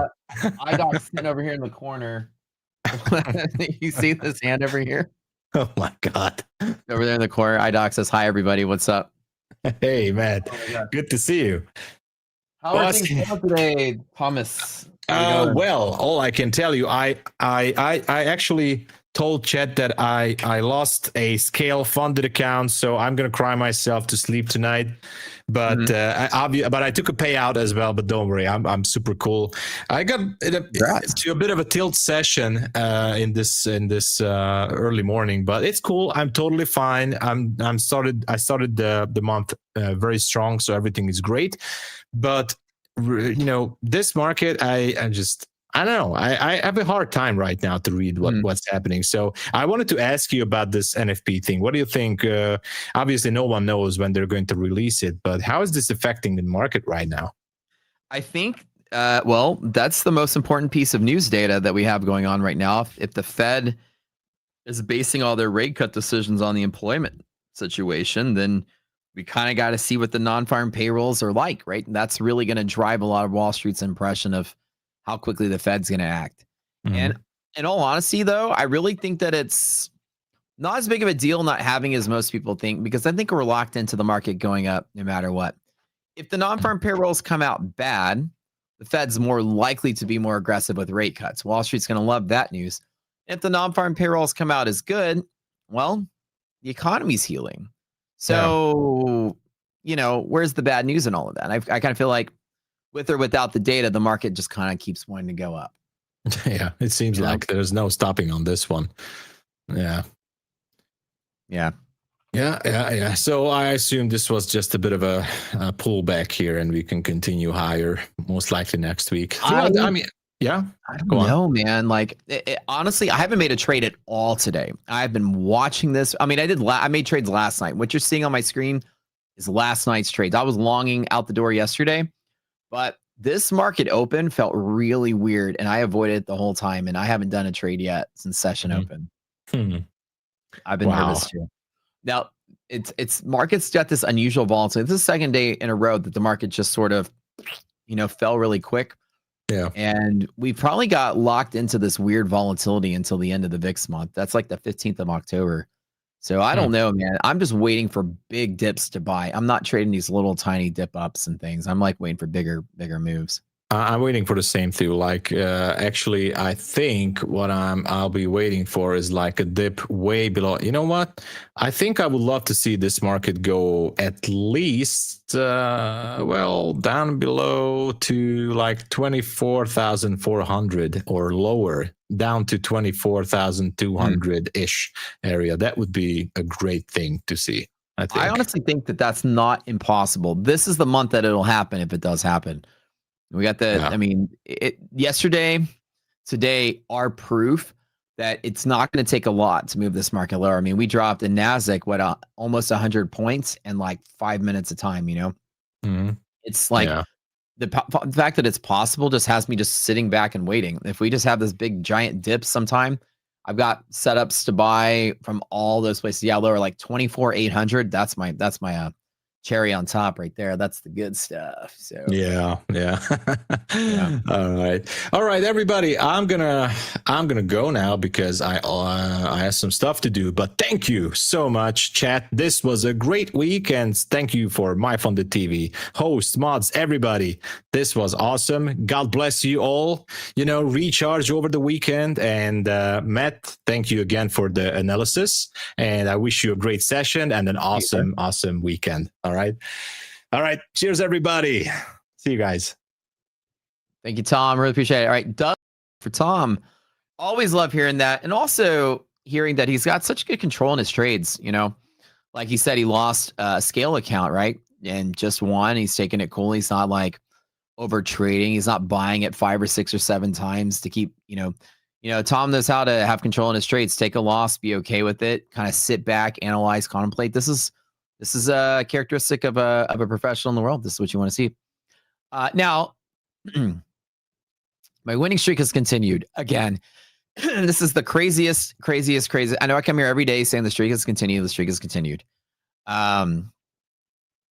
I had a really strong long setup out the door. I talked about it in Discord right when the market opened. I told everybody I'm going to buy at the 78 level on NASDAQ. The market literally fell right to it. I bought, closed out there. We supported at yesterday's equities close, same spot, this 110 level. And as we were sitting there, I longed a second time and it rallied up to there. I got my 40 points. I called it a day and I was done. And that's what you see down there at the bottom. I think that's like 18K across all my funded accounts. So not a bad day. And then we walked into today, and I always tell people there's a trick. And here's a trick that you guys will know too.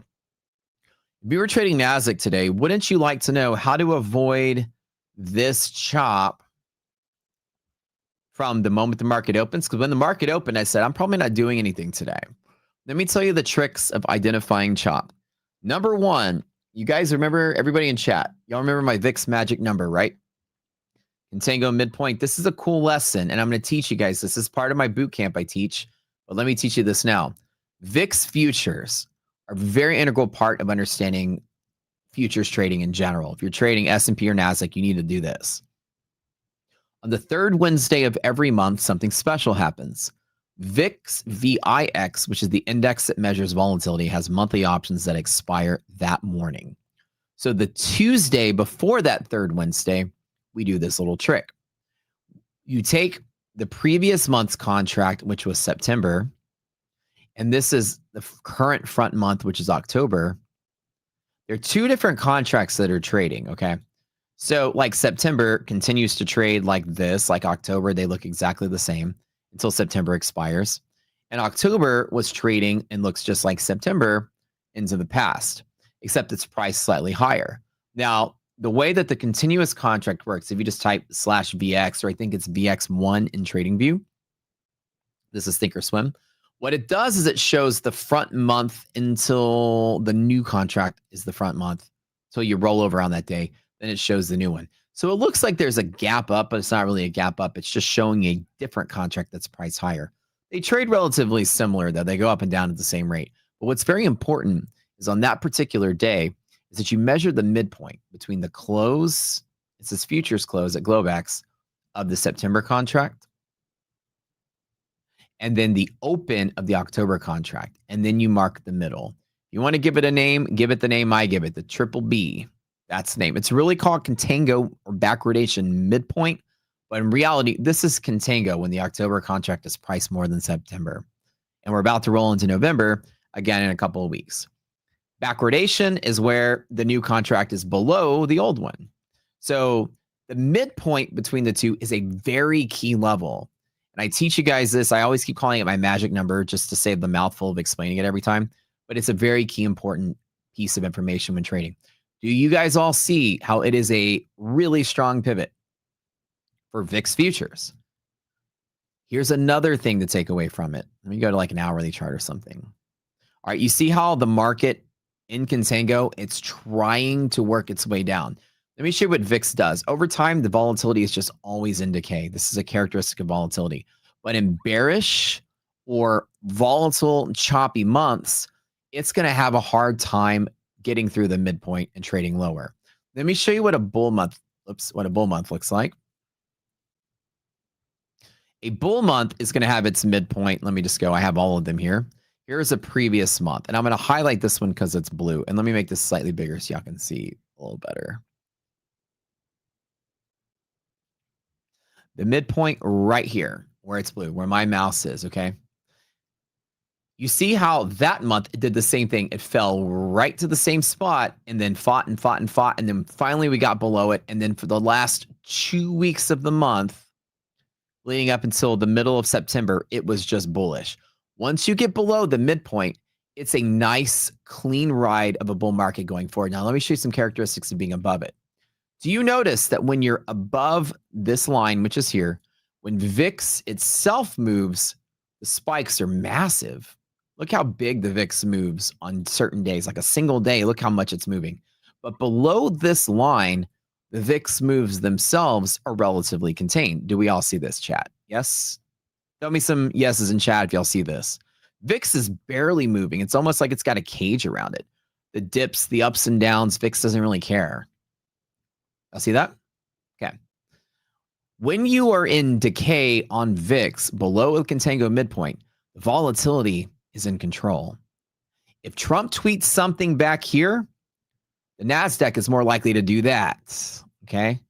Then if Trump tweets something down here, the NASDAQ is likely to do that. The size or the amount of, like, the higher the VIX, the bigger the V's. Easy way to remember that is big VIX, big V, V for VIX. That's it. And the idea is that above that line, the market's extremely sensitive to news. And below that line, it's not. It's much harder to get a big move off of news below that midpoint. Let me show you what the last week of September looks like. A nice, clean, beautiful sort of bullish market with not a lot of, like, you know, death to it. Here's that last week of September contract, which is September contract, not the month. And you can see how the market just, every dip got bought, every dip got bought, every dip got bought. The dips were tiny and bought up quick. Do you see, everyone here, lesson number 2, do you see all the wick action there? The dips were quick. It was like in a single hour, it dipped and recovered. You see how quick and easy that was?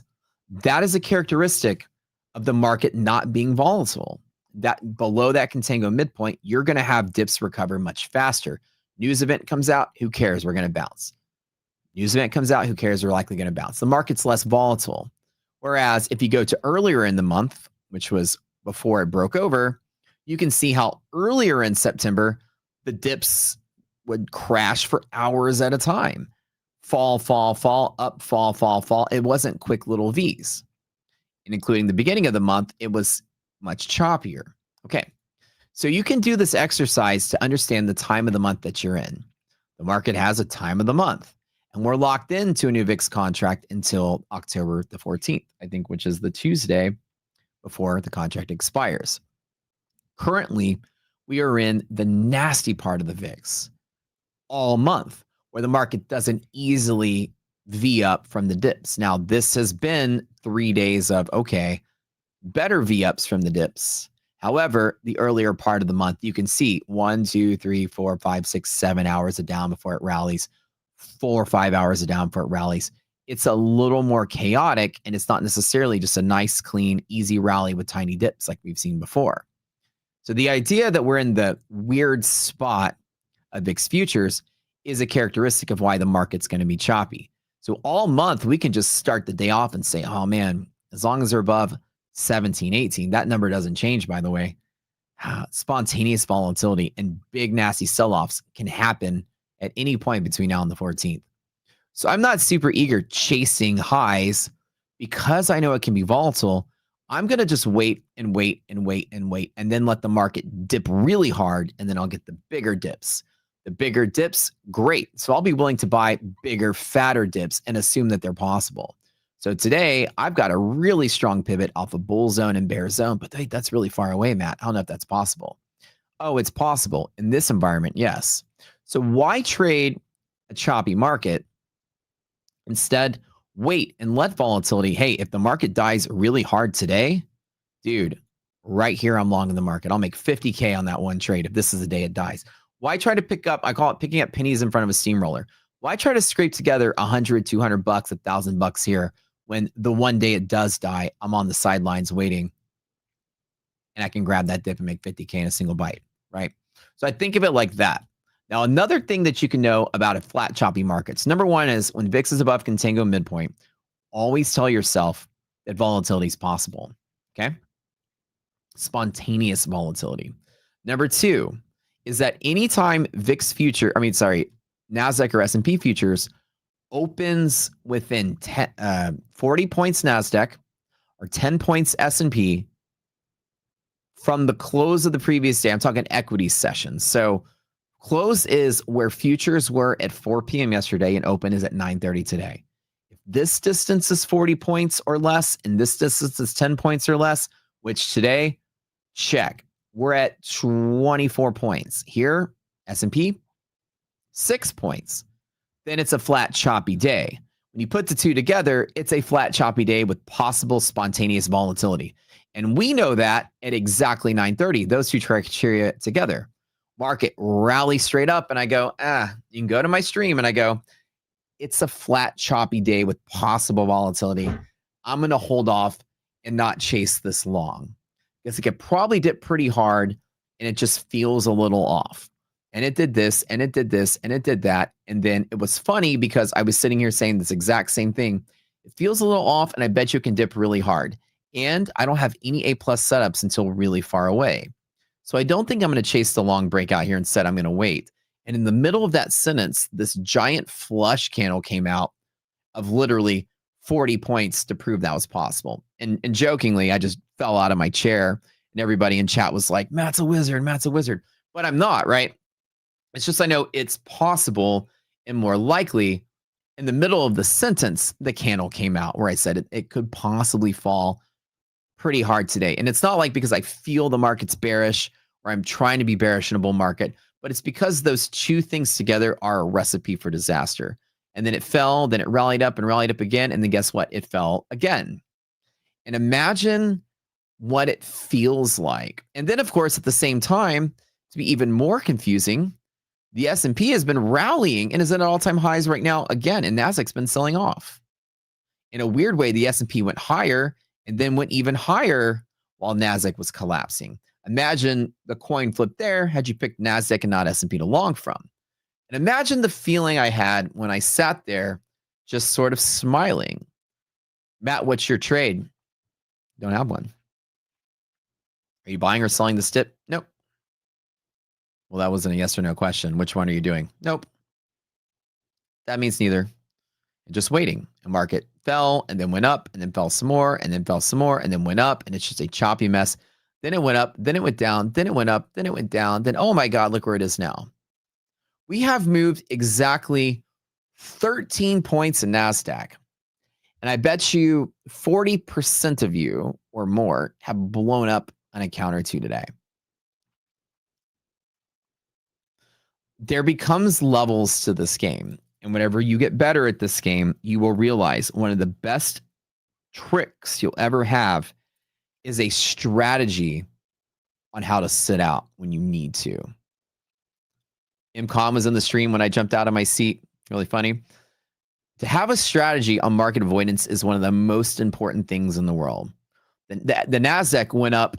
It broke highs 3 times. Imagine how many people tried to chase the breakout, and then the random volatility came out of nowhere. I can't predict volatility is going to happen, but I know that it's possible, and therefore I'm not taking the trade. When you gap so thin, 40 points NASDAQ, 10 points S&P or less, the resilience number is known to not be steadily positive or negative. The white resilience chops all up and down on a flat market because the stocks are chopping up and down in a tight range. And that's how you know resilience isn't a good leadoff indicator. Normally, it's very positive or very negative. Now, S&P today, resilience stayed positive the whole time, and S&P has just been bullish the whole time. But NASDAQ, chop fest city. And again, right now, it's very possible that the market collapses today. I'm not betting that it is because I'm still very bullish, but what I do is I'm going to get 5 steps ahead. Number one is I'm not blowing anything up right here. I haven't made any trades. Not since markets opened. And then now, if this just dies and it dies and it dies and it dies, and boy, I hit those bull setups, wouldn't it be great for me to catch a leg at one of my strong pivots to get a huge ride up at a really strong, stable pivot while everybody's in the middle of panicking? If today we fall to monthly hedge pressure, I'll have a $50,000 day. I will hit this thing so hard. I'm going to hit it like it owes me money. Okay. That's how hard I'm going to hit it. I need a drink. But yes, I'm going to wait for something and not trade the chop. Because I know chop is possible and spontaneous volatility is possible. And that's for the rest of the half month of October, by the way. Every day is the same analysis. If we wake up flat, then I'm going to trade the extremes of the range. Unfortunately, today, there were no A-plus pivots on NASDAQ. They're nowhere near here. S&P, the A-pluses are all down in here. And that's basically it. And I am now able to choose to sit out. And this is one of the most important lessons I teach people ever, is that you might think you have 2 options to trade. You can long or you can short, but you can also zero. Zero is also a trade. As a matter of fact, it's your most important trade. As a matter of fact, it's your best trade. Did you know, fun fact, that when you trade zero, you have a 100% win rate? People don't really register that, how profound that statement is. But when you trade zero, 100% is your win rate. It's a trade you will never lose. See, people think of like, well, I didn't make a trade. I didn't lose, I didn't make anything. No. You didn't make anything. That's not what trading zero is. Trading zero means you didn't lose anything. Anytime you don't lose anything is a win. A win of zero is a win. A choice strategically to sit out when you have things that are going to tell you to sit out is a very important strategy. It's what most people lack, and it takes a lifetime to master when to sit out. You're so familiar with the market, your intuition starts to kick in, and this is probably that choppy day I want to avoid. And I'd start to tell you, a lot of days I avoid disaster because I'm waiting. Every move that happens, I'm not like itching to take a trade. I'm a sniper at this trading thing that I do. That's it. Somebody says, Rocket Scooter platform have data from Thinkorswim? No, that has nothing to do with Thinkorswim. You sell course on trading zero. They're expensive and guaranteed to work. $10,000 and I'll teach you how to sit out. That's a great business idea. I'll go in with that with you 50-50. How about that? You pay us $10,000, we'll teach you how to sit out. Ready, guys? Close the X button, top right of the platform. Thank you. You're welcome. Easy as that. Expensive and guaranteed to work. That's funny. All right. So you think about how profound that really is. You can teach yourself that not everything's worth trading. Not every move is worth taking. Today, I'm sure breakout traders completely got hammered. And it's part of what happens when the market is choppy sometimes. You're not going to have any gauge on it. And today, broke out, pulled back, broke out higher, pulled back lower, broke out higher, pulled back lower. Look at how much the market fanned out. This is point number 3 when VIX is above that contango midpoint. You see how the market sort of megaphones, right? This is very characteristic of expanding volatility. When VIX is moving up above that contango midpoint, I tell you, the VVIX is likely to go up, which means your V's get bigger each time. And VVIX, which is another indicator, which is the volatility of the VIX, also will go up. And at the start of today, the VVIX started going up and up and up and up and up, meaning that the V's in the S&P are going to get fatter and wider. So VVIX is an indicator. If that is going up, is to tell you the actual index V's can get much bigger as the day goes by. And you can see the same thing. You know, VIX is S&P. So let's show you S&P. As the day progresses, the V's were smaller, medium, bigger. You can almost just draw it in with the marker. You can see that there's a tiny little V here, a medium-sized V here, and then a massive V size there, right? And that's VVIX going up just basically tells you that the choppiness is going to go up. So VVIX is another indicator you want to have. And the rule of thumb is that VVIX above 100, the market's going to be a huge chop fest. You wait for your dips, man. Just let it happen. VVIX below 100, but going up, your volatility is going to get bigger. Higher highs, higher lows, you're going to start to megaphone. VVIX going up tells you exactly that's going to happen. If you guys didn't know that, add VIX to your trading diet. These are some master level classes. This is all part of my boot camp, by the way. I teach this stuff. And VVIX and VIX together, VVIX going up, VIX above triple B. I'm not going to trade this. And also flat open. This is a recipe for bullshit. And that's kind of what it was.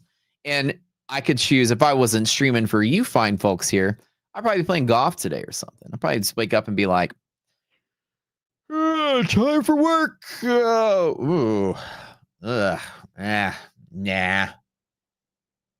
I'll see y'all Monday. And a lot of times in trading, that's the best decision you're going to make. It's kind of neat when you dial out of the market and you go do your own thing and you look at the market 4 hours later, like, oh boy, sucks to be those people. It's a great feeling. The master level trader that you want to become is a master of when not to act. That is the biggest part of a winning trading strategy. I'm not going to tell you anything other than that. People are going to tell you candles, time frames, all this other stuff is tantamount to winning. This is bullshit.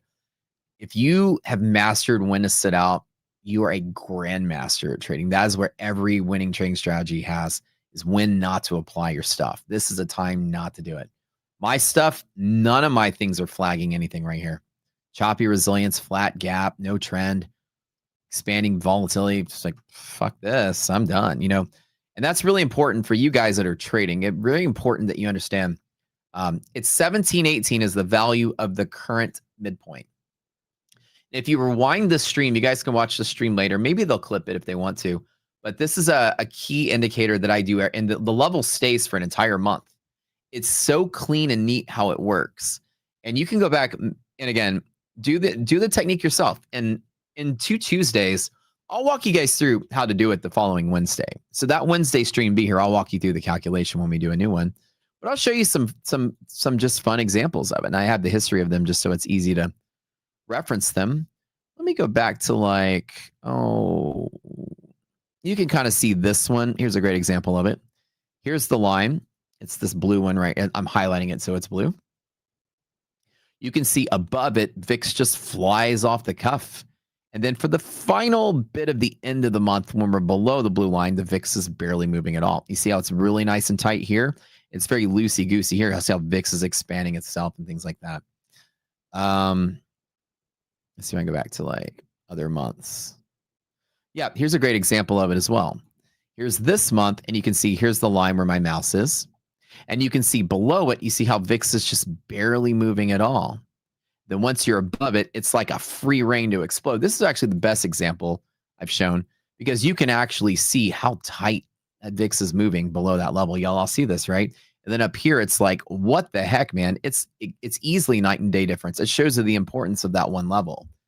It's like all of Wall Street. And what's actually happening there is people are betting on volatility months in advance. So there's a lot of money tied up in that volatility.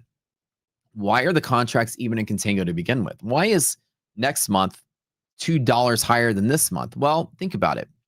Pretend that next month there's a huge news event where Trump and China are going to argue about tariffs or something, and we know it's going to happen. But this month, not so much. As a trader, I'd be willing to buy volatility contracts for next month today because I'm betting on something that's going to happen next month. Because remember, a contract is betting on the price of something at the end of that month. Your S&P and Nasdaq futures contracts, we're trading December right now. This is betting on December's expiration. If we were betting on March's expiration, it'd have a whole different value because they're going to probably be different. They're pricing in different time, different events. Between now and March, we might have 50 basis points of rate cut. So you can imagine that the March contract of S&P is probably trading higher as well because people are pricing that in now because you can trade it now. VIX is the same thing. You're pricing in future volatility. And back to the example of the Chinese trade deal thing. Pretend we have some kind of event. People might be betting on that event now, which will make that VIX contract drift slightly higher than the current one. And so when we go to that month, the difference between the two contracts is usually like a liquid spot. And there's all this hedging around, Wall Street. It's kind of just a weird structure point. And the middle of everything is always a good test spot. You have a low value, high value. In the middle is where liquidity is always tested. Markets, Fibonacci's work the same way. So what's really going on is that what happens if you go to that December month and Trump was like, yeah, we worked it out. Yeah, we're not going to fight anymore. People have overpriced volatility, right? And so therefore, VIX is going to come rapidly crashing down. There's no event that's going to cause some volatility. So people that bought all that VIX are probably getting out of it or whatever. The market VIX is going to plunge. And it's going to test that midpoint level to say, okay, is the volatility really higher or lower than the last month's close? And then the answer becomes, well, at the midpoint is where you test. If people are still underpricing volatility and it needs to go higher, they're going to buy. And that midpoint is where you're going to see all that activity.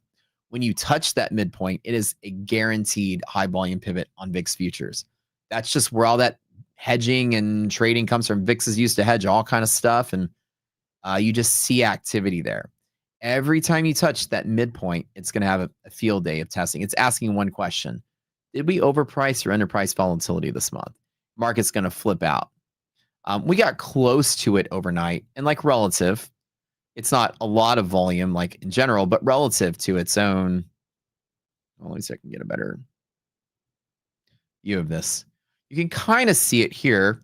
As you were approaching that contango midpoint, you can kind of see how, do we all see this, chat? Do you see how the volume is like really amping up right there?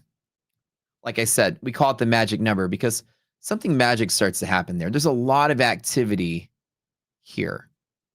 Is market tanking?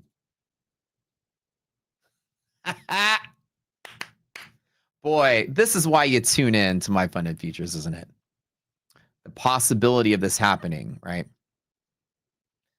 How did I do today, by the way? Did I teach you guys something good? When I say it's choppy and spontaneous volatility can happen, I fell out of my chair earlier just to have fun with it. But did I do a good job? Did y'all have fun today? On point analysis. This is the analysis of a day trader. This is an analysis of a professional chart reader or indicator guru or something. This is a person that fights the candles all day, every day. And I feel the market, read the market, understand the market as much as I can. Every day I get to be a stronger student. Hanging out with you fine folks. Hopefully y'all can pick something up from me. This lesson is extremely important. And now, guess what? I'm on the sidelines. Boy, oh boy. Y'all tune into my stream later. If I hit this and this, I'll make $50,000 today. You can bet on that. You can bet on that. I'm going to long here and long here and long slightly below and set a stop there. I either am going to lose 10K or I'm going to make 50. Let's wait for it. Don't ever, ever, ever fuss with that triple B level. I tell you, it's my magic number. It's one of my major lessons in the boot camp. And as you see, when you get close to it, you guys will see the volume, right? You see how VIX volume is picking up? That's characteristic of this level. There's just a lot of activity here. There's a lot of people betting on the rest of the freaking month at that level. That's where that volume comes from.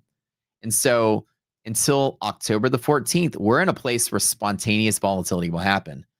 Don't pick up pennies in front of a steamroller. A buddy of mine used to say, this is picking up pennies and a potential steamroller is there. Had you tried to short this, you're just kind of throwing short at it to just get lucky. There was no sign to short either. But you know what I'm doing? I'm still bullish the overall market. So I'm going to wait for a good bull pivot. And that's how it works. Now, could there be news happening? I don't even know. Let me double check to make sure there's not some fundamental news going on. Let me scroll up to the top of my financial juice here and see if Trump is saying something. Somebody's saying something. White House press briefing going on right now. I don't know if Trump is talking or not, but doesn't seem like there's anything crazy. The market just decided to tank and die. And that's exactly what I said I felt like earlier today, that the market is just in this really weird spot, right? Yeah. So y'all had fun with this lesson? It's so great when I'm teaching it, and then you guys are like, Matt, it's dumping, right? And then all of a sudden it's there. I hate to toot my own horn, but we kind of nailed that one, right? Not chasing the long. The market feels iffy. Spontaneous volatility can go down. All right, what did I teach you? Let me teach you, see if you guys learned something this lesson. Tell me 2 things that would be going up right now. If you learned something from this lesson, type it in chat. Let me see how many of you guys are paying attention. Which 2 indicators are going to the freaking moon right now? VIX is one of them. What's the other one? You guys got the other one. VVIX. VVIX and VIX. You guys ready for that? Watch this. Check it out. The VIX is going up and the volatility of the VIX is going up, which means your S&P Vs are about to get wider. So that's it. Your look, small V, V, small V, medium V, big Vs, and it might even get bigger. So there's your VVIX, guys, and you can see that while the S&P was up and down maybe 5 points as it's chopping, now it's going to be up and down 82 to 76, 6, 7, 8, 9, 10 points when it's chopping. As VVIX goes up, the consolidating range gets bigger. And you can actually see that your final lesson of today. I love teaching this stuff. Like I said, you're going to master futures trading. You're going to master the VIX. I promise you that. Watch a tick chart. You're going to start to see on a tick chart, which is a time-independent chart. Thinkorswim has them. You're going to start to see that the market is going to start to have bigger, like here's the waves. These are the Vs, right? 125 to 110. We're up and down maybe 20 points in NASDAQ. Watch it about to be like 40 points of run. Watch this pretty soon. You're going to see in a minute or two, you might just see like a big 30-point candle and then a 50-point candle dip. It's about to move quick. And I like tick chart because you see how quick that moves. Let me make it bigger so y'all can see it. Watch this. Come on. Come on, charts, clean up. All right. Watch this. Well, and literally at the end of that sentence, right? You can see there's the V, and then look at this big ass V right there. There's your 40 points. I like when I teach the lesson and like at the end of my sentence, the universe is like, let's give the community one so they can see it. You'll see that literally as I was saying it, and then it happens. You see how it's small V, small V, small V, and then bigger V? That's your VVIX. Doesn't mean it's going to rally. This thing can zap right back down in a nice little FU red candle, like in a matter of 2 or 3 minutes. On a time chart, it's going to look like a giant green candle on a 1 minute chart. Look at that. So we've been doing this for 15 years. You pick up a lot of little tricks. Is this a dip to buy? Maybe. Will this rally all the way back up to there? Possibly. So do I care to trade it? Yeah, maybe not. It's just volatility at this point. Watch. Another red candle can come out of nowhere. A green candle in 3 or 4 minutes can get us right back to the top. That's what volatility is. I'm glad you guys learned something today. This stuff is extremely important. Now, it might seem a little advanced for some of you guys. You're like, well, I just buy and sell the futures, whatever. I promise you this. Take my word for it now and just keep in the back of your head. Maybe you don't explore concepts like VIX or something now. Might be a little too much. But as you get better in your trading and you start to feel like, okay, I'm getting better here. I need to expand what I know and get better at something else. Take this path. Spend some time learning these characteristics, and you'll start to have that feel of the market, that the V's are weird, and that the market, look, we might just get another red candle out of nowhere that just plunges this market down. Once you start to fill out the VIX, that's when your like grand mastery level of futures trading is there. It's a very big part. It's actually every decision I make is sort of like, I turn around and I go, okay, well, what's going on with the VIX before I make a decision? It's always in the back of my mind. Like now, could I jump in and long the market? Yeah, sure. Well, but the VIX is expanding. VVIX is up. Well, let me long small then, because I might take a lot of drawdown if another FU red candle comes out of nowhere, right? But yeah, hopefully this is some helpful info, man. This was a great lesson today. But this was cool, man. Watching this market just plunge like that with all this crazy volume. We'll see what happens here. We've been recovering from these dips pretty quickly, but as you know, as I told you guys, sometimes in this condition where VVIX is high and VIX above triple B, it's not a day where it V's up very quickly. So I'm not ready to jump in and take the long here. What I will take the long here is from my A+ pivots, which are down here. And S&P has got 67.57. I'm going to let panic just sort of like happen. And I'm going to build some longs here at the peak of everybody's panic. And hopefully I get like maybe a 10 or 15 S&P candle. And if Nasdaq just dies all the way down to here, I bet you I can get 80, 90 points in a 10-minute time frame. And I'm in and out, man, like a ninja. C. Madden says Fridays are your toughest days. Fridays have been very tough in the last like 3 months. There have been Fridays where the market just fell down and stayed down without even rallying back up. Fridays have been tough. Yeah. What time frame do I trade in? Edward, I don't actually use time frames. I don't use candle analysis. I trade pivots only. So the time frame doesn't even mean anything to me. The pivots are the same no matter what the time frame is. Like I know candle traders and pattern traders care about time frames. I just use the quickest time frame I got, the 1 minute. That's it. Just so I can see as much data as I can. But to me, time frame doesn't mean anything. I'm trading at 24,900 today if I get it. And so for my strategy, I don't use candles or patterns or any of that. I have a unique sort of way of doing stuff. And now looks like we've moved 40 points in 5 minutes. That's pretty nice. I wonder how this is going to turn out today. I wonder what was happening here. Was there news? I'm still looking for it. NFP is delayed, blah, blah, blah, blah. Do we have any news from here, guys? Because this is a lot of volume. Something must have happened at exactly noon. This press conference, did they drop some kind of noise there?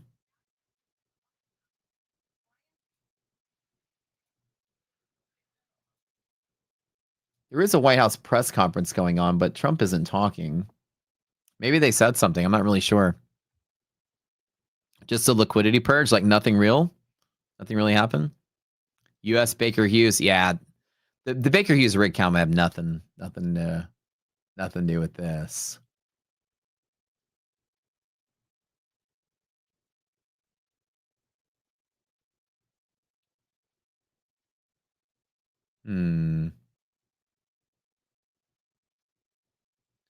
Wait, the U.S.? Wait a minute. U.S. Baker Hughes rig count is actually came out of 422. I thought it was 222. Oh, I was reading that data. That's the number of oil rigs that are open. And typically, U.S. rigs will turn more of them on when oil prices go up because some of the U.S. oil rigs aren't profitable until oil goes up. So you'll see that. It's just related to oil prices. No government deal reached. Is that what it was? Oh, so the Nasdaq and stuff they were moving on. Is that what they said? Oh, about the shutdown. Okay, yeah, that's probably it.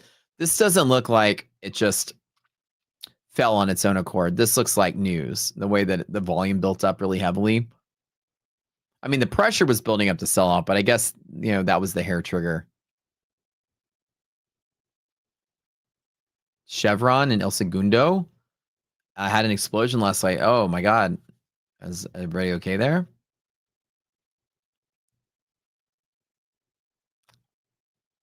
That was always the scariest part about working in plants, man. One time, there was an explosion while I was actually in the plant, up in one of my units. You guys ever worked in plants before? So I was an engineer at Dow, and I had this unit. I'll draw it on my screen. I had this reactor unit that I ran. And let's see if I get my little pencil tool here. And it was just this giant like scaffolding, right? It was or there's a structure, and not scaffolding, but like this giant structure. It was like 5 stories tall. And so you had, staircases that went all the way up to the top. And then at the top, you had the big like columns and the reactors and stuff. And they're all like inside this. And there's an upper deck. And so, this is hundreds of feet in the air. So I'm up like maybe 5 stories, I think. And I'm standing like on the edge here. There's a little fence around it. So this is like 5 stories. Here I am, little Matt sitting right here. And I'm here. And all of a sudden I hear this, like, it sounded like a bomb going off. And the thing I'm standing on was like shaking like this. And I was like, and I'm looking around. I'm like, okay. And it, even through my hearing protection, I mean, I could hear it. And I felt the blast. There was a wave, like if something blew up like right near me. And like I thumbed for my radio, and I'm like, I said, "Hey guys, there's an explosion out here at E-Train," and they're like, "Okay, yeah, we got you, Matt. It's a 600-pound steam line. You should be okay. Look for where it is, and then exit the unit at the other side of the stairwell." And they're like, "Go to the south side and exit." So what happened was there was a 600-pound. If you guys work in plants, you know how much 600-pound steam, how much pressure that is, and how heavy that was. The steam line ruptured a hole in it. And steam was just blasting out of the side. It really felt like a bomb going off. Shook the whole structure. If I didn't have hearing protection, then I'd be deaf. But that thing rocked. I could feel the wave of it. And that was the scariest part of my career ever. Now, the interesting thing about that was, they just left it there. They couldn't fix it because you can't shut down. It's steam is like blood in a plant. You can't shut down all the plant to fix a steam line. So they just let it bleed. So it's blowing that loud for like 6 months until next turnaround. They finally shut it down and closed it up. But yeah, so every time I went out to that unit again, they required double hearing protection because they just let the line bleed into the atmosphere.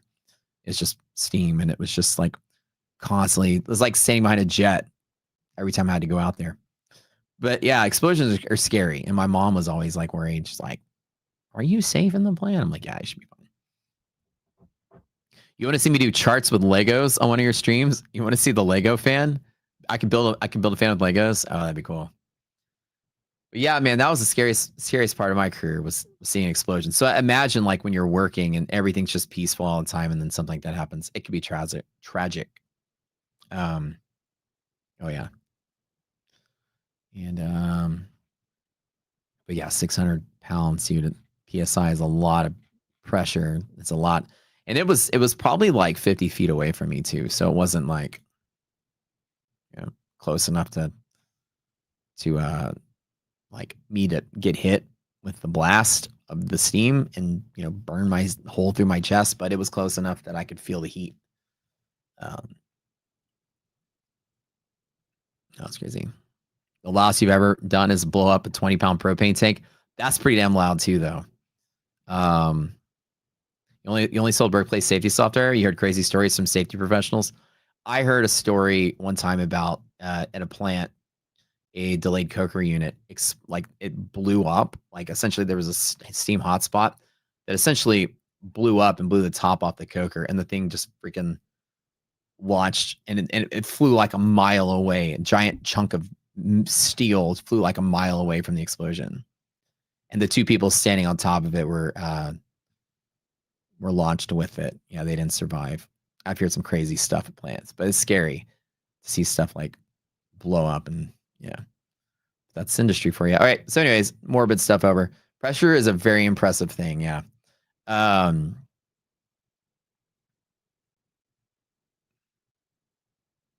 Yeah, if you're caught in a boiler blast, you'll probably evaporate with steam. Yeah, at least it's a painless way to go, though. Before your brain would register any pain, you would just be liquefied into an ooze. I know it's pretty much how it would go. But anyways, market's being crazy again. Let's see if this volatility starts to pick up, because I am absolutely excited to see some A+ setup today. I don't know about you guys, but I'm excited to see this market collapse in Alex. I'm going to grab that dip later. And just grab it light, too. At the start, and then heavy up at hedge pressure.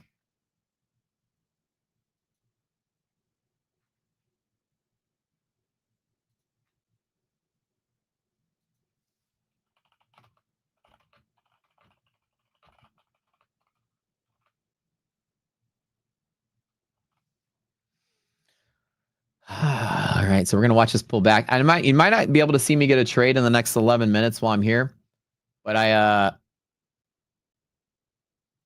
I am going to be taking a trade later on in the afternoon on my show.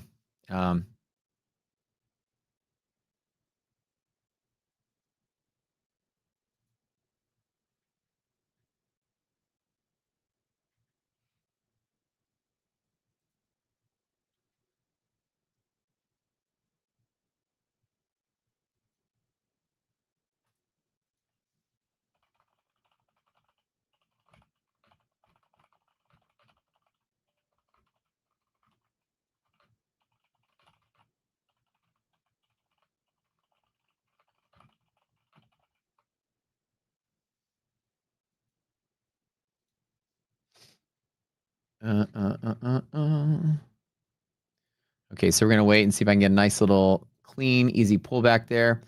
Again, I'm not, and this is the V's. Remember, I told you guys the V's are gonna get bigger, and I'm not trusting that rally to jump in on it. I'm just still waiting.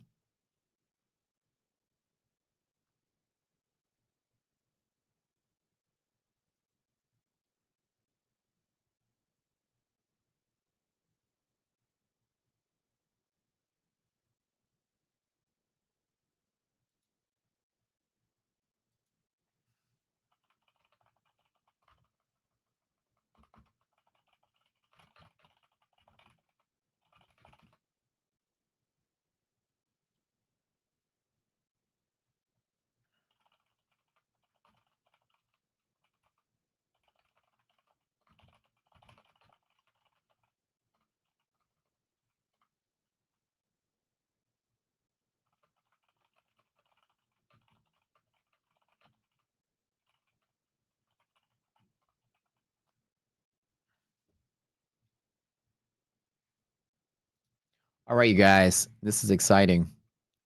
Ooh, flush is coming. Yeah, you love it. Matt juggles positions. The afternoon stream will be fun. Yeah, it's going to be chaotic. If I get that far, it's not going to be an easy V up.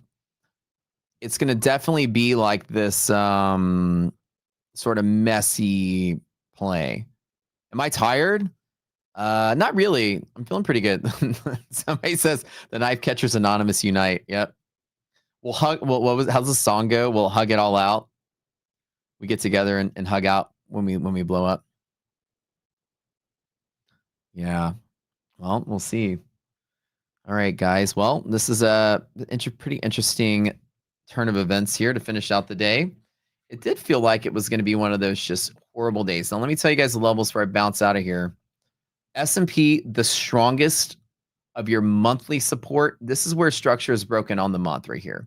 67.46 S&P, that's the one. Okay. That's the level with below here. It accelerates even further.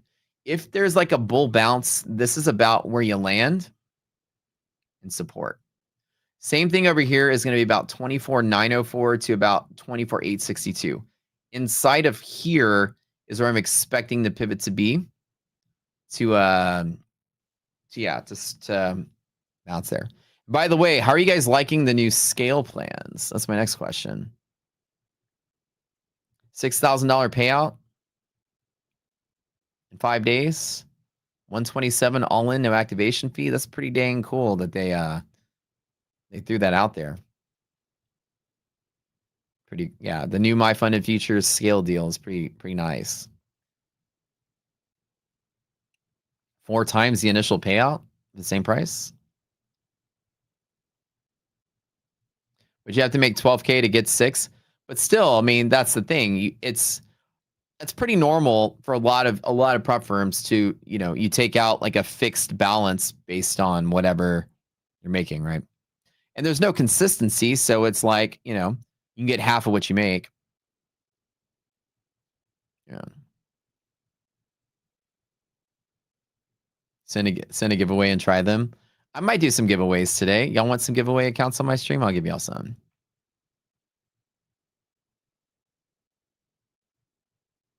So he said, what do I think of funding ticks? I've honestly never used them. I'm really sure. Funding ticks is 3 days to pass the eval. That I do know, and MyFunded is only 2. So when you're talking about cheaper or price, you have to think about time and market.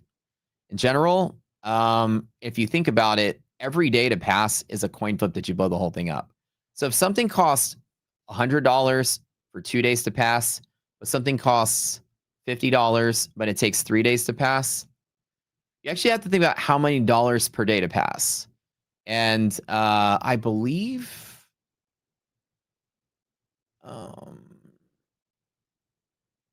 funding ticks is like $8 more when you put them each at 3 days to pass or 2 days to pass scale.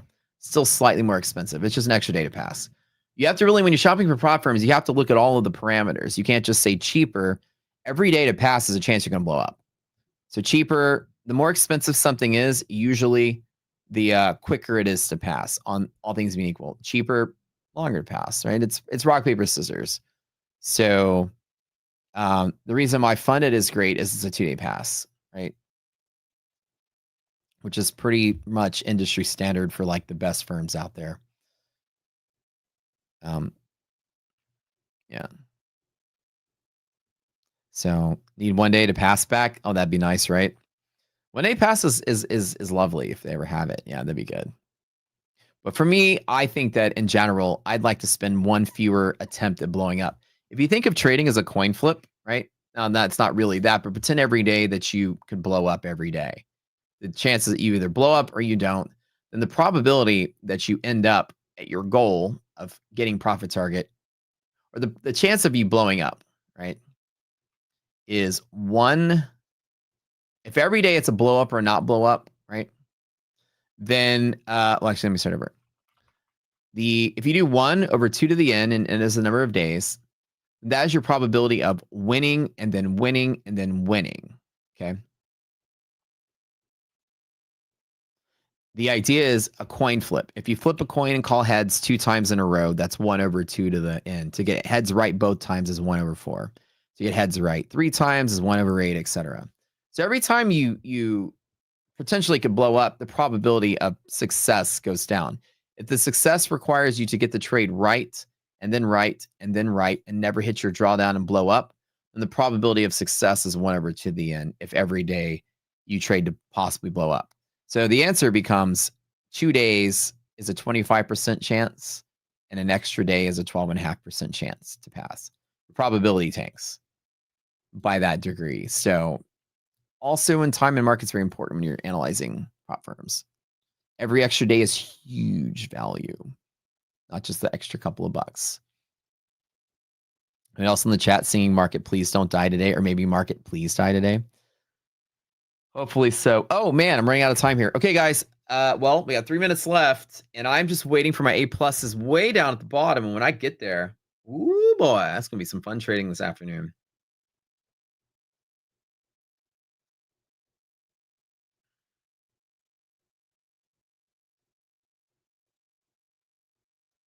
Yeah, so Rocky Mount's pretty much got it right. That's exactly what you can expect. Hopefully, guys, you learned something good today, and I'm glad to, share this with y'all and I teach you guys something about the VIX. The VIX is my favorite, man. I love it. I love learning about it. I love teaching it, and hopefully, you guys gain something from it. I'll be live later on my stream in a little tiny bit. Got a couple of minutes left here, but this is the link. Oh, Abby's posting it. Here's the link to my stream. And I'll do a MyFundedFutures giveaway for you guys if y'all tune in. toss y'all some of those scale accounts to check out yourselves. How about that? And boy, let's see if this market do something. I was kind of hoping the market would definitely die today. Even Nasdaq is moving up and down 60 points. Very possible.